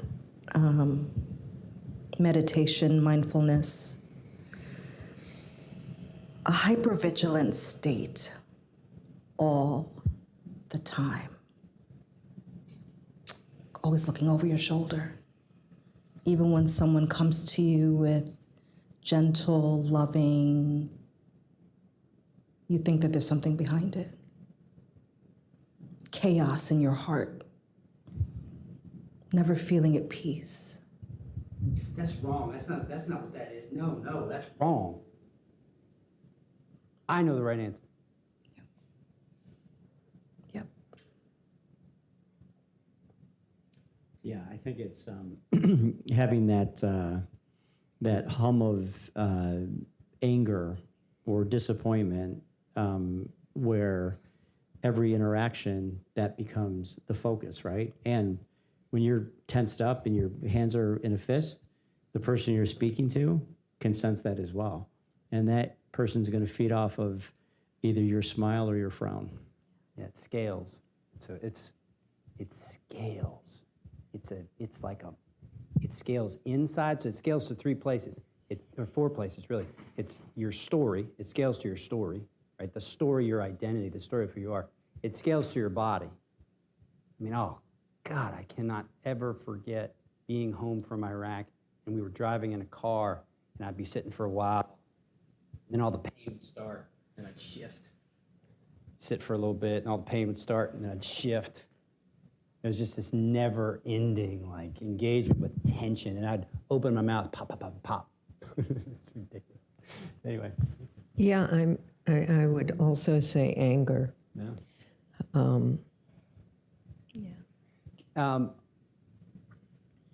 Anybody have any other language for anger? Like, one of the things that I experience with anger with my children, for example, is that when I don't understand what they want from me the first time, the second time they ask for it, I'm instantly pissed off. And the experience is one of what? Bam. Now, what has happened is that bam has gotten quieter and quieter and quieter and quieter and quieter. And now when my kids ask me 3 and 4 times, I'm just like, I can hear it inside of me, just like, for the love of God, just come, don't scream at me from 3 rooms away, just walk over here. But that sharpness is not there. And because the sharpness isn't there, the regret from when I scream at them is not there. But art has its own language, and without saying a word, it is wordless but expressive nonetheless. and look at the work of the abstract expressionists, if you want to see anger visualized, we have technical. So you're telling me that I shouldn't try to eliminate that, but that there's actually No. There's life to it. There's dare I say beauty in it. Beauty might not be. There's power in it. I don't know if it's beauty per se, but it's definitely As a power. warrior, I value my anger like you wouldn't believe. I finished. As an artist, I value my tools of expression. Okay. How would you say to a warrior whose work was at the tip of the spear, that internal space has expression that can be transformational? I think you just let them experience it. Give them the tools and encourage them. You got to sell it. You got to sell it. I don't think you have to sell it. It sells itself. If they have the time and the space to create, they'll try it. Yeah, and I think, with music and the programs that we're offering, this Rudiments to Recovery, I think is sort of a multifaceted approach. One is, there's a eye-hand coordination with drumming. There's memorization. There's learning something. There's that incremental challenge, right? That I'm learning something new. I think the other part of it is every time you're doing that and you're hitting those different milestones, that level of confidence is hopefully going to carry that person to whatever their next therapy is, right? Music therapy is one portion of that care. I think the next thing they do, maybe they can take that feeling of, hey, I learned 3 rudiments today and I mastered those. I'm going to go do something and relearn something that I used to know all the time, and that might be a challenge, but I just learned something new. I think that sort of piece of it is pretty profound as well. Yeah, the body, so in my experience, there's an element of taming the mind. You have to tame the mind. You got to give the mind something that doesn't trigger the story. Mm-hmm. You got to give the mind something that the mind can be like, all right, I can deal with that. Like I had an interaction with a guy who was a infantryman, and I said, hey, do you want to offer a mindful moment of gratitude to a fallen service member? He was like, I don't do that woo-woo hippie stuff. And I was like, nah, man, it's not like that. And he's like, well, what's it like? And I was like, you know anything about firearms? And he's like, do I know anything about firearms? I can tell you everything there is to know about firearms. I was like, all right, well, tell me what happens when you press the trigger.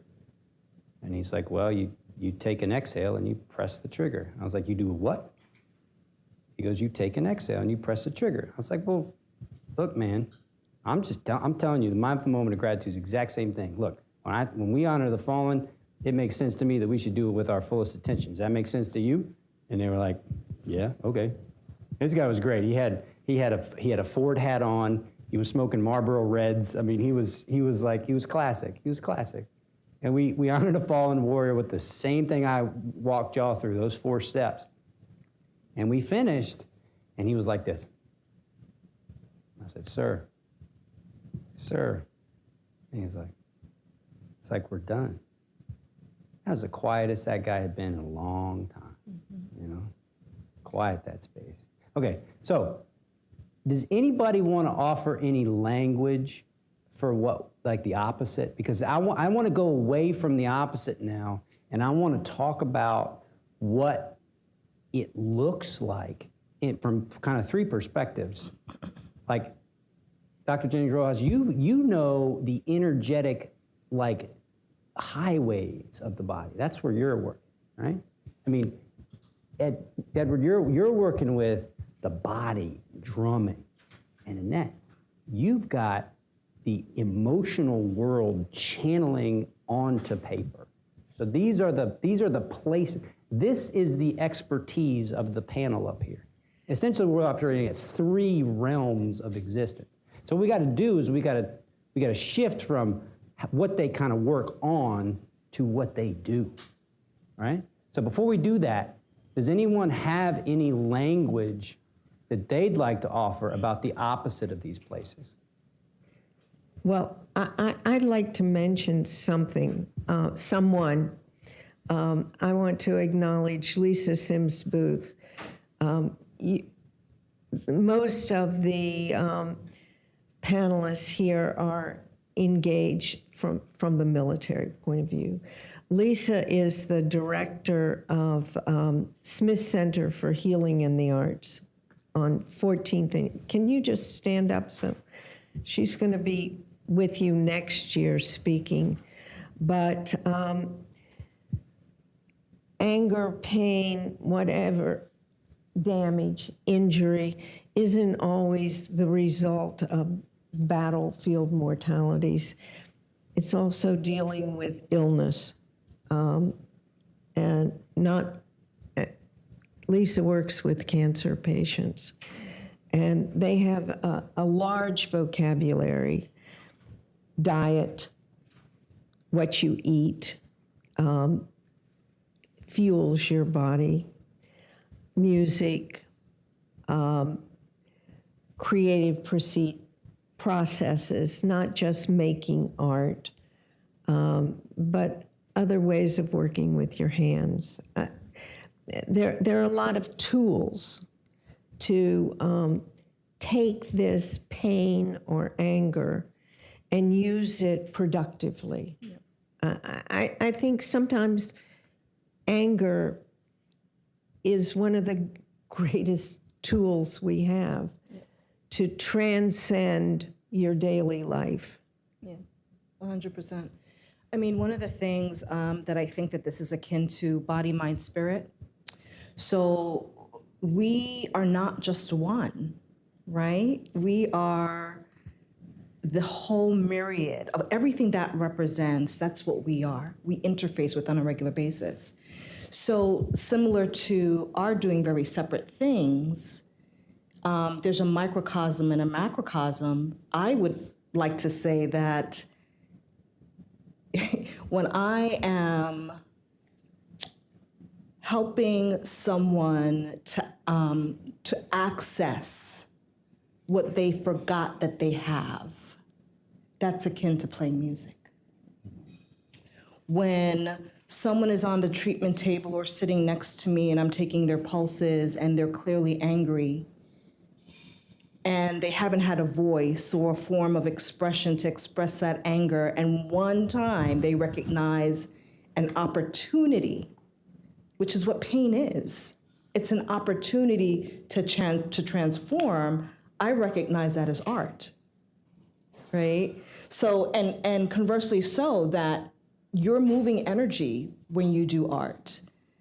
You're moving energy when you're teaching drumming in underserved communities. Wherever we are all that each other is doing. So it's very much akin to the songs that we produce with each other in kindness and celebrating our humanity. And while horrible things happen, that how we thrive and rise above that and use it as a vehicle for transformation and healing is everything. Well said. I think also community is another tool that we have. You can't do this alone. Anne Marie Halterman, who is uniting us, using art with the veterans community to heal PTSD and traumatic brain injury. When you realize that you're not alone, when you realize that others have had the same issues to deal with, you gather strength. So let's take that and run with it. What does strength look like at the end of one of your programs? Yeah, I think it's that understanding or that belief that this veteran who saw rough combat has a new friend that they felt like there was this incremental improvement in their therapy, in their medical therapy, not anything music, in that they can approach learning different, knowing that they just learned something that maybe they never even thought they would. And I'll share a story. When we were launching this program, and we're well supported by the Association of the U.S. Army, but we were at the conference, and I met with a group of military doctors, and I wanted to validate this concept. And we know it would work, and this is really important to us. And we feel incredibly honored to have been musicians in the military. And by doing that, we have a profound respect for people who fought in combat. One interesting thing, as members of the Old Guard, every year we would do something that is probably the most important thing that any soldier can do, which is placing the flags at Arlington Cemetery. And that is a job of the Old Guard. So as a young 18-year-old who was lucky enough to be good enough to be in the Old Guard, it was never lost on me that I am a musician. My duty uniform was a red coat with blue facings, a white wig, and a tricorn hat, like the George Washington style uniforms. And but that's a real, like, you get a level of appreciation for the warfighters. But in meeting with this group of doctors last year, we were validating this program, and we explained what these rudiments are. Again, there's 26. Flams, paradiddles are sort of popular ones. And one of the doctors said, well, it's interesting because in TBI therapy, you're teaching things that are sort of everyday things, turning on a computer or starting a car. And it could be frustrating because I know I used to know how to do this, but I'm relearning this thing every day. But now we can replace a little bit of that by teaching a flam, a paradiddle, a 7-stroke roll, and then they learn that, and maybe we go back the next week and they still learn it. They still memorize that. Well, that's something that is not part of their daily routine, and it's not a skill. It's not like they're going to audition, but it gives them that incremental feeling, right? So maybe that can carry to the next thing that they do, because I've accomplished this, I learned this, and now I can go off to maybe do something else. But it was a great validation point for us, knowing that we were onto something that isn't happening today. And the other aspect of it is, and what we learn from events like that, is that there's an entire community of alumni military musicians, and they leave the military and say, what can I do to give back to my community? I could play in a wedding band, I could, play in a parade. But so right now we feel like we have a global network of really talented, committed veterans. Thanks, Ed. Dr. Jennings-Rojas, talk to me about the way acupuncture can change the volume of the inner space. And do you have any stories about people who came in like, and then they left like, you know what I'm talking about? Totally, and the opposite too. They came in flat as a noodle and left with more life in their spirit. Yeah, acupuncture is a tool. It is and a system of medicine. So it works with herbs and exercise like Qigong and Tai Chi and sleep. People really sleep on sleep. When you say you sleep on something, you're not paying attention.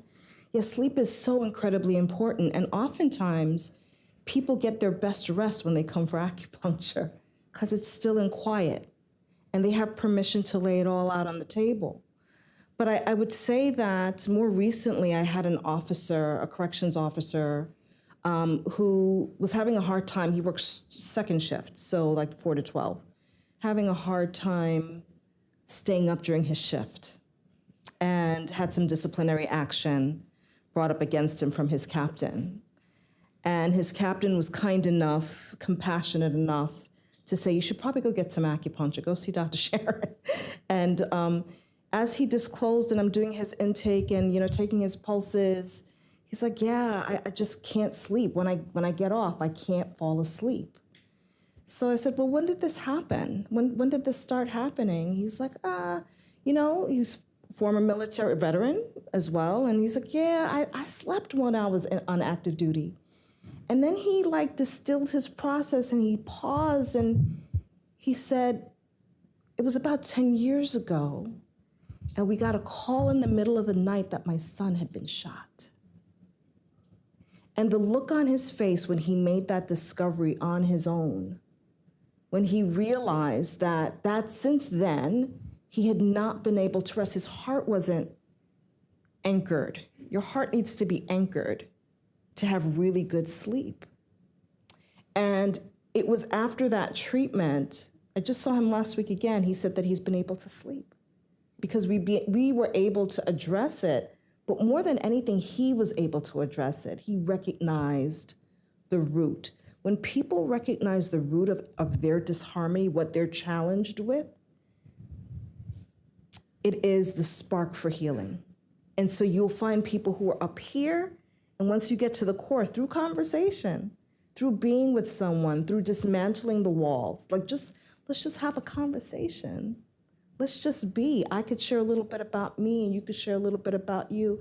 Had I not asked that, and had he not been comfortable enough to share that, he would have still been, right, battling this thing.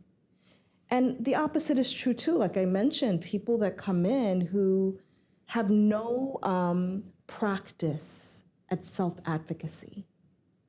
You know what that looks like.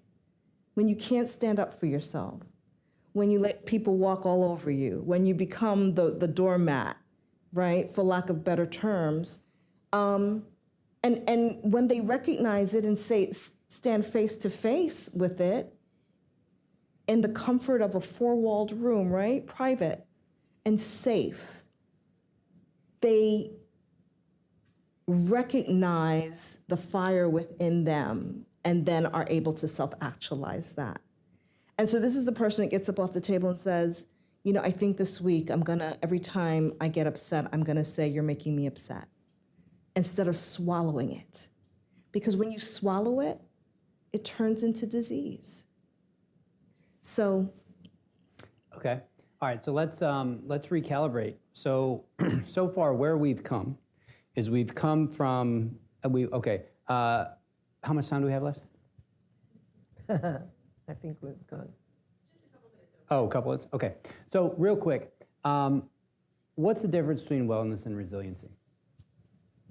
Because wellness, I think, is what we do to help us connect with what we love, connect to our hearts and things like that.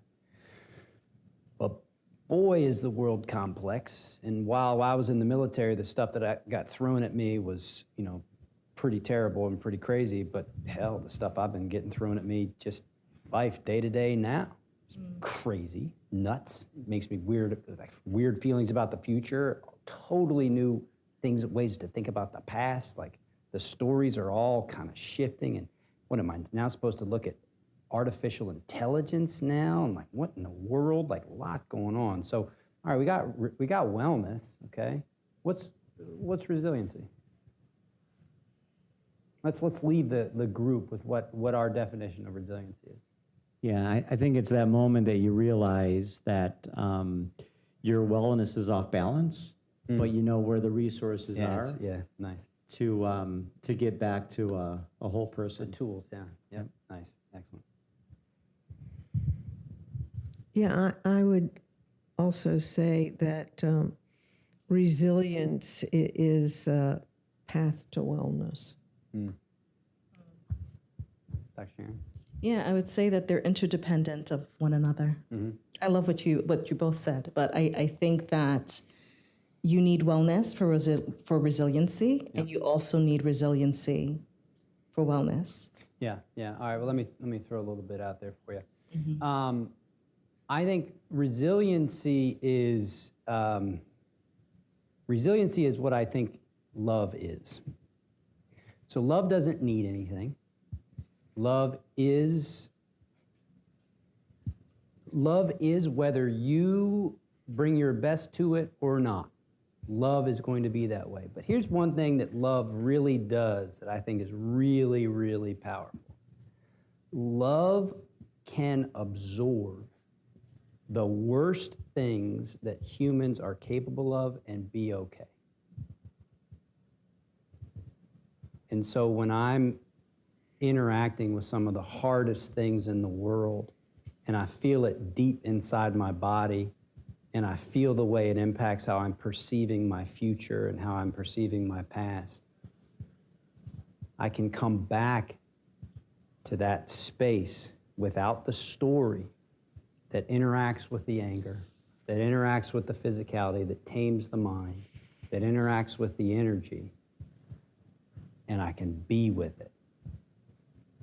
And so for all of you out there who are therapists and counselors and working with veterans, Dr. Sharon, you brought this up earlier. It's about, can you be with these stories, right? So each time you're with a story or a difficulty, and there's going to be more that we're all just going to live with, and each time you can hold that space, you're mimicking love. And if you can find a way to help other people recognize the love that's there, it's right at the end of anger. It's right at the beginning of your breath. It's right in the midst of chaos. It's still there. Then your wellness and your resiliency become one. And we all know that. It's love. Questions? Just quick, I know we don't have a lot of time, sir.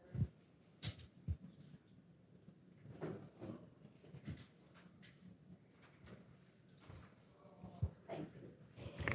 First, thank you for facilitating this phenomenal group of professionals. And I just want to quickly say, my name is Anne-Marie Holtzman, by the way, and I believe in the arts, and I believe in access to medical care, quality medical care, and together, that can bring people together and unite us, which is what we do with Uniting Us.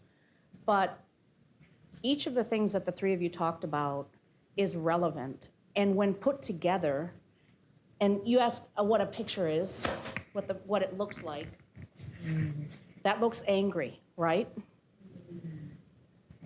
This is done by a non-artist, Air Force veteran, Special Forces pilot. And him and a friend of his from college one night put this together. And what were they talking about? They were talking about what was happening in Afghanistan and then what later was happening in the Ukraine. They spent time away from their families, put their life at risk, lost friends in service, and they're pissed. What was my time in Afghanistan worth?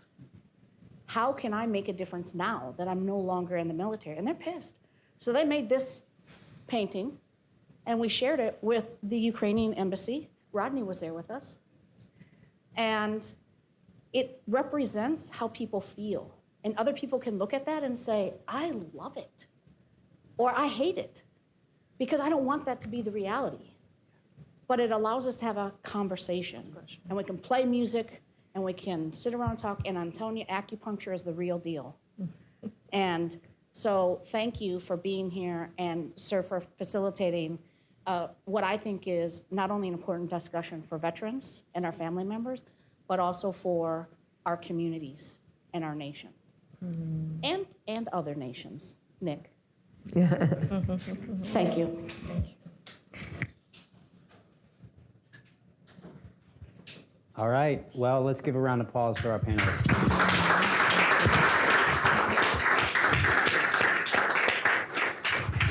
Thank you for that wonderful panel discussion. And I want to say that the afternoon portion of today's Hero's Journey did not disappoint. I would like to thank our panel facilitator, Ben, and the work that he has done to start us on this afternoon's journey.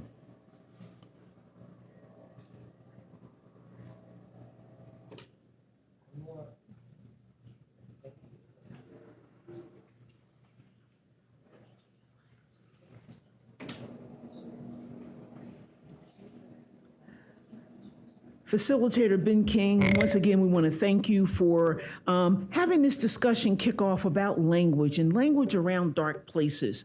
And in Ben's presentation, he talked about the 4-step process. And we looked at our senses, our spine, our breath, and our heart to be able to take us to another place. I also want to thank our panel expert, Annette, and the work that she's doing with the Faces of the Falling. She had indicated that there were over 250 artists that were involved in the initiative of Faces of the Fallen. And those portraits generated over 1,300. In fact, it was 1,325 to be exact. And then we had our veteran. We want to thank Ed for his service and also for his green Army socks that he wore in today for today's special occasion.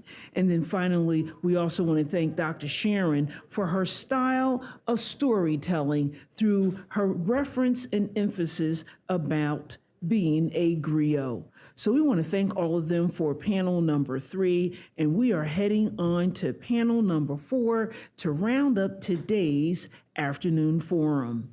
And the panel is going to be introduced by Kate Watson. I'm going to invite our colleague Kate forward to do this introduction. As we wait for Kate to join us here this afternoon, we are going to ask, we have Kathleen, panel expert Kathleen is here.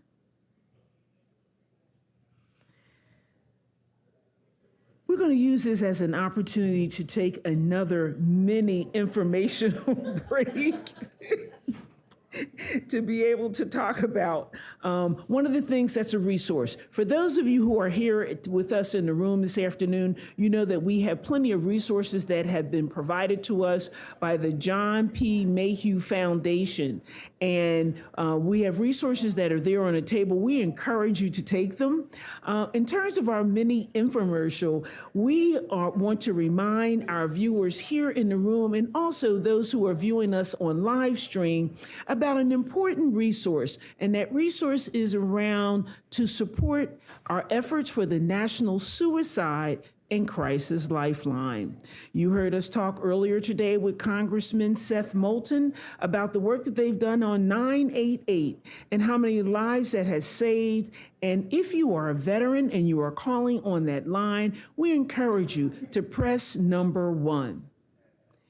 If you are a veteran that is calling through 988, you can also use the text number, which is 838-255. So as we move forward in wrapping up today's forum, the next panel is going to be speaking to us on the topic of, thank you so much, it is moral injury. And we have one of our panel experts that's coming forward right now, moral injury.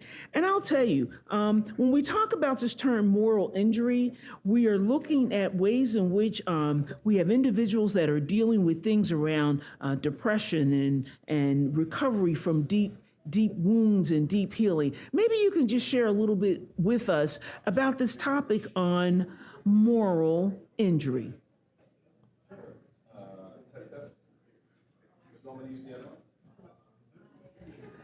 So we have another one of our panel experts that's coming forward.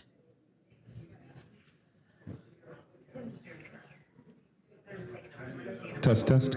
Great. So this afternoon, we're going to be learning about moral injury and the impact that it has on our lives and our communities. And in just a moment, as we're getting our panel experts mic'd up, perhaps you can share with us a few words about this topic around moral injury. Yeah, I'm happy to. So I'm Jason Nusma. I'm a psychologist, clinical psychologist with the Department of Veterans Affairs.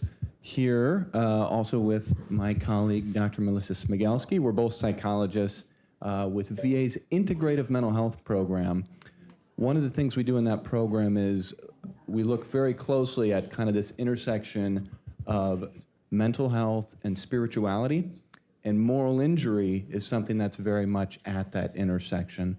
So I think as part of the panel, we'll probably get into some definitions and different things.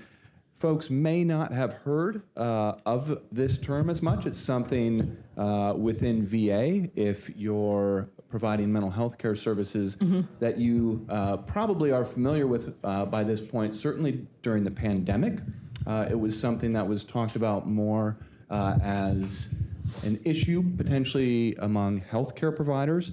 The basic notion with moral injury is this sense of either feeling that you have violated your own moral code, either by doing something or failing to prevent something that goes against your own moral code, or feeling that you've been betrayed by others in some kind of way, let down by other individuals or by the system, and a deep betrayal of your moral code in that fashion.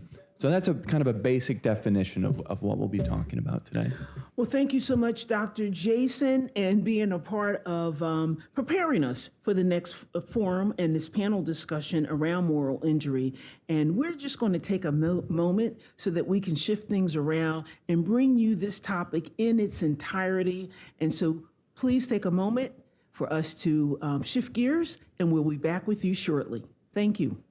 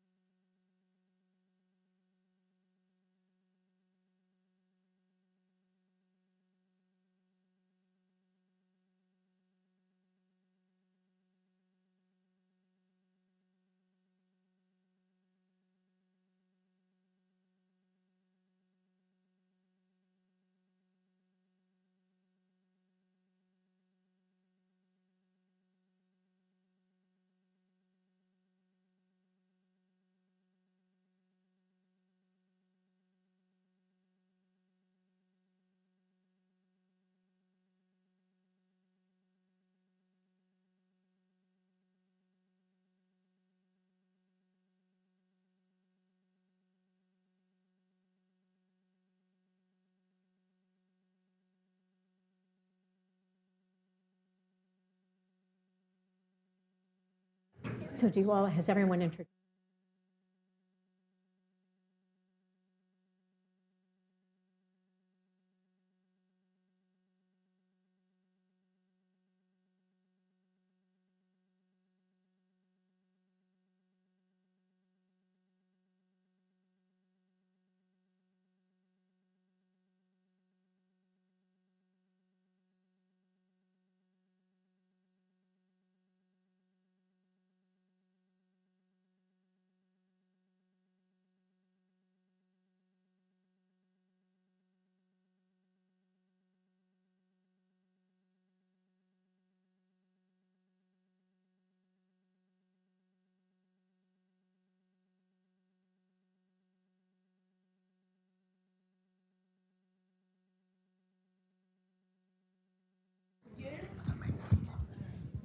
And we are back. I want to introduce my colleague, Kate, to be able to come up and introduce the amazing talent and experience that we have on this afternoon's panel. Kate? Thank you. Good afternoon, and thanks for being here, folks. I am thrilled to introduce the next panel, all about moral injury, and the leader, the facilitator of this panel, is a lovely woman, Kathleen Koch. Koch, I'll get it right yet. At any rate, she's unstoppable, indefatigable, and a longtime CNN correspondent, Peabody and New York Festivals Award winner. Kathleen knows a few things about survival and resilience. She's seen how disasters affect elected officials who together seek advice and counsel from someone who's been there. Recognizing the value of that synergy and the need to better coordinate and information exchange, Kathleen founded Leaders Link, a community, operative word, of elected officials providing disaster mentor support to others facing similar challenges. And boy, do we have a few of those going on these days. Kathleen is building community, empowering others collectively to address real challenges in real time with very real consequence. Welcome, Kathleen. The show is all yours. Thank you, Kate. Thank you so very much. Thank you for the kind introduction. And I have a wonderful panel here with me today to discuss moral injury. I am not going to read their extensive bios. I think you got them in your handouts, but I will briefly introduce them. And I will let them introduce our topic because it is complex and it is pervasive. So we'll jump right into introductions. But just to my left here is Jason Nusma. He is Associate Director of VA Integrative Mental Health. Next to him is Melissa Smigelski, and Melissa also is with VA Mental Health, a psychologist there. Barton Beekner is Interim Director of Military Psychology, the Military Psychology MA program at Adler University. And next to him is Tito Torres, Executive Director of Moral Compass Foundation. So welcome, everyone, for joining us. And Jason, I am going to give you the tough question right out of the gate. Can you help our audience understand what exactly is moral injury? Sure, yeah. So there is no single definition of moral injury that exists right now. There is no single diagnostic threshold. So I'm a clinical psychologist. Sometimes we think in terms of thresholds and diagnoses. Moral injury is not a diagnosis. You're not going to find it in the DSM-5, even in the most recent text revision. You're not going to find it there. It is something that we have been paying attention to for the past decade or so, with increasing prevalence among veterans especially. As Kathleen mentioned, Melissa and I both work in the VA, so this is a context where we've been paying increasing attention to moral injury. And a basic definition of it is a sense that you have violated your own moral code either by doing something that you feel like is against your moral code, or failing to prevent something that's against your moral code, or feeling deeply betrayed by someone else or by a system. And so these... Or by witnessing, correct? Or by witnessing, right. So witnessing something, and often that witnessing has elements of feeling like you were let down by a system, or somebody had responsibility here. So we can imagine lots of different situations where service members may be in context where they feel like they've done something that's against their own moral code, even if it's something that is sanctioned in the context of a combat situation. I'm going to ask Melissa to chime in here. Melissa, how is it different? I think many people are familiar with PTSD. So how is it different from PTSD or depression or anxiety? So that's another difficult question to answer. There's a lot of different ways that people are thinking about the distinctions, but one important way through our lens as clinical psychologists is that when PTSD was established as a diagnosis in 1980, it was housed in the anxiety disorders category in the DSM. And so what that meant was the attention in terms of the symptoms and the lived experience of PTSD really focused on anxiety, fear, trying to avoid situations that elicit that fear, things of that nature. And incidentally, what was left out of the definition of PTSD were these moral dimensions of trauma, which were known about at that time and were even advocated for inclusion, but ultimately were not. And so that shaping really distinguished PTSD as a fear or anxiety-based disorder. And I was going to say, I saw an expert read an expert who described it as the difference being PTSD is a racing heart, moral injury is a broken heart. Yeah. Well said. I think that's more eloquent than a clinical distinction that we could make. However, in terms of kind of major emotional responses, shame and guilt oftentimes characterize the experience for people, but also grief and disgust and anguish, things of that nature, I think really characterize the emotional experience. But there's some overlapping, is there not, between the symptoms? Does that make it difficult? It makes it an interesting question clinically to decide what is it that this person needs. PTSD and moral injury absolutely can and do co-occur, and trying to decide, what is the most appropriate intervention for a person who is experiencing both can depend. Sometimes a person may really need to process a morally injurious experience, but have so much avoidance and hyperarousal and activation when they even think about the event that they need to do some trauma processing PTSD type work before they can do it. So it's a difficult question. And unfortunately, at this point in time, the options for clinical intervention specific to moral injury are quite limited. And so moral injury, even if it's present, is sometimes addressed as if it is PTSD, which can be counterproductive in the worst cases. And we may get into that more later. Bart, in addition to your current position at Adler, you yourself served in the U.S. military. So you're a veteran. You once ran a veterans home in California, and you told me how you wrote a dissertation on the topic of moral injury. What have you seen regarding, at least those you've been around or served with, its prevalence and the impact it has on people's lives? One of the places I ran into moral injury was serving at the Veterans Home. We had in California, Yountville, we had 700 veterans of all wars. When I got there, we still had 75 living World War I veterans. And I remember very distinctly working with the World War I veterans. First of all, we realized that there had been no concerted effort to preserve and help tell their stories, which was a terrible tragedy in itself.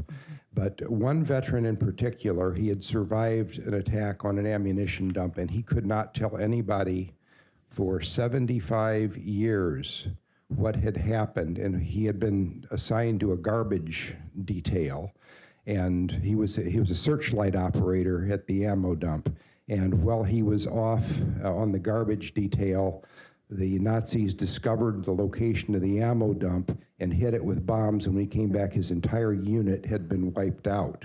And he never quite recovered from that. He felt that as a searchlight operator, if he'd been there doing his job, then the rest of the members of his unit would have still been around. So Survivor's guilt. Survivor's guilt, but also a moral injury. And so we've got a lot of names for things, but getting into the veterans, their own stories and their experience of it, I think to what Melissa just said, is very important, because the phenomenology of the moral injury really helps us to understand what the message is for us. And again, to the topic that we're, of this symposium, the hero's journey, these moral injuries have been a part of the warrior culture forever. The hero's journey is coming back from a very profound experience. There's a perilous journey involved in coming back, and when the warrior comes back, when the hero comes back, they have a gift to give to the rest of us. And there is a moral injury also associated with not being able to give that gift to the rest of society because they haven't heard the story. So Tito, we're talking about something that you've basically lived. Could you share with us your story and how moral injury has impacted you? Yeah, no, I appreciate that, and thank you, Mary, for inviting me. Yeah, so I come to the panel from a little bit different of an angle. I don't have any clinical background or PhD in this arena. I feel I have lived and felt a lot of moral injury, especially in the last 2 years. And so I think where that can start is both my personal story and the individuals that I represent. So as the executive director of Moral Compass Federation, which is 30 veteran-ran organizations that have come together focused on moral injury, and that came out of the Afghanistan withdrawal. And share with us your service history, because we didn't expand on that. Yeah, and so part of the reason that I was honored to take on the executive director role, and I threw myself fully in, was I did 9 of my 11 deployments to Afghanistan.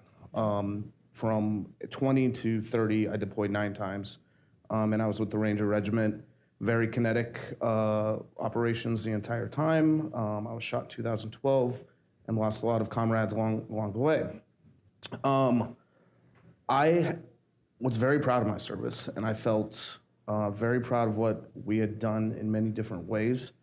And one of the things that happened during the withdrawal for me personally, and I'll quote Jonathan Shea when he hits, features a betrayal of what's right over a critical issue by someone in a position of authority, right? So my feeling of moral injury was not something I did in combat. That doesn't bother me. That is something that I processed and am quite comfortable with.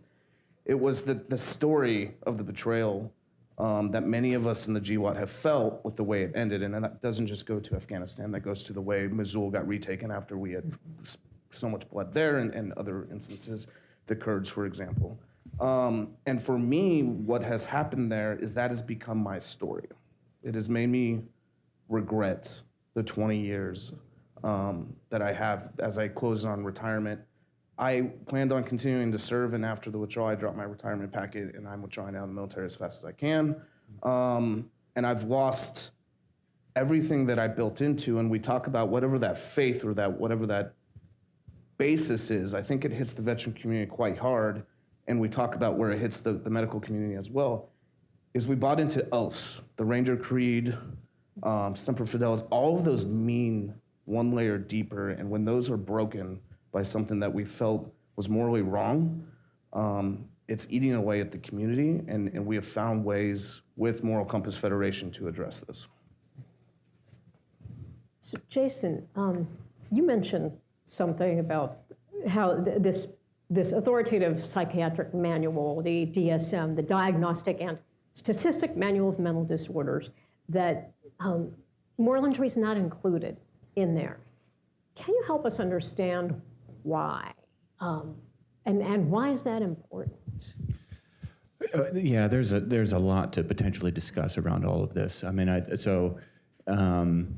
why a diagnostic system exists in the first place. It's there for lots of different reasons, and we could enumerate those things. But we call it a syndrome currently. We call many folks Okay. will call it a syndrome. Okay. Yep, that language is out there, or just call it moral injury. So that even syndrome hasn't entirely been landed on, but we're seeing that more frequently now.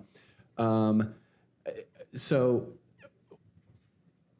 there, I think in some ways Tito's experience that you were just speaking to, you know, when we think of other things that are in the DSM, when we think about depression, when we think about anxiety disorders, often, not entirely, but often we're thinking about disorders that are within the individual. This is something I'm experiencing, and you know, maybe psychotropic medication can help with this, maybe psychotherapy can help with this. To a degree, there are parallels with moral injury, right? We certainly believe that psychotherapy can help with moral injury. At the same time, and what you were just saying, Tito, moral injury points as well to some profound social questions that I think we should be asking. We should be asking questions about, did we do the right thing, or what was the right thing to do in that circumstance? And it's important, I believe, in the care of individuals with moral injury to yes, focus on them as individuals and how we can care for them and how they can live more flourishing lives, but also to take their stories very seriously. To not say, well, that story is part of a diagnosis. That story is part of a problem that you have. That story is something we need to hear and to take seriously, and maybe it's pointing to other things that we need to pay attention to societally. Now, is that to say that it will never be a diagnosis or shouldn't be a diagnosis within VA? You know, if you go, you know, just a few blocks from here and you look at, you know, the words from President Lincoln on the VA to care for him who has borne the battle and his widow and his orphan, like, okay, that's our mandate. We should care for them who have borne the battle, right? If a diagnosis helps us get there, it would not be my druthers to turn moral injury into that. I think there are problems with it. And that like, that's our mission. This is what we should be doing as the VA, I think, and as a society, is finding ways to care for folks. And I recognize that there are systems and there's reimbursement and all this kind of stuff that can also be wrapped up when we think about diagnoses. So anyway, there's a lot to unpack there, but. Well, maybe Melissa can help us with that, because we did discuss this on the phone prior to this, and you had some interesting things to share about not wanting to psychopathize moral injury. Yeah, I mean, as a any person working in a healthcare system, as a mental health provider, our model is assess the problem, diagnose it, and treat it, and that kind of gives the agency to me as the professional to tell you, person, what's wrong with you, and I'm going to fix you with my bag of tricks. And there are all kinds of challenges to that with mental health in general, but particularly with moral injury, particularly when we're dealing with a person's way of making sense of their own life experience, when they're experiencing existential threat. What do I believe about what's good in the world and how we should live? These are not necessarily psychological questions. They are philosophical, they're spiritual, they're religious. There are all these other contexts that play into the conflict that people experience with moral injury. And therefore, from our perspective, the care that is necessary to help someone deal with the reality of moral injury in their lives. And I do think of moral injury perhaps most similar to loss, in the sense that you can never go back. You're not going to go back to the way you were before. We're not going to fix it. It's always going to be there. And so learning to live with it in a way that you can, in fact, live and even flourish, that's just sort of a different paradigm than a problem that we're going to treat. The Japanese. Oh, yeah. Share that. Kintsugi. Yeah. Mm-hmm. So I loved the previous panel talking about, expressive arts and even just creative ways of thinking about suffering. And so Kintsugi is a Japanese art form and philosophy. Others may be more familiar with it than me. But what I have learned about it is that imagine like a ceramic piece of pottery and it gets broken and it's mended, this Kintsugi process, by infusing the cracks with precious metals, and that not only allows you to reconstruct the piece so that it can resume its function, whatever that was, whether it was a plate or a jug or whatever, but the infusion of the precious metals actually adds value to the thing. And so where there might have been cracks that could have been viewed as ugly or as undesirable, they actually give this thing beauty, give it value, give it its purpose back. And that's a metaphor that we use in our work with moral injury, that's really what we're striving to do, is to find a way to fill in the cracks in a way that adds value and that doesn't need to detract from them because of the importance of the story that they reflect. Bart, you've, of everyone on the panel, have been dealing with this, aware of this longer than any of us, I believe. Why do you think it is taking so long to really kind of define and understand this? And is there a problem with it beyond the, as you were saying, Jason, the billing aspect and people's care being able to be covered? I know one of the top researchers on this, Brett Litz, in a recent article said that it actually, moral injury risks being dismissed by some as an illegitimate condition because it hasn't been codified as this, diagnosable mental disease. What are your thoughts? I think it's not a matter of classification or definition or drilling down in a scientific way, which is important for a lot of things, but it's a way to understand moral injury as a syndrome or a form of experience, and the way we make meaning from that in a more holistic sense. And I think you put the right point on this with noting the meaning making is where it really comes to a focus for the veteran. What meaning have we made from this experience, and then what is the significance of it? I would say that one of the ways to look at the shift in metaphor and the shift in viewing is the way that Alfred Adler split from Sigmund Freud back in the World War II period, in Germany is Sigmund Freud, of course, was the father of psychoanalysis and psychodynamics. And Alfred Adler, after his experiences in watching the rise of Nazi Germany, which was a sort of a form of moral injury in itself, realized that mental health is not just within the individual, but it's in the social context. It's in relationships, it's in communications, it's in the feeling of belongingness.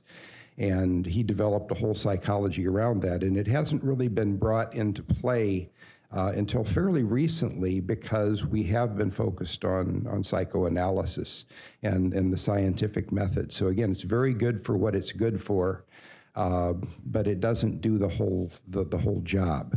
We really need to look at the interplay of the individual. So when we talk about moral injury having implications for society, that it is absolutely true. It's something that we are all kind of in together. So if you look at Adlerian psychology, it's rooted in two different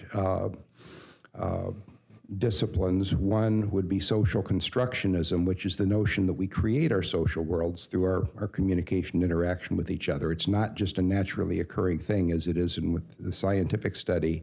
And secondly, Adlerian psychology is rooted in positive psychology, which is the notion that we get what we make.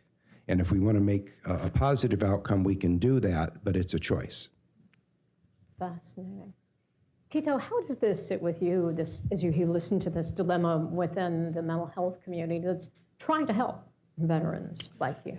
Yeah, I mean, I think part of my role here is to be a bridge builder. That's part of the reason Moral Compass Federation exists, is to be a bridge builder between we look at the social construct, we look at scientific-based research. And when I first heard that maybe aiming to get it as a diagnosis, when I first heard that, I was like, okay, let me hear what you have to say. And what I've learned from that after a few conversations is we're not at that conversation yet.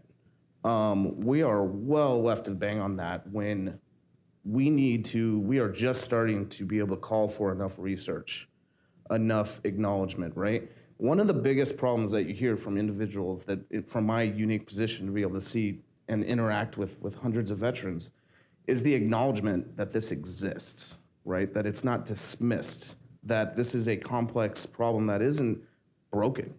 And those who suffer from moral injury that have come to, especially the individuals I react, they have built entire networks that feel like it's not anxiety-based. They've put the ruck on that they're like, I already fought the war for 20 years. Why am I having to evacuate my partners? Why am I having to take care of each other?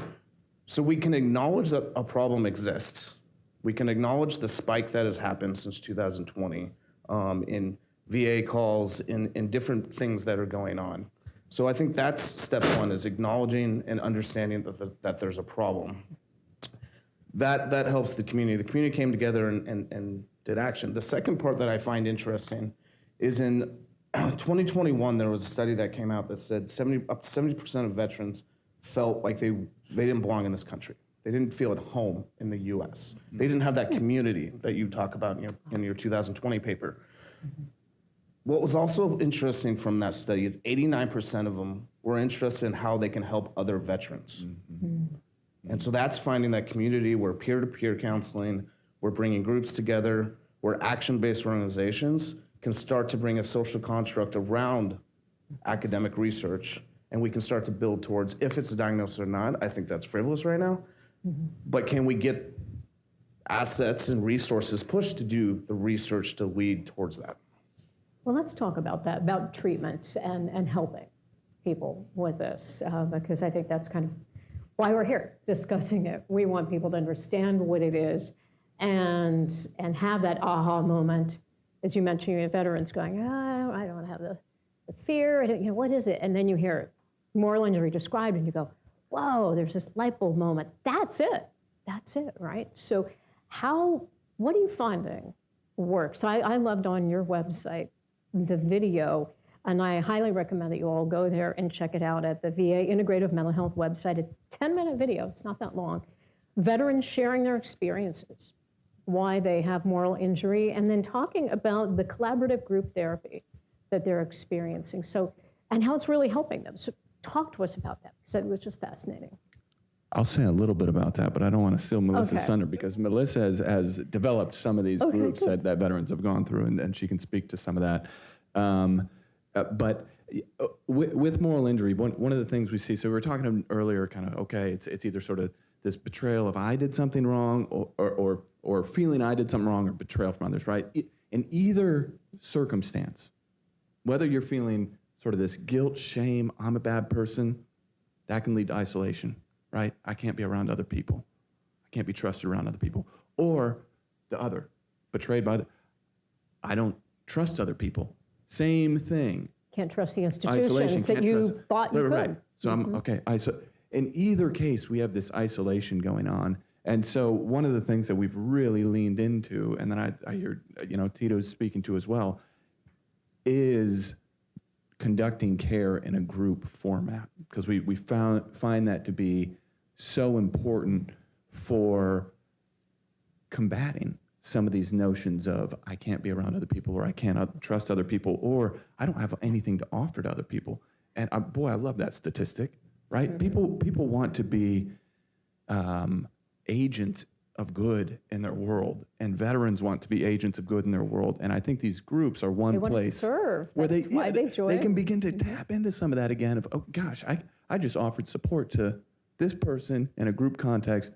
Can I take that outside of the group and do that somewhere else? And just one other comment, I was struck when was it Jim Carroll? Well, all the data about kind of increasing drug use in this country, and he pointed to some really important stuff just around accessibility, addictiveness, all these different things. And I think there's also a question of like, what's underneath some of that? Like, why in the first place and maybe a lot of it is accessibility and addictiveness like that. But I think some of it's also isolation and feeling like I'm not connected to other people, right? And so anyway, I think it has a lot to do with that. But Melissa, I didn't talk in specifics about the groups. You did great. So I want to leave that to you. Can I talk about isolation for 30 seconds? Oh, sure. Something that we found very interesting. So there is a group within our organization, because we're a member-based model, called Operation Allies Refuge. It was stood up by a lot of individuals who were at Abbey Gate and who were on HQIDA. And they were working in their own space. They were younger veterans who weren't connected to a lot of us older individuals. And we found them on Instagram. I reached out to them on LinkedIn and said, let's grab a beer. I've never met you. Initially, it was, who the hell are these guys, right? Are they fake? Are they trying to make money off this? Like, what's going on? We got a beer. I will tell you, it was an emotional night. And they never felt heard until they realized there's a whole veteran ecosystem that cared. And that brought them out of the isolation, and they are a fantastic organization that is doing amazing things. I'm sorry to cut you off there, but. Not at all. I'm going to try not to be redundant, but also underscore a couple of different things that were said. One, the video that was just mentioned, if you're here in the room, on the table, there are cards, and they have a QR code with a link to that. So that'll make it easy for you to find. We would love for you to see it. Bart, you mentioned something earlier about just the construction, the co-construction of things, of meaning. And I think we are co-constructing understanding of moral injury right now in this room as we talk about it. And so I did want to mention that within our work, we're very deliberate about not using the language of treatment when it comes to moral injury, because that is consistent with this medical model that we are, currently resisting, I would say, trying to come at it from another perspective. And so another implication of that is that it potentially limits who can be involved in care. If it's professionals that are treating something, then that speaks to certain people. In the work that we do in the VA, the groups that we are championing are co-facilitated by a chaplain and a mental health professional. And there are many reasons for that. One that I will underscore is that the very presence of a chaplain in the therapeutic space sends the message that what is sacred is welcome here.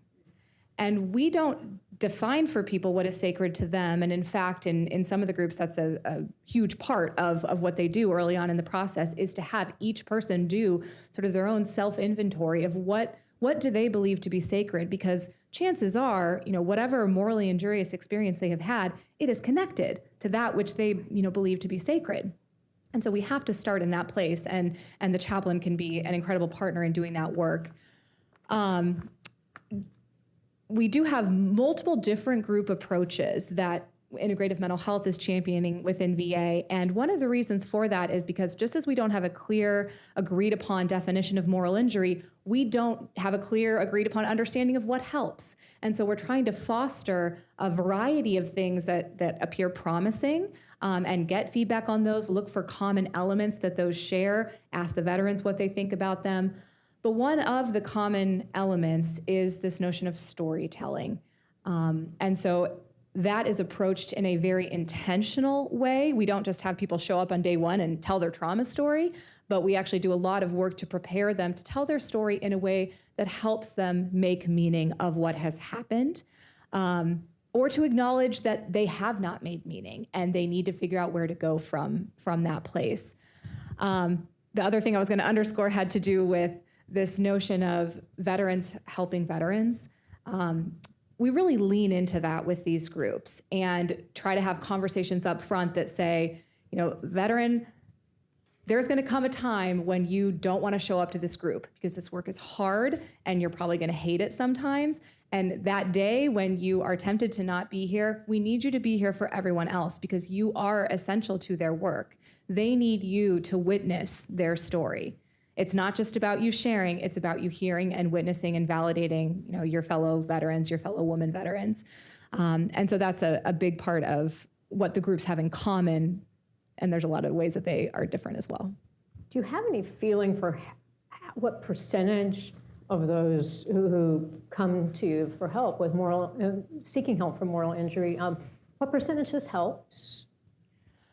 Well, I can speak to a project that we've just been a part of in which veterans that were interviewed gave these groups pretty high satisfaction ratings, at least a 7 out of 10, pretty well across the board.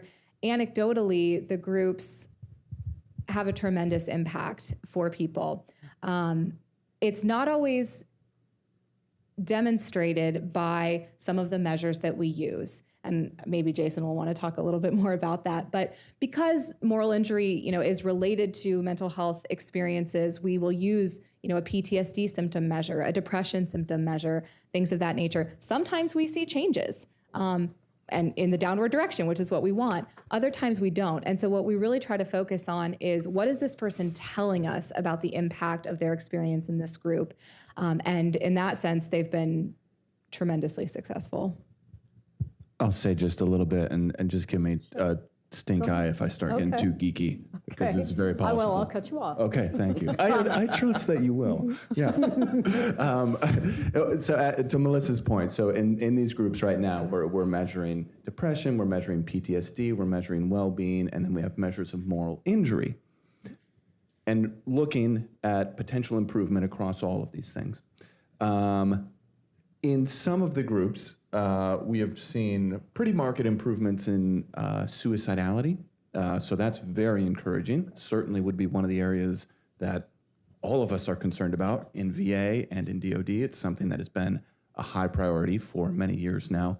On these measures of moral injury, it really depends what the items are on the measure, because some of the items on the measure are I saw such and such, or I participated in such and such, or even I feel guilty.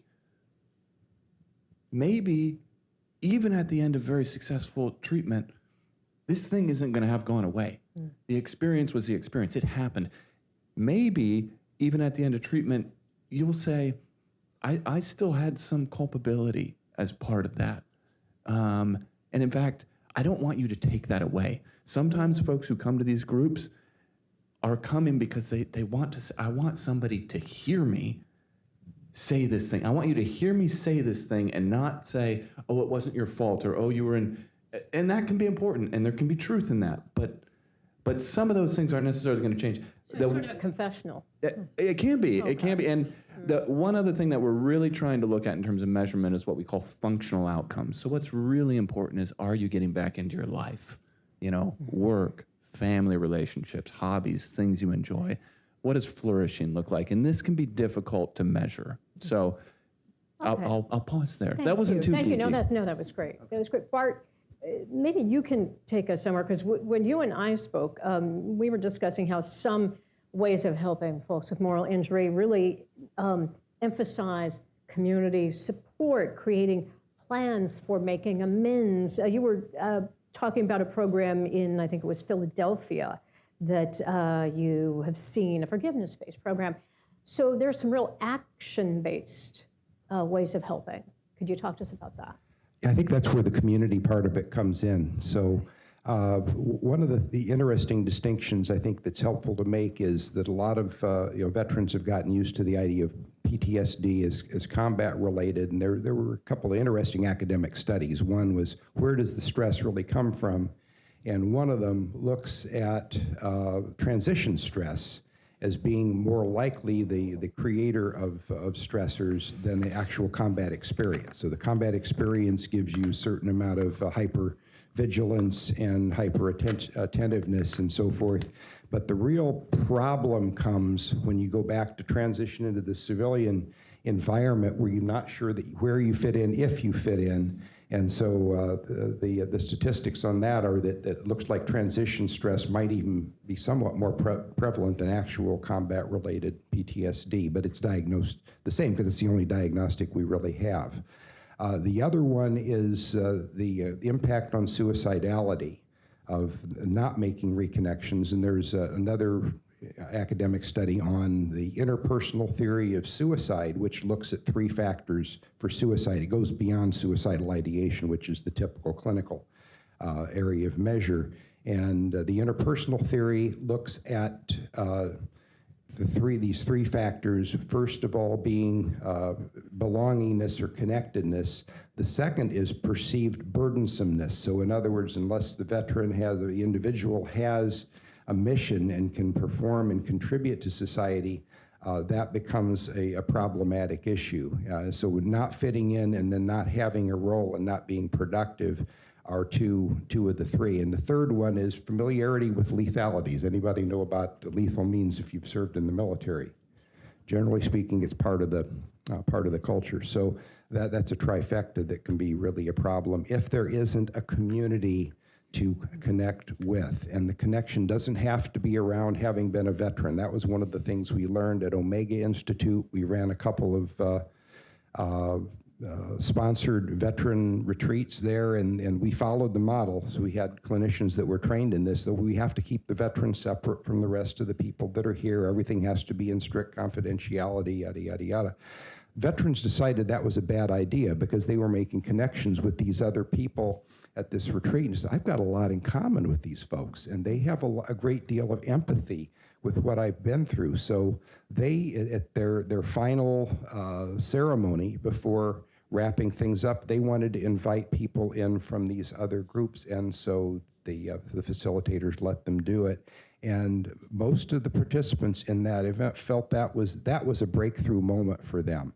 That they could actually share this beyond their own circle of veterans. So that this bridging into the community is a very powerful and necessary phenomenon. But there's not much space for it. So the question for us is, how do we create more space in our communities where those kind of interactions can happen without putting an undue amount of pressure on the veteran to tell the war stories. That's not always what's necessary. And a forgiveness-based or atonement-based kind of program can help, you're saying. Absolutely, because that's where the shared experience, the common experience comes across, the notion it's not your fault, we still love you even though you might have done this or that. It's maybe not unconditional love, but it's pretty close. Tito, what have you found with your organization and the others that you partner with has been helpful when it comes to you and your fellow veterans with moral injury? Yeah, I think you're going to hear something that you don't always hear on these panels is the non-clinical person and the clinical person saying, all the research I did, reading all of your papers, really gave me a lot of hope. And something which you don't always hear, right? Yeah. So we do pretty depressing stuff. I mean, psychology just, so that's great. So the way we came together was no one's, Afghanistan was our base story, the evacuation. And we'll always be, honoring our promises to our partners is one of our guiding tenets. And people just took action, right? They put the ruck on and they took action, and they've been in it for 2 years. And when you dig down into it, moral injury is the reason they did it. They saw something that they morally were against and thought was blatantly wrong, and they took action. I have the unique position to see across all these organizations and start to see where people are being affected and people are in this every single day. And so we started a health initiatives program. And we took the same leadership model of bringing together organizations from what seemingly is different areas of the same problem set and bringing them together. And I think you'll hear some common tones with what we've done. So we brought together, one of our organizations, Aces and Eights, is working with Project Rebirth, which gets them qualified, non-clinical research, but peer-to-peer counseling, right? Goes along with what you were saying. Bringing groups together, healing through experiences, healing through stories, has helped a lot. We have one organization called Hero's Journey they develop storytelling workshops, and they teach the individuals how to tell their stories. And we've put them all together to be able to feed from each other's mechanisms and whatnot on what's going there. And so I think one of the takeaways to sum up what I've heard from across the panel and when we look at what can be done towards moral recovery, right? Because they're not broken. They're still doing amazing things and doing everything every day. I think the VA, I think, gets a lot of pressure. It's a very tough problem, a wide problem across the board. And the VA secretary last Wednesday said on CNN, we have seen real manifestations of moral injury. But he said he's proud that he still sees our troopers fighting to get their interpreters, their drivers, Afghans who worked with them, make sure that they get here to the U.S., still working every day, even though they're feeling this moral injury. And so for me, the takeaway that I'm hearing today is there is an opportunity to bridge a lot of veteran helping veterans, a lot of these groups like Moral Compass, and we're not the only one, that has come together with the VA in clinical-based research. And there's a real chance to, I think, make a huge leap in moral injury, understanding it, and treatment over the next 3 to 5 years by partnering together. So coming together and trying to rectify this cause of some of your moral injury is really helping people move forward then. Yes, I mean, on a personal note, serving in the Ranger Regiment, which deployed every 3 months, very kinetic unit, I had a lot of individuals who called me after the evacuation and said, how can I volunteer? I just have to give back. I have to do something. I don't have any expertise. I don't have that much time. I have to do something. And I've seen that across the veteran community. Giving that place for people to act, I think, is part of the solution. But really that boils into community. It boils into a place that they can tell their story, a place where they can relate with individuals. And so, it goes to that social answer that we're bringing together is a huge part of however we get to moral recovery.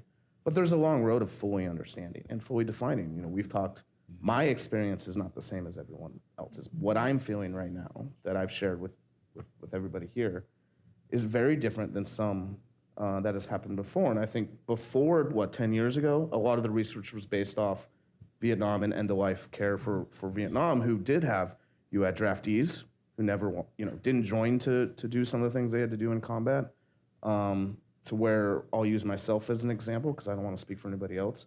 I joined the Ranger Regiment. I volunteered to do that. I am at peace with what I had to do in combat. I'm not at peace why my brothers and sisters keep shedding blood when moral coin is spent too cheaply in this country. And such a fraction as well. What is it? Currently 1% of Americans serve.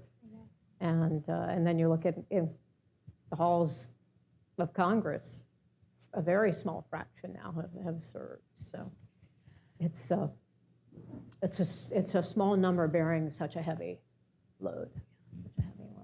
Can I go ahead? I just want to add something. I don't have a bottom line to what I'm about to say, but I feel like it's important to name it as we are just collectively thinking about what moral injury is. The way we think about forgiveness and atonement as potential therapeutic objectives, I think we want to be extremely cautious about both of those things, not to say they don't have a place, not to say they're not helpful. However, with moral injury, sometimes there can be this sense that I must atone, I must devote the entire rest of my life to trying to make up for the harm that I caused in this situation. And that's what I must do. And so this action that looks, valorous, is that a word? Is actually a form of self-punishment, which is one of the hallmarks of moral injury. And so it's important to understand, where is a person coming from with this? Is this something that they feel compelled to do because it is the way that they make meaning, that they make amends, that they give back, that they reconnect to their own dignity as a person, right? They are more than this one thing that they did, and they're demonstrating that, with these other choices that they make. Or is it a form of self-punishment? And so same thing with forgiveness work. It could very well be that a person does need to release some things in order to be able to not be in a self-punishing place. At the same time, that might not be what a person needs. And so I just think we have so much more to learn about what, for whom, under what circumstances, and this is a piece of the puzzle, but it's so nuanced. I would add to the caution of atonement. I agree with everything you said right there. I thought that was fantastic. When I hear atonement and forgiveness, those who feel the betrayal externally, not internally, you really need, you're going to lose someone right away. And I'm not talking from a clinical sense. I'm just talking from my experience. If they're not being forgiven, why am I putting the rucksack on again? Why am I spending nights working on this in my free time? Why am I putting money towards this when this should be owned by someone else? And by institutions that we believe in, institutions that we gave our life on the line for. So that buys into another layer, I think, of where you really need to be careful with atonement or forgiveness, because what are you forgiving me for? I already fought the war for 20 years. I'm supposed to be retired, and now I got called back into the fight. I think it's got to be difficult to tease out, because some people who go through morally injurious situations, maybe acts of omission, or situations where then what they have learned is so important that they need to get out there and they need to share it, and they feel that is their purpose now. Not so much to punish or atone, but that what they have learned, this incredibly, hugely difficult experience, they need to take that knowledge and use it to help prevent suffering and pain on the part of others, right? I could just add one definition to that. There's a subtle difference between witnessing and confessing. And in the witnessing, you're telling the story in a non-judgmental space. There's no expectation of action. There's no expectation to do anything. It's just understanding and bringing it out from the internal space into the community. In confessing, there is an authority figure, there's some power that you are acknowledging wrongdoing and you are asking to be forgiven for it. A lot of veterans won't go anywhere near the confession booth, but they might be able to discuss something very difficult with an impartial witness. That's a great distinction. Yeah, I guess just one other thing I'd add to some of this is, this distinction between sort of betrayal and having done something wrong. And most folks don't fall into one camp or the other. And we see this like on our measures too, right? We measure this stuff and people endorse both those things frequently. And that comes out in groups and stuff a lot as well. It's curious, the VA this summer announced the first ever large-scale study of moral injury. And they're going to be talking to more than 3,000 veterans of the post-9/11 wars to see how prevalent the syndrome is. How important do you think that's going to be? Jason, Melissa. No, I think that's going to be very important, and I'll just re-mention a couple of names that have been said here a few times already. Jonathan Shea was a psychiatrist that to kind of advance this definition of moral injury as a betrayal by a legitimate authority in a high-stakes situation. Tito, you were talking about him a fair amount. And then a lot of the empirical research came a little bit after Jonathan Shea talked about some of that. Brett Litz and a number of colleagues wrote this paper in 2009 that kind of launched a lot of the empirical investigation.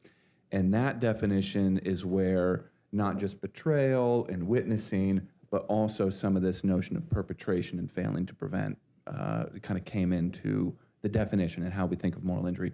And this study that you're referencing is being led by Brett Litz, and I think will be very important. And part of the challenge with that study, so the measure they're using in that is the moral injury outcomes scale, which was published a couple years ago and is the scale that we now are using clinically, and we're uncovering some of the, really uncovering the first clinical information in VA that's been gathered on this measure and actively looking at that. So this question of prevalence does depend on what are we saying is moral injury numerically on this measure. So You can't count it if you don't know what it right, is. yeah. So where is that? So I think this is very important. Moral injury, like so many human experiences, and so many things in the DSM, and so many things that we talk about as psychologists, is experienced on some kind of continuum. That's my belief. However, we do need to make dichotomous decisions. We do need to make decisions about, are you appropriate for a care group or not? Are you appropriate for psychotherapy or not? So even though it's not a dichotomous experience, it's a dimensional experience, drawing that line still is important for some dichotomous decisions that we have to make. So I do think this is going to be very important.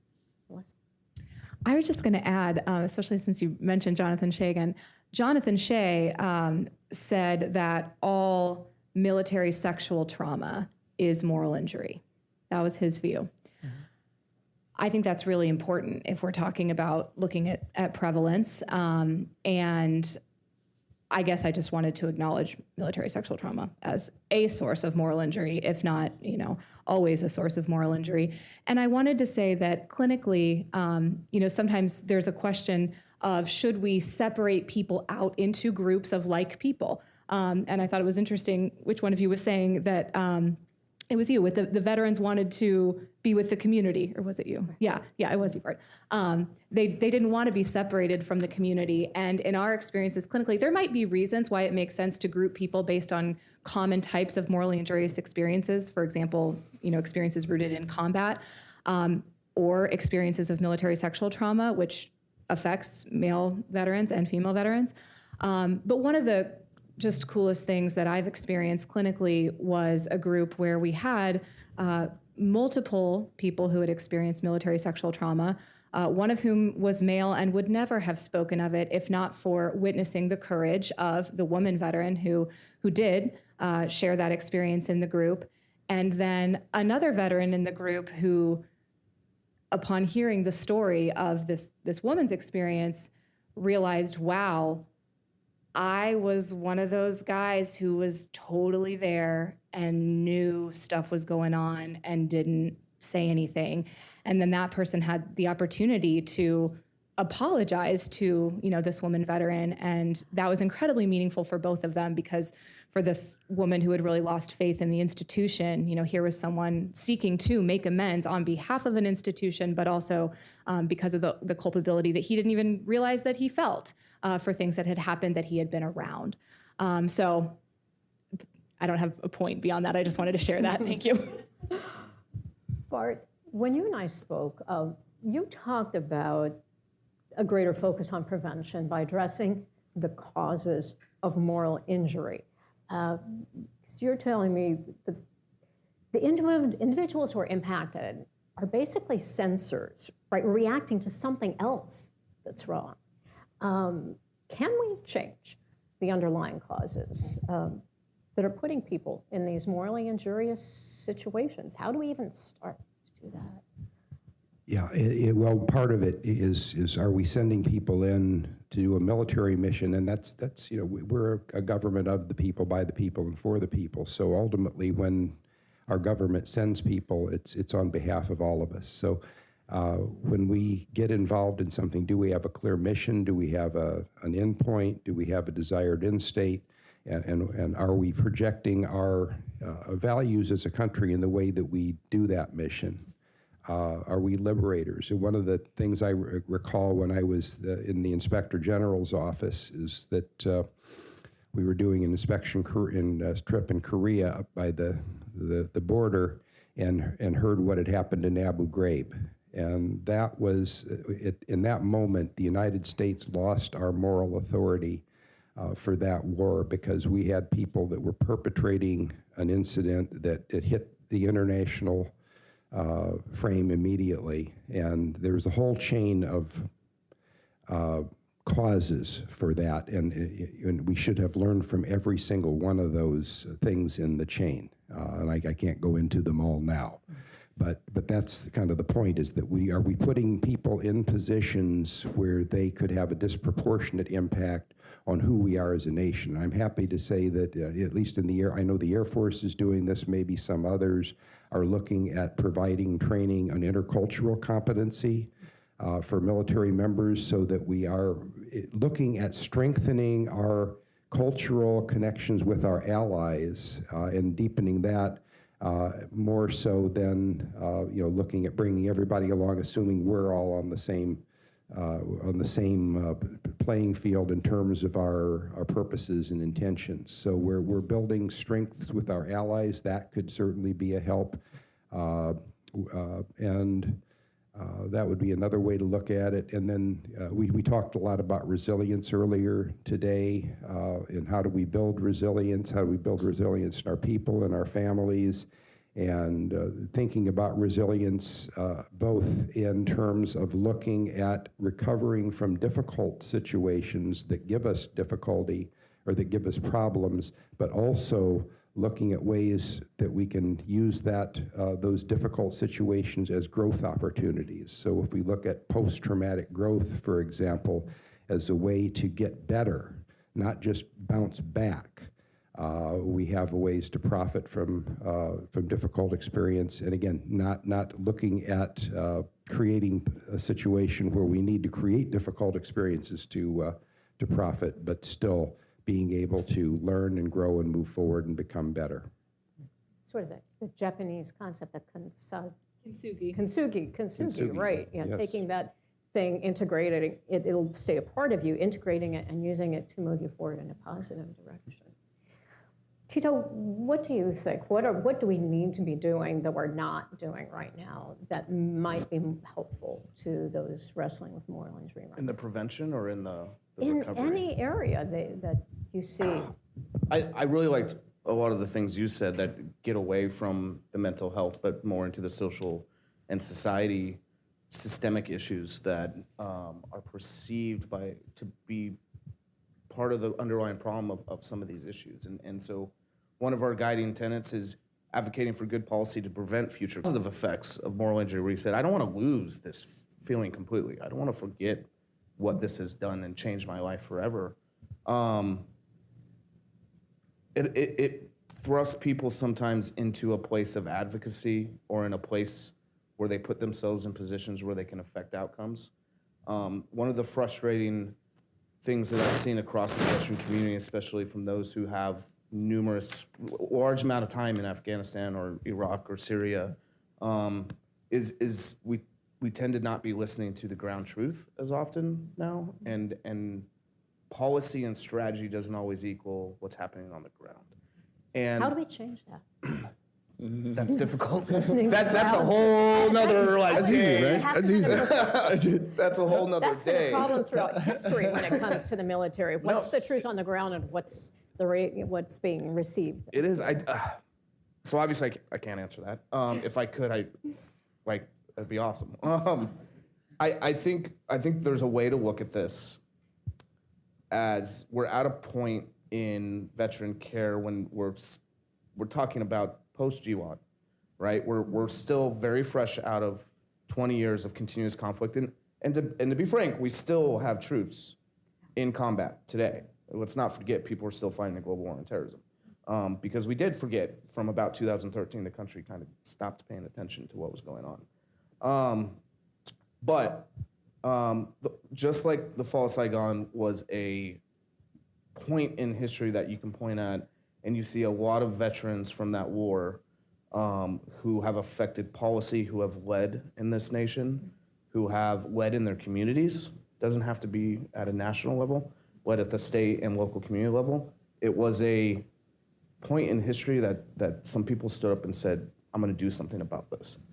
Did mistakes continue to happen? Yes, but I do think it was a chance for veterans to kind of find a place to give that ground truth and to give a different perspective.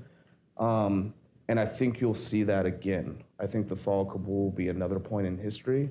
They talked about the painting earlier, where they said they were angry about what happened. There's a lot of veterans who are angry right now, and we're talking left of bang. We're talking, a little bit off of the moral injury clinical look, but I do think, and I think I can confidently say this, there are a lot of veterans who are much more active in spaces they never thought they'd be active because of this.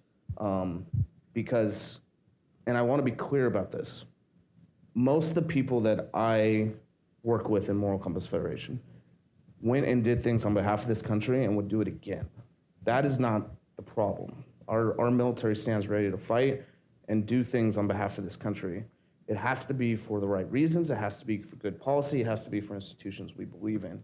And when we continue to do that and we see, the Reagan Institution, the trust in the military drop 26 points over the last 8 years, that's not because the military is making mistakes. It's because of the way it's being used and it's the way that these results are happening. So there is an opportunity right now to take a step back and acknowledge what's going on and do something about it.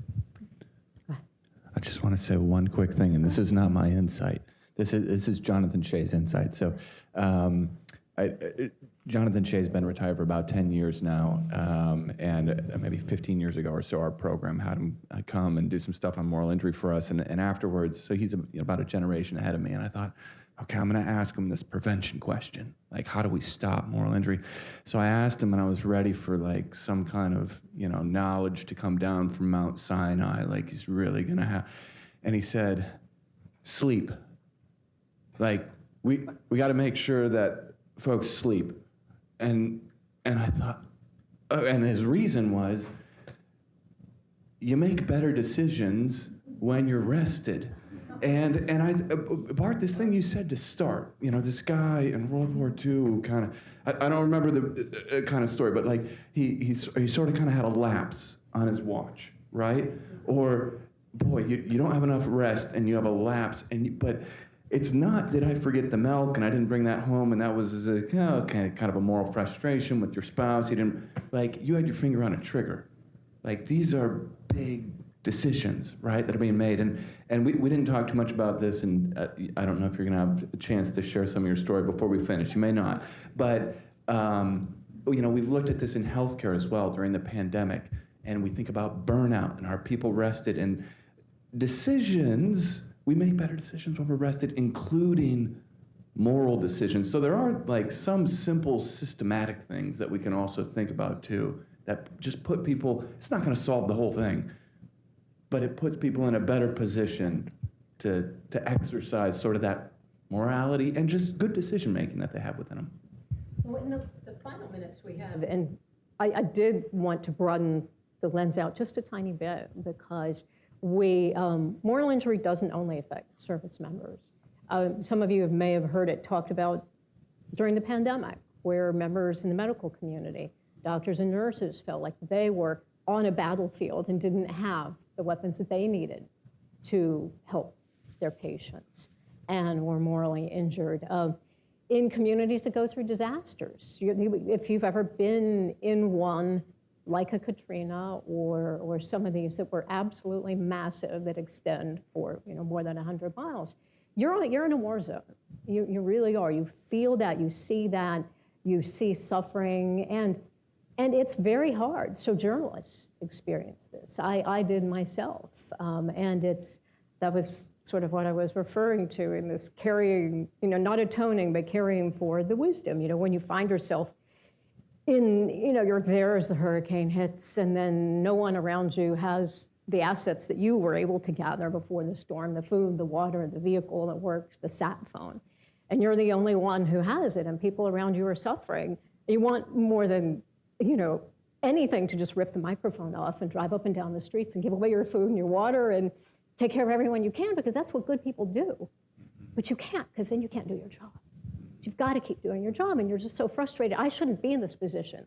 Someone should have been here to do these things, so I was not in this position. And then you're overwhelmed by, when you're getting these types of conditions that we're going to be having more and more often around the world with climate change. These disasters are becoming more severe and more frequent, and there are going to be more and more journalists and doctors and nurses and Red Cross workers and just regular old folks who find themselves in situations like I was, where people are, we didn't have texting then, but emailing you and leaving you voicemails. Can you find my brother, my father, my sister, my aunt, my uncle, my cousin? I can't find them. I haven't heard from them since before the hurricane. Can you get there? Can you get there? And you can't, because the Gulf Coast was, it looked like a bomb had gone off. So as a result, someone you know and love finds the body of their father a week and a day after the storm, rotting in the rubble of his house. And I should have stopped that. So I hated myself for a really long time. And so it's a painful thing, but you can get through it, but it never goes away. Right. But so it's something you incorporate, and then you learn, and then you share, and then you try to help others who suffer. Because you don't want anyone to go through it. Right. And if I may, this is a demonstration of the impact. It is life-altering. We all encounter situations where we don't live up to our own expectations or where other people let us down. That's part of being a human being. But when we are developing our collective consciousness around moral injury, I think it would serve us well to reserve this label for those whose lives are impacted in a profound way by it. It's not intended to lessen anyone else's morally stressful situations, right? But we all have kind of we stay within a certain range most of the time of ups and downs. Moral injury, off the charts. And we want to preserve that so that we can really identify and care for people who need help to figure out, how do I integrate this and keep going? And then I think you have to be really careful with the word hero, because I know that service members who may be dealing with this can find that word very injurious, as I did. During Hurricane Katrina, I was one of the few reporters on the Mississippi Gulf Coast, so everyone was like, everyone else was in New Orleans, right? And so people there praised me and thought I was wonderful, and Kathleen, you're our hero, you were here, you're telling our story, you're so awesome. And all I could think of was all the ways I had failed, all the ways I had dropped the ball, all the people I hadn't helped, hadn't found before their family members did. And so I was like, oh, that word, I hated that word hero. It was just like, take that off, that mantle off my shoulders. I don't want it. I don't deserve it. And it's a way that we distance from people who are actually reckoning with these kinds of things. If I tell you you're a hero, then that's all I need to say, and I'm done, and I can go about my business, and I don't really have to engage with what you've experienced. 11 deployments, wow, that's a big number. I can just be impressed by that and leave it at that. And so many civilians do, so many people who are distanced from the situations do, right? Because we're protecting ourselves, we're not interested, I don't know, there are all kinds of reasons, right? But being willing to actually know. And that's a two-way street. Veterans have to be willing to bring people in and tell the story and share. That military doesn't own things that suck. We don't own that. So you can find common ground with other people. That's a bumper sticker right there. Well, this has been a really powerful afternoon, and I hope we put out some information that's going to help a lot of people who are service members, veterans, and those outside those are very important communities. So please join me in thanking Jason, Melissa, Bart, Tito. You guys were wonderful. Thank you so much.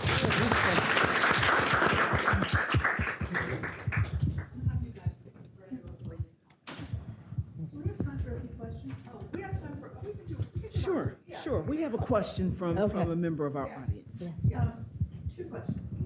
Number 1, so we need your microphone so we can hear. You need a microphone. This is scary. Hello, doesn't work. Okay. So in the population that you are currently dealing with that is morally injured, seeking assistance from you, I'm talking to my VA buddies here, are you seeing differences between genders? I'm a woman veterans advocate, so are you seeing increased levels of moral injury in one? Are you seeing receptiveness? We can talk about women until I turn purple, so fill me in. No, you go ahead. Me? I'm the man here, but okay. There are dynamic conversations with mental health providers and chaplains who co-lead these groups about this specific issue. Anecdotally, Melissa provided one example where we've seen having mixed gender groups be powerful and effective. We've also heard from women who would prefer to be in groups, very understandably, with other women. Depending what VA we're looking at, and can we get a group together? Can we get enough?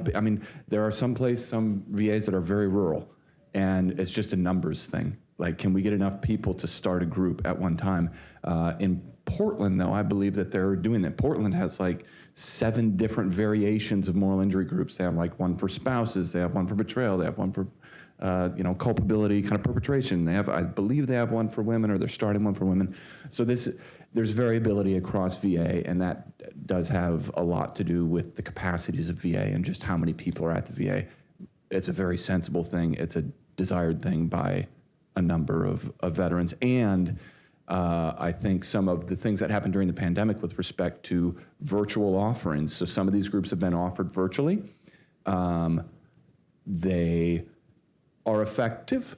I think people appreciate being in person. However, something's better than nothing. I'm a big advocate of hugs.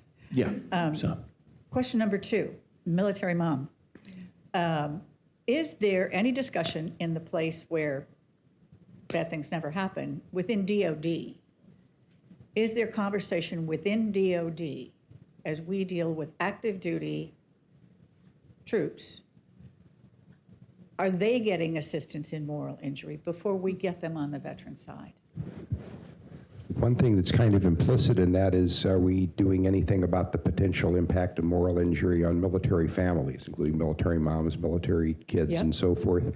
And Brett Litz and Bill Nash actually wrote a very interesting paper about 5 years ago that they believe that it is possible to track the impact of moral injury into military family members.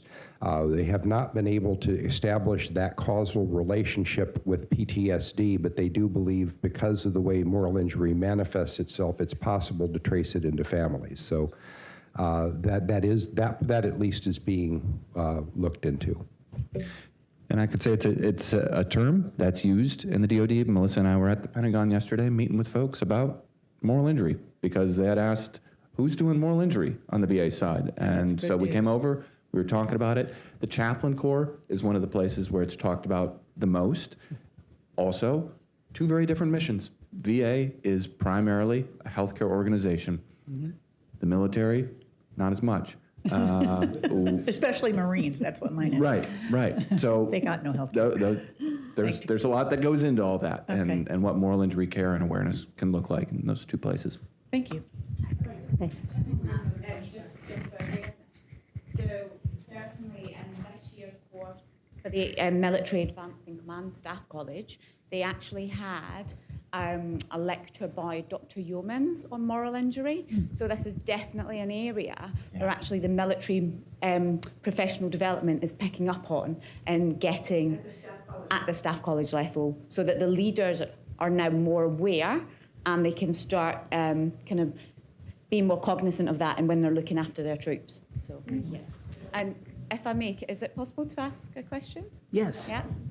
So first of all, a comment to Kathleen. I went to a really, really interesting talk by a oh gosh, his name's just gone out of my head now. Sir Trevor McDonald from the BBC journalist. And just on your point where you were saying that you have this, you've clearly got this level of guilt kind of left over. One of the kind of fundamental points I remember from his speech is he said that his job as a journalist was so important because he's giving people a voice who would never normally have a voice.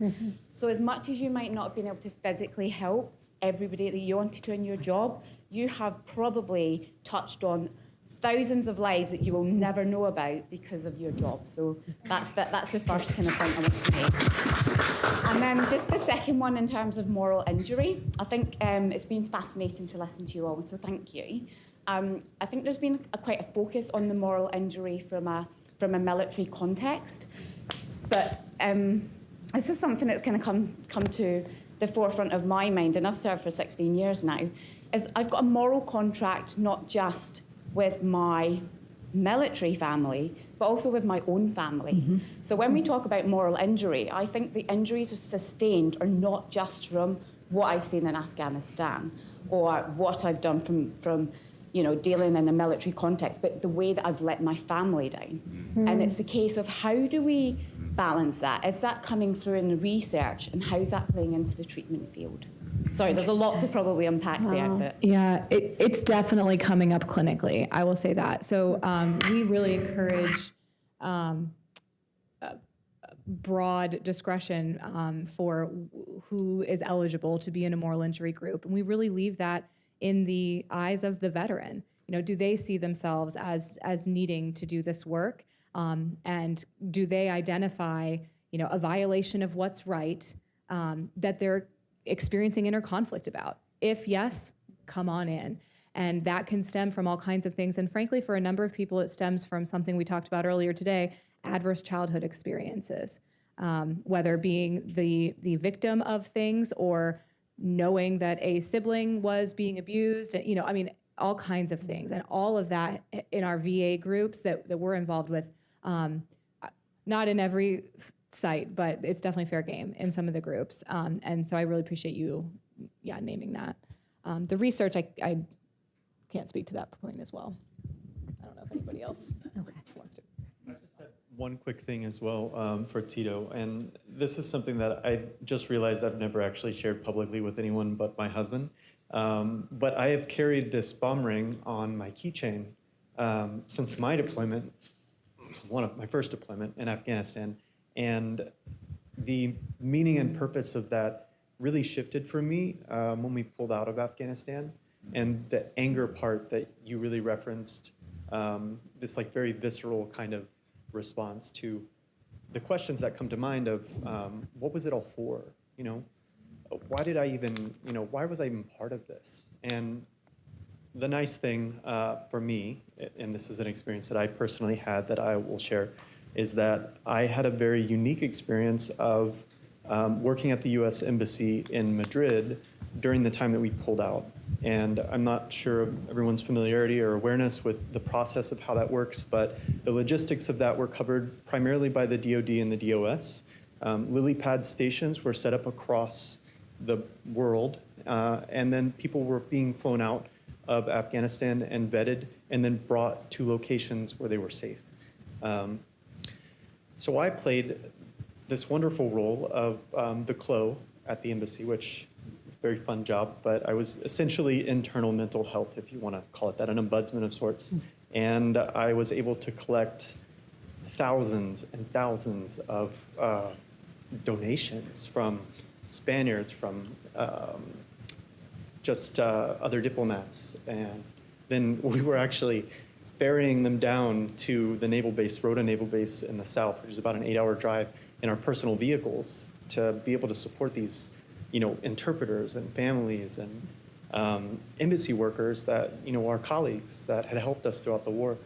And the healing that provided for me, just being part of giving back in some way, just kind of leans into what you're doing in your work, and that I think how important it is to be able to provide veterans with a way to, I guess, provide something back now, in this part of the process where we're at in this moment. And I just want to say thank you for that work. I mean, you mentioned early on, like, oh, you're not a clinician, you're not whatever, but I mean, no one here cares, I know that, but it doesn't really matter because really you play one of the most important roles of any of us, and it's on the ground, frontline work, leading these organizations that, you know, that's what's saving lives. So thank you. I appreciate it. I appreciate you taking the time to share that. We may have texted on a signal chat during the evacuation, working with all the embassies across there, but I will tell you analytically, it is easier for me to tell veterans when they're like, why did I do all this? It's easier. So, you know, my first deployment was on my last war. I was on the negotiation team in 2020. And I saw women going to school, and I saw a lot of good that had happened in Afghanistan. The whole dialogue that Afghanistan didn't improve is false. It's just not accurate, right? And I did see a difference, and there's a whole generation that grew up with that. So the story's not done. That's what I say analytically, and I try to understand that. But where I'm honest with you is I'm going through that right now. I'm questioning, why did I give up my entire 20s, what I put my family through, to your point over there, all the deployments, all the times I missed that I thought was for a bigger purpose that I'm questioning right now, if I'm honest with you. And so there's the analytical and there's the emotional response. But come join us at Moral Compass. We always need more people. Thank you for sharing that. Thank you, thank you, thank you. I want to start by thanking panel number 4. And this has truly been an enlightening discussion about the topic of moral injury. And I'll have to tell you, as we started this discussion, I said to Dr. Jason here, maybe you can give us a few words about this. Now I understand why it took so much more time to be able to explain this. And I want to thank Kathleen Koch for her brilliant facilitation of this topic and this panel. I want to thank each of our panel experts here this afternoon. And as I said, this has just been really an enlightening topic. And I sat here and I listened to this emerging study around the experiences of moral injury. And it really opened the door for me, and I hope for each of you to be able to spend some more time really tracking this and following this, because I think that there's a lot of things that we can learn as a community, as individuals, and as families. And so as we begin to close today's forum, once again, I want to thank each and every one of you who are here and also in our virtual community about taking this journey with us for year 2023 in recognition of the 6th annual forum on this very, very important topic.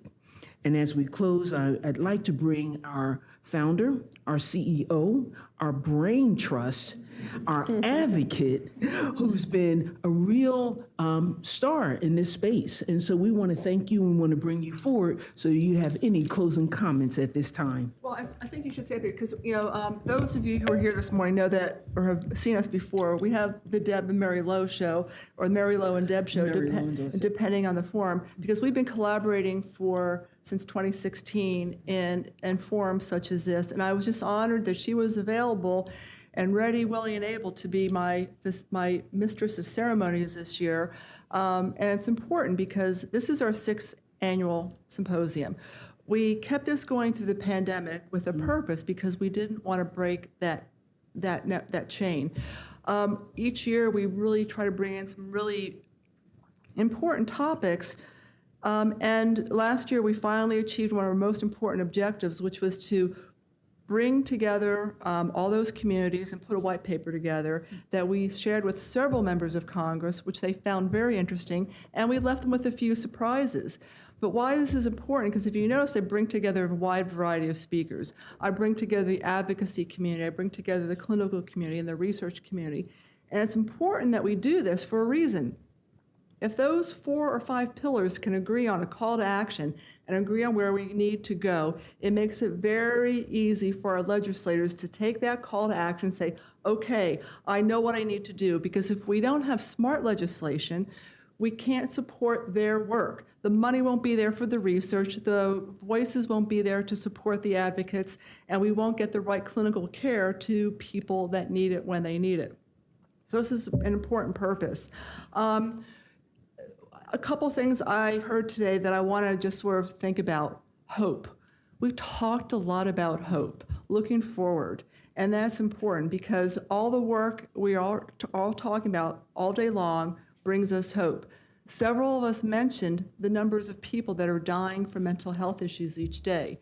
I included some different things in my numbers from Jim Carroll's, but he and I both talked about large numbers that are unacceptable. If we combine alcohol abuse, suicide, and drug overdoses, is 800 people a day. 800 people. We can do better. We've put men on the moon. We have driverless cars. We have all these other moonshots. We can do a better job with how we treat mental health in our country. And you are the people that are helping to do it, okay? So thank you. We have to thank our speakers. There's several of you here today. You're all making a difference. We'll put together another white paper. We'll try to work with our legislators. But I'm really beginning to see a change. Finally, we see our legislators paying more attention to this.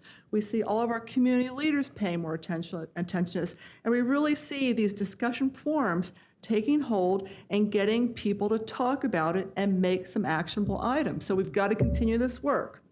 I want to go to the next slide. So this does not happen without volunteers, okay? You know, we do this with a lot of volunteers. Deb volunteered her time. Everybody that was here today volunteered their time. And that comes from the heart. So a lot of people here care about this mission and they volunteer their time. And I know that there's people here in the room that get paid good bits of money to go do what they're doing, but they volunteered their time for this because they care. So I can't thank you enough. I can't thank my speakers enough and my facilitators who volunteered their time, and all the people here that spent the last several months, late evenings, late nights last night, and a lot of time to put this together. But we are making progress, and that's the most important thing. And next slide, please. I want to thank our sponsors. We had some wonderful sponsors. Some of the people give in kind, some of them give money, but this doesn't happen without money and in-kind donations. So I have to put my plug in. You know, we're a small nonprofit. We don't operate on air. You know, all these things cost money. And so I ask for anyone that's online or any other corporations out there to think about us as your end-of-year giving or mid-year giving or any time of year giving. We take your money and we put it to good use. We don't have a paid staff. We make every penny goes towards supporting the symposium, the paper, and other community outreach events. So I want to thank our sponsors because we couldn't do it without them. And with that, I think a couple of the things we have coming up. We have a couple runs coming up, and these are good community outreach events. A lot of the material you see out on the table will be at my races. I do share information on resources. Before you leave today, make sure you pick up some information on those resources. We're also going to be having a little reception afterwards. I hope everyone stays for the reception. And there's beverages still in those refrigerators that I hope are empty before I go. I don't have to haul those beverages home. And the wine out there too. But again, I can't thank everyone from the bottom of my heart. You know, we're all driven by stories and tragedies sometimes. Barb talked about, Dr. B talked this morning about losing her father and losing her mother and losing other family members. That drives us to do things. Losing my son drove me here. And those events that change our lives drive us here. You know, that's how Kathleen and I met, because we had tragic stories or things in our lives that were really rough to talk about, and they drove us here and they drove us to change. And many of you have had those events happen to you in your life. So thank you for being here. Thank you for supporting the symposium. And I'll look forward to seeing everyone next year. Thank you.